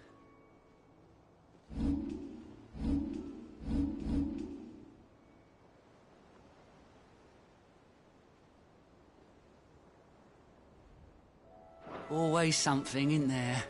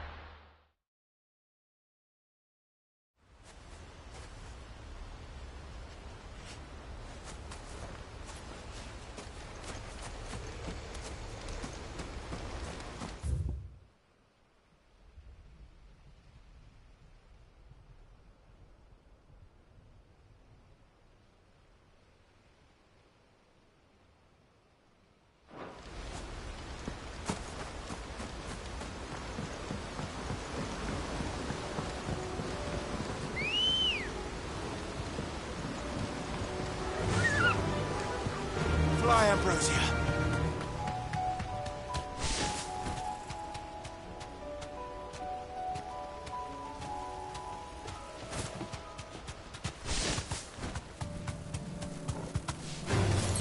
All right.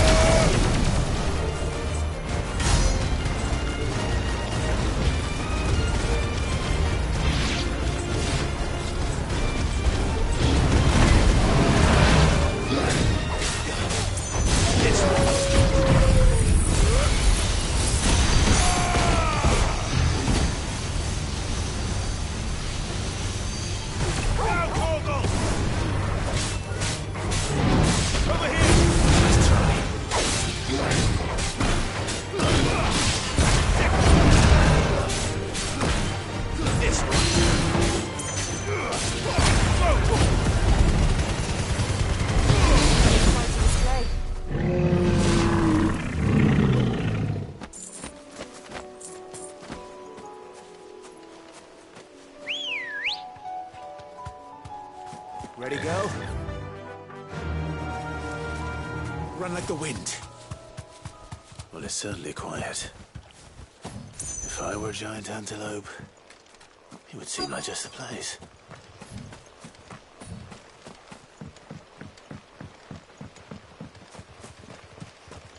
I doubt we'll find one bigger than that.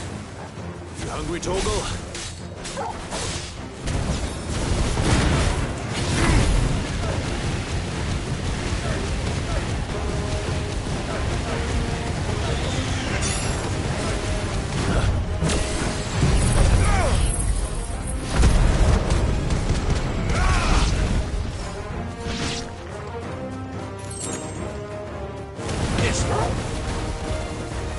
Get him!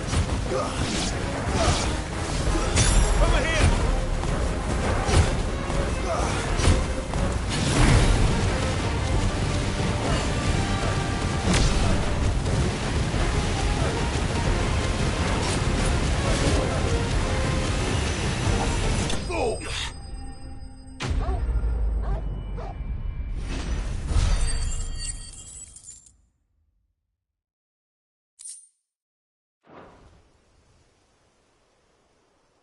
Now,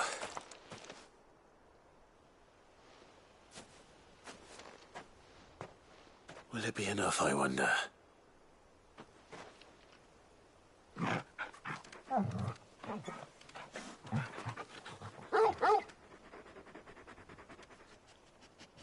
say that answers my question. Which means we owe the lawsmen our thanks. You're just a big puppy, aren't you? A very big puppy.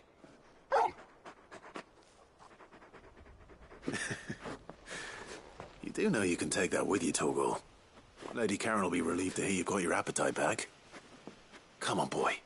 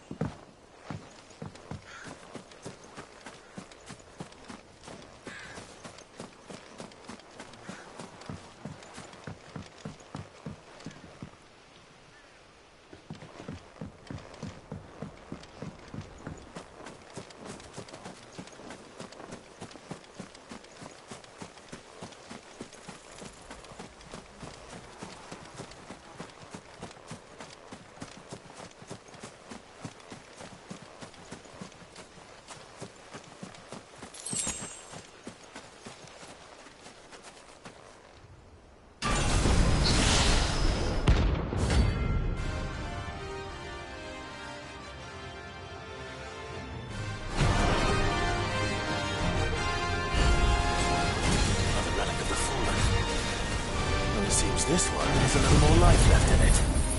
All right then.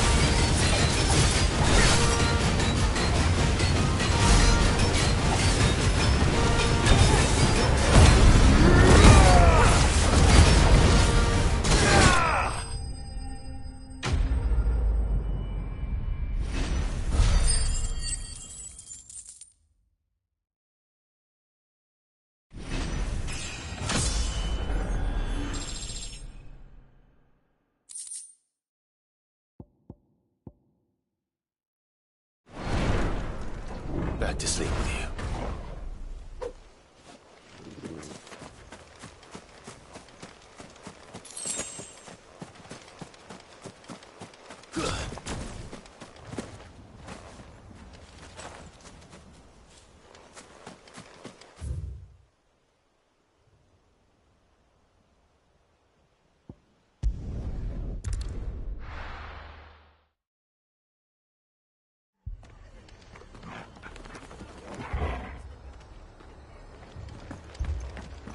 The Akashic attacked us out of the blue.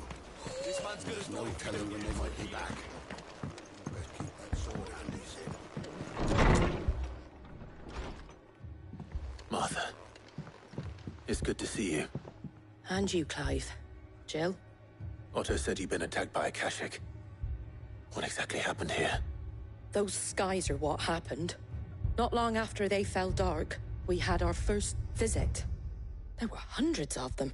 Tried to storm the hell. Only a handful made it up here, but that was more than enough. The rest are still down there now. And while we have a few willing fighters holding them back, they're sorely outnumbered. What do you think, Clive? That we join the fight? I thought you'd never offer. Now, where I need you is the Fallen Gate. That's where the fighting is fiercest. Let the men know you've come to help. Something tells me they'll be pleased to see you. We're on our way.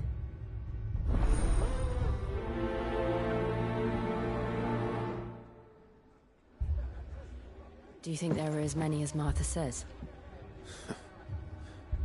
More. If they ain't clawing at the gates, they're climbing up the cliffs near the lift. The lads are doing what they can to keep them out, but unlike the Akashic, they need sleep. Get it, boy!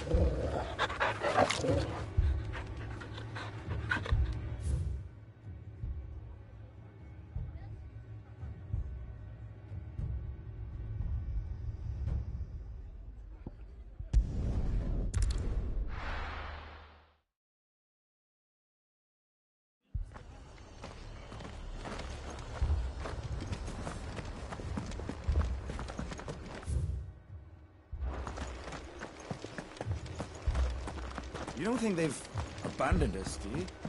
Them not. Not a chance.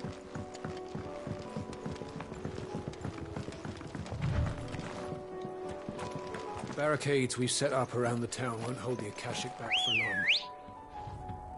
Might buy us a few moments. Ready, go? Yeah!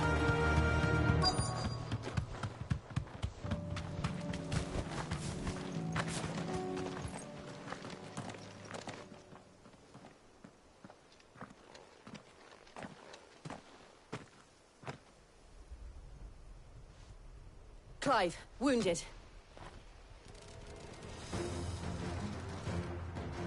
We deal with the Akashic first.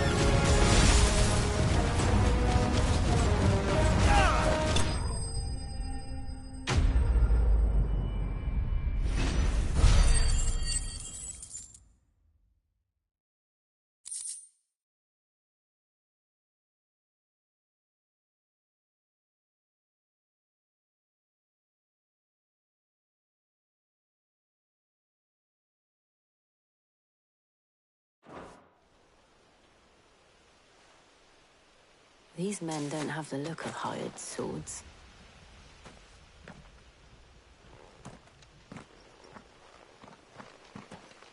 If you've come to rob this place, You are mistaken, my Lord Rosfield. We're here by Madame Martha's leave. How do you know my name? Forgive me, my lord. There wasn't time for introductions. We're with the Guardians of the Flame. Wade's men? But how did you come to be here? Where is your commander?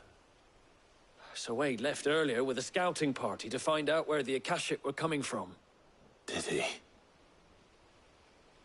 Take your wounded back to the inn. Martha will see you're looked after. We'll join you anon.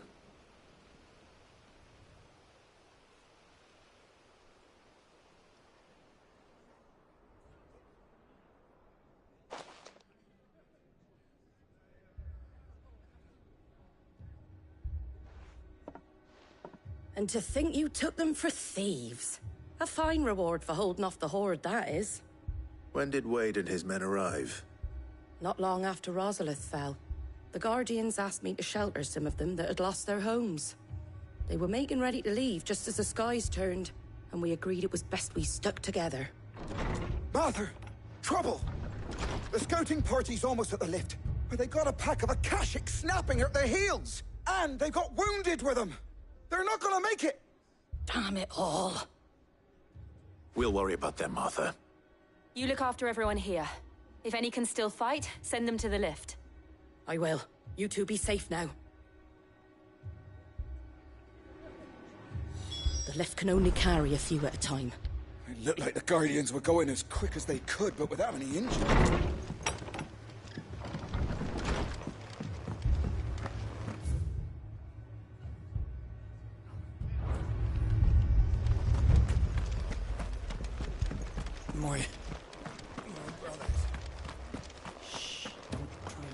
Mad dogs.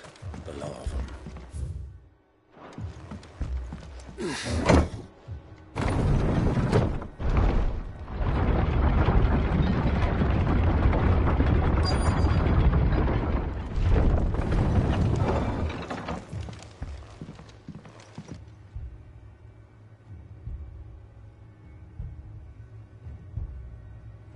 Squire, I need you to get those who can still walk up the lift to Martha's.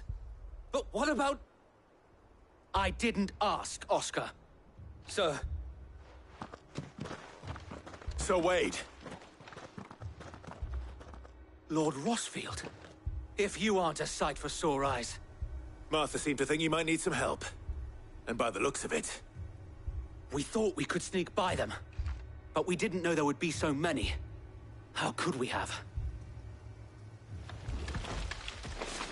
Behind you!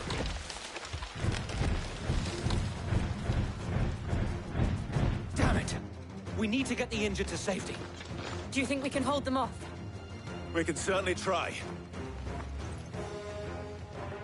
Are you with us, Sir Wade? Always. Then let's do our duty.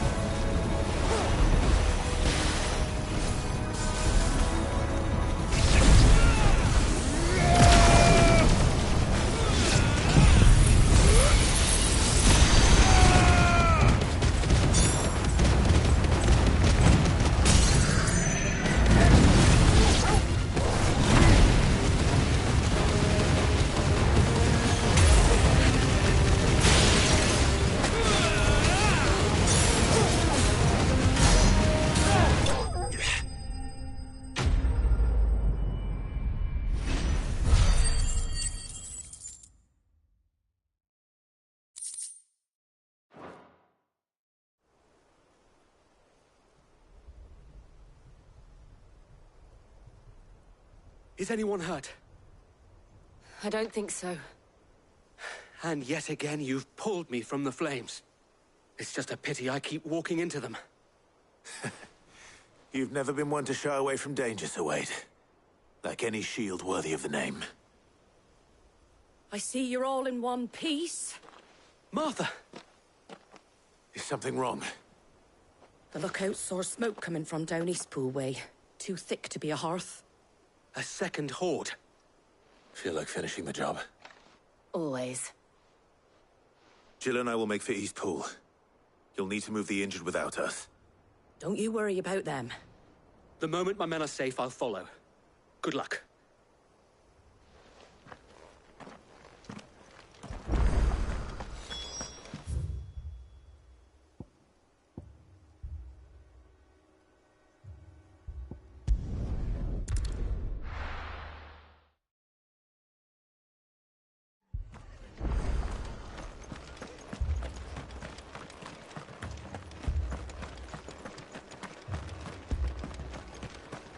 Fiends try to climb the walls here, too.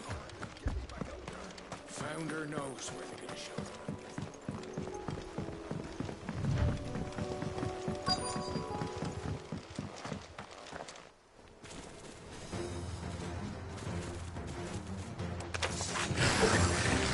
They're headed for the rest. We have to slow them down. Martha and the others won't be ready.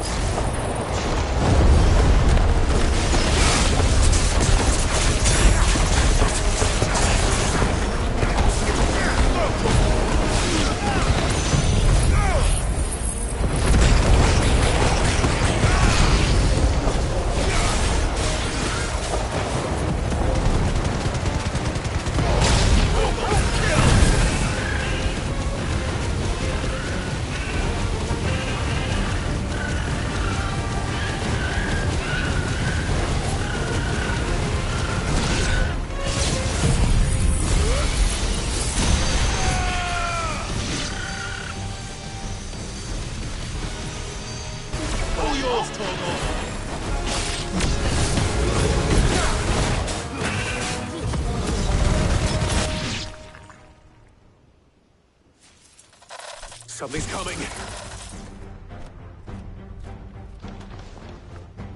Apologies, my lord. Did I miss anything? Only the first round, Sir Wade. Shall we?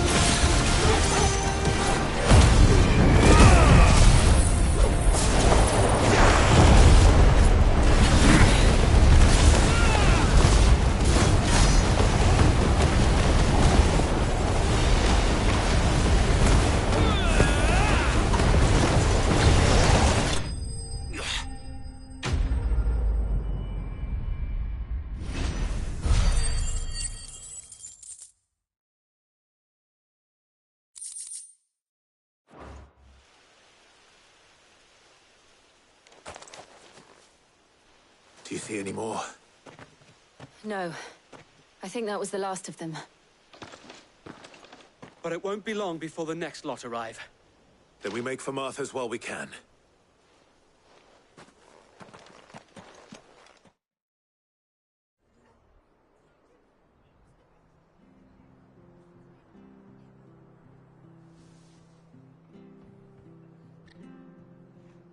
What did you find out there? The same as Sir Wade. Scores of Akashic. Well, wherever they came from, they're gone now. Our lookouts say the lowlands are clear. Hopefully we'll have enough time to lick our wounds. How many of your men were injured? A damn sight less than if you hadn't turned up. Thank you. It was a hard-fought victory. But as long as the skies remain dark, I fear the Akashic's numbers are only going to rise. It's not a matter of if the Horde will be back, but when.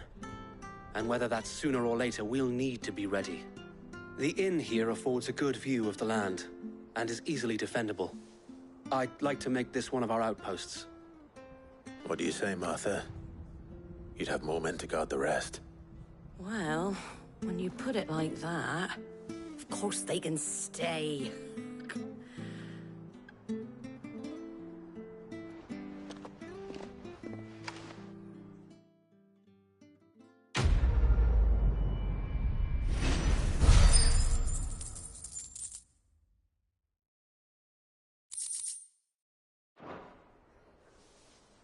My lord, there's someone I'd like you to meet. Oscar, over here.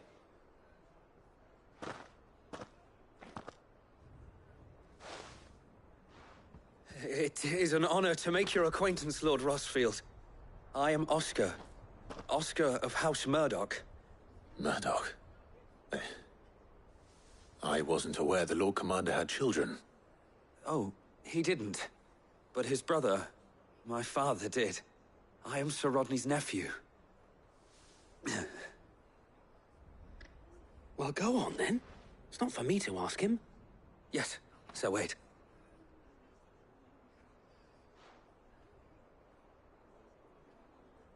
If it please you, my Lord Marquis, might you take me as your squire?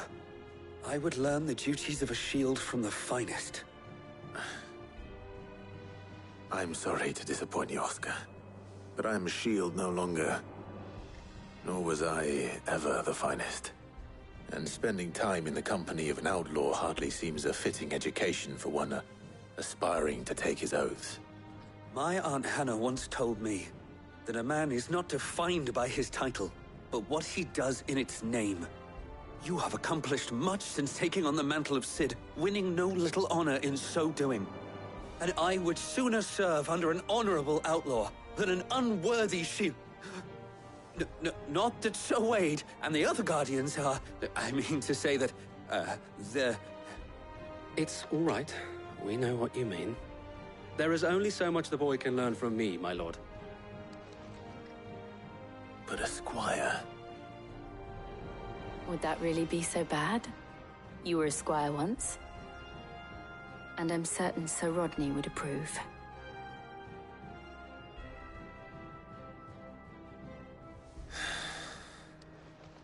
Know that I'll show you as much leniency as your uncle showed me. I would not have it any other way.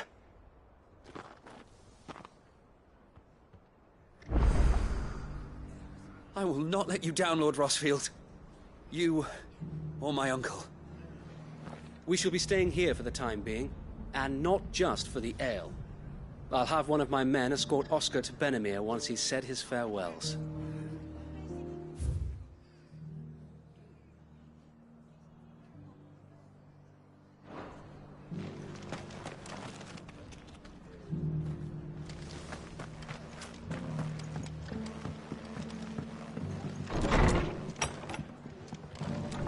Fate seem bent on driving me from my inn. But if they want me out, they're gonna have to try harder.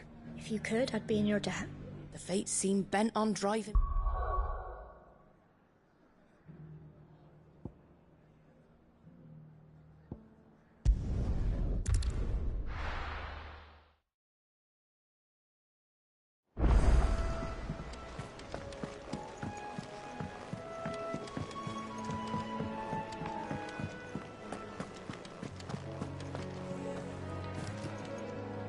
I noticed you and Torgal had gone off somewhere. Take him for a walk, did you? You could say that.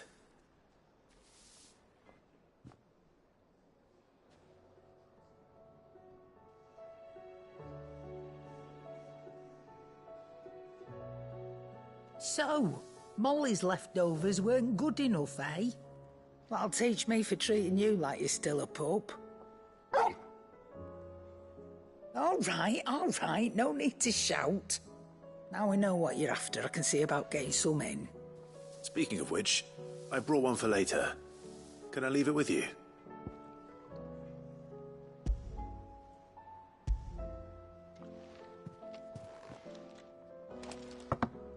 You can, aye. I'm nice like that. In return, you can thank Tomes for me. The bloody know-it-all. I was just on my way to see him.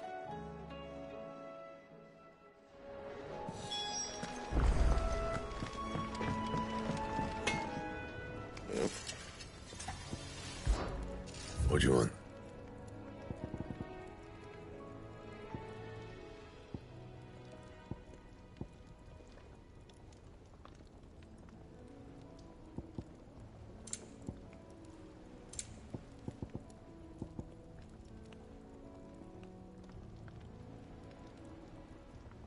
That it? Fine.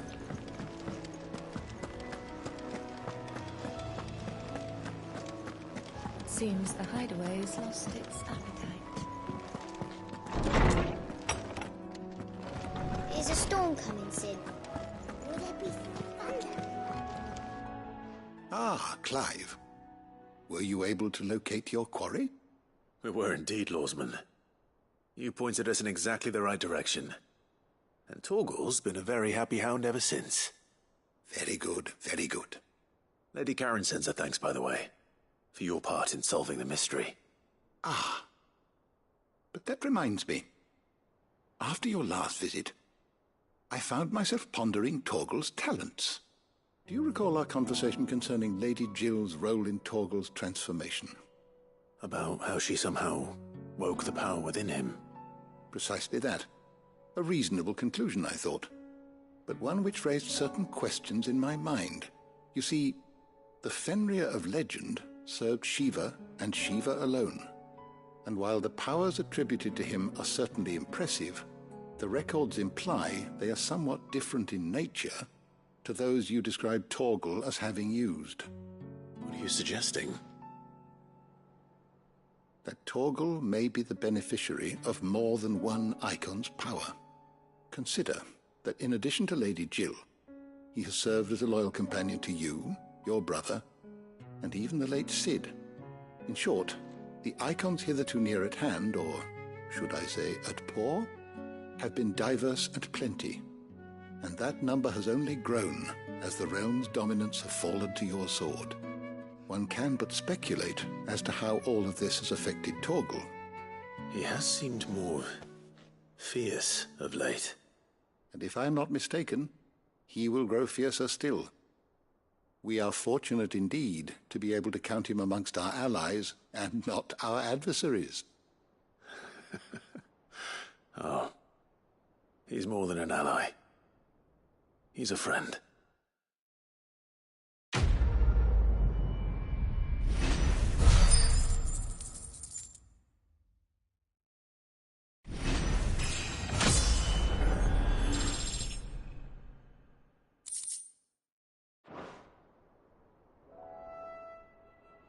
I was wondering when next you'd visit.